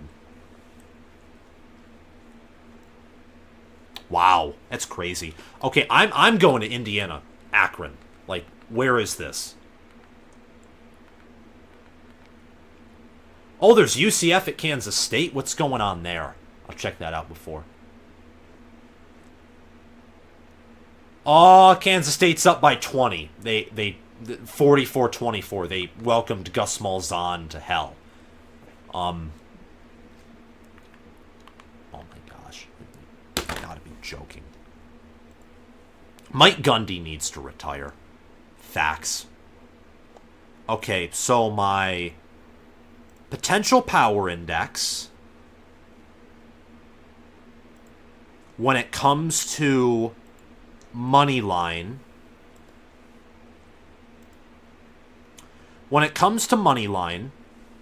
the index has performed pretty well today.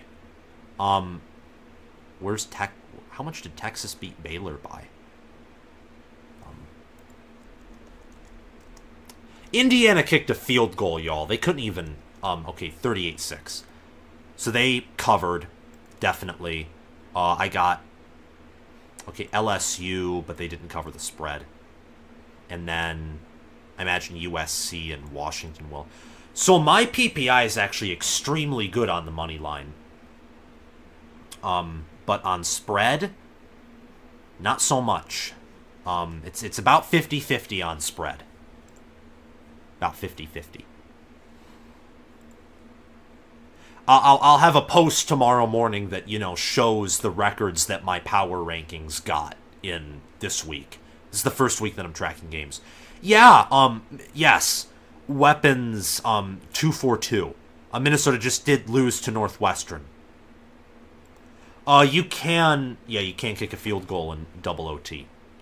Chimichanga guy, if Indiana loses, Tom Allen is fired tomorrow. Absolutely. Absolutely. And now, Akron, 1st and 10, at the Indiana 25. They're down by 3. DJ Irons, tackled for a loss by Andre Carter. No, by Aaron Casey, actually, pardon me. Look, as a Michigan fan, I do not claim Indiana as a part of the Big Ten. That's funny. How do you sell a 21-point lead to Northwestern? I have no freaking clue. I have no clue. Pittsburgh's also. Isn't Pittsburgh getting destroyed? Yeah, Pittsburgh's getting destroyed by UNC. But that was my own pick that I made. My index picked UNC to win. And the spread was... okay, so they got the pick right, but they picked Pittsburgh to cover. So again, money line's pretty darn good so far. Wow.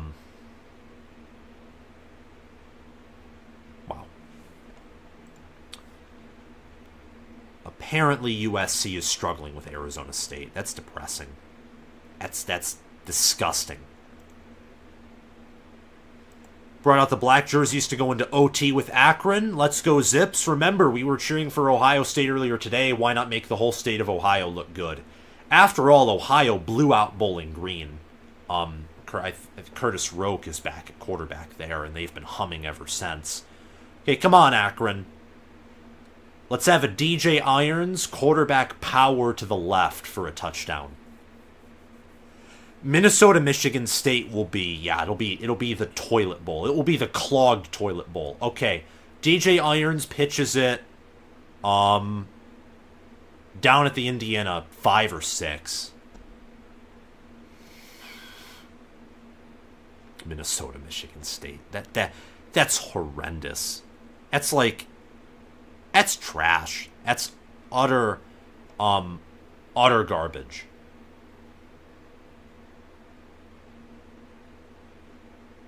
What I do appreciate, though, is you guys have been, like, on consistently, and I'm getting, like, new people coming in after Notre Dame and Ohio State has been, like, well done with. For those of you new coming on, subscribe to the channel and hit the notification bell, because I'm going to have a reaction video for Notre Dame, Ohio State that's probably going to come out probably in the early afternoon. I don't want to give any early promises, but if it can be earlier than that, it will be. But I'd say expect early afternoon production. Wow. So Akron kicked the field goal. It's 27-27. Look. If...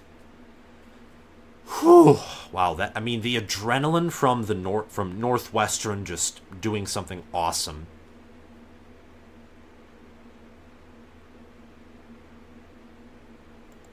Michigan might as well be guaranteed to go undefeated into the Penn State game. There are no guarantees. There are no guarantees. There are no guarantees. There are none.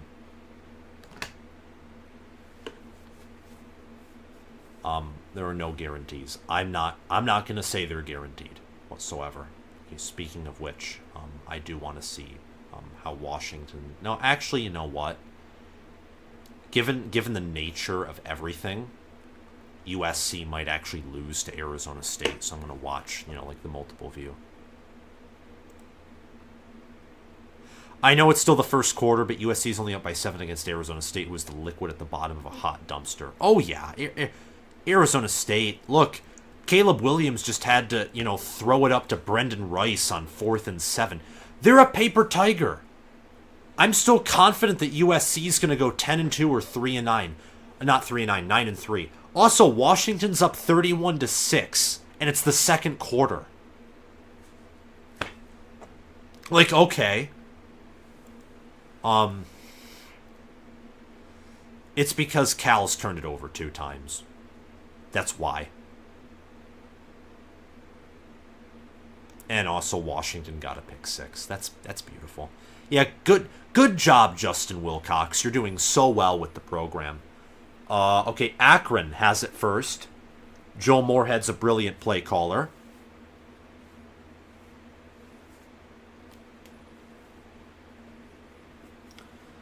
Let's hope Akron gets the 2-point conversion, because Tom Allen needs to be fired. Tom Allen is like literally the definition of committing malfeasance. That's a hold.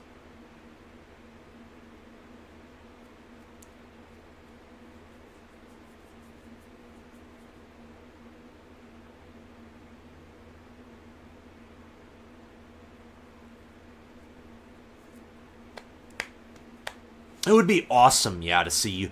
I would love to see, he meant to say USC, not OSU. It'd be awesome to see USC go 8-5. They are like just the definition of, ugh! Like, I just, no.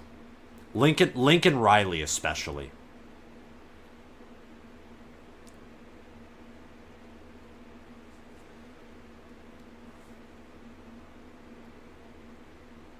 Fresno State's beating Kent State.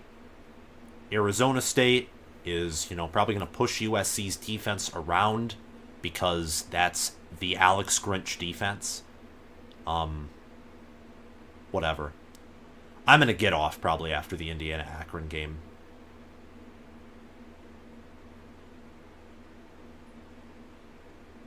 Yeah, Arizona State's running on USC. That's very disturbing. And Akron picked it off. Beautiful. So it's going to go to 4 overtimes.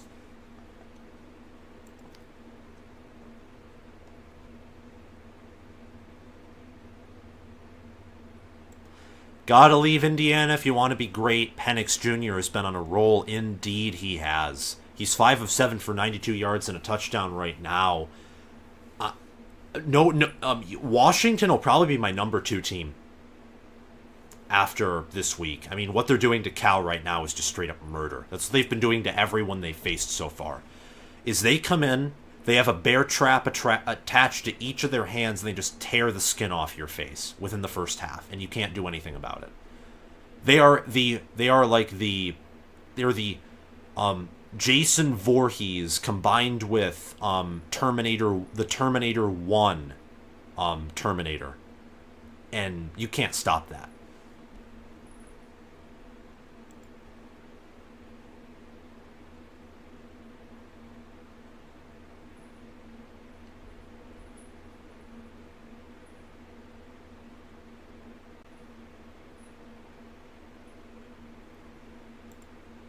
Marquishimo, good to see you here. By the way, he previewed the Florida State-Clemson game with me, and we both got it right.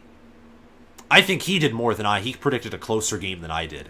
I in my mind thought that Florida State would have control of this game in the fourth quarter, and really it was anything but. It was Clemson's miscues that cost them the game. If they don't give up that fumble for 6, Clemson simply wins. That's if you literally change one play, Clemson wins. But overall, that just goes to show how good Florida State is. That Clemson played really a better game outside of turnovers, and Florida State still won. They have the better players. They're more clutch. So just quick shout out to Marquishimo. Oh, Indiana bobbled the snap.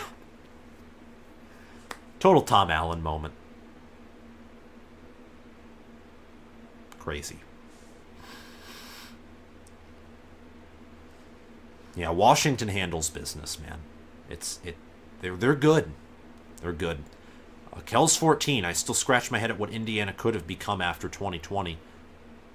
Oh, the ref was standing in front of the ball, so they didn't, bobble the snap.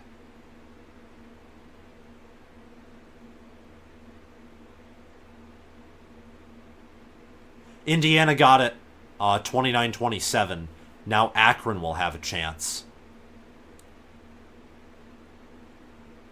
Yeah, Indiana. What could have been after 2020. Facing Iowa to open up the season just killed their confidence. But overall, Kalen DeBoer made that team. And a year after he left, there was no way they were going to be successful. That linebacker who made the sack and scoop and score was in my class. Wow. Do you go... Oh, yeah, you must go to Florida State. Wow, that's crazy. So you're a Florida State fan who goes to... That's awesome. That's like you're actually going to the school that, you cheer for. That's awesome. And you peer-reviewed his papers. Sweet. Well... You said he was in your class, so I expect, you're not in a class with him right now, but gosh, that's awesome, man. Good for you. That's sweet. Let me see. Nathaniel Lathy. Oh, Akron missed it. Indiana wins. They're going to be 2-2. They win in overtime. Ohio State was lucky to beat Indiana in 20. Indiana nearly staged a comeback and nearly won.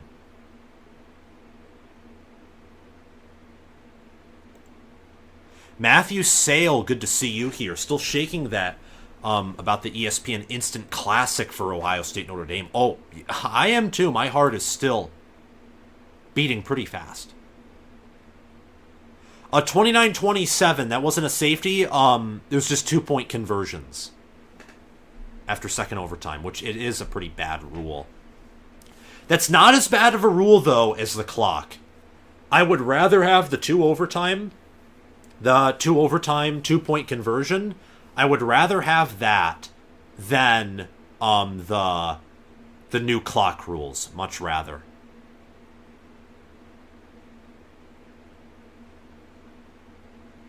Okay. You guys, I need to get to editing. And I'd love to stay up with you guys and interact, but I have to get videos out tomorrow. I have to be prepared. Thank you so much for an awesome day of college football. Please subscribe if you haven't already. Hit the notification bell. I very much encourage this because you're going to want to see the content that I produce tomorrow. Tomorrow is going to be busy, busy, busy, busy. There's going to be a lot of videos out tomorrow and Monday. And the top 10, now that I have the templates for it, and there won't be tons of change in the top 10, because I think Oregon State was the only top 10 team to lose, so there won't be a lot of change. It's going to be awesome. Incredible. So you're going to appreciate what I have in store. Thank you guys so much. I'm going to check the chat and see it. Question, what is more embarrassing, Indiana's win or Minnesota's loss?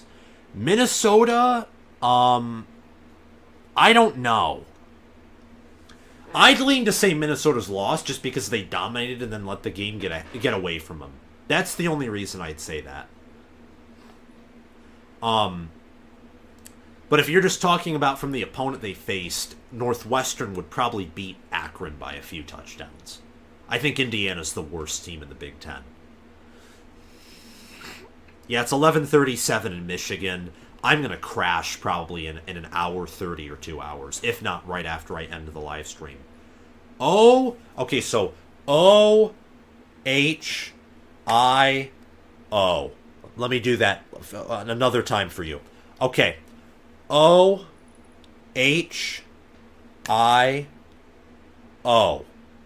Did I do that right? Tell me and then I'll get off. And I will stay elite, Matthew Sale. Take it easy as well, Kells 14.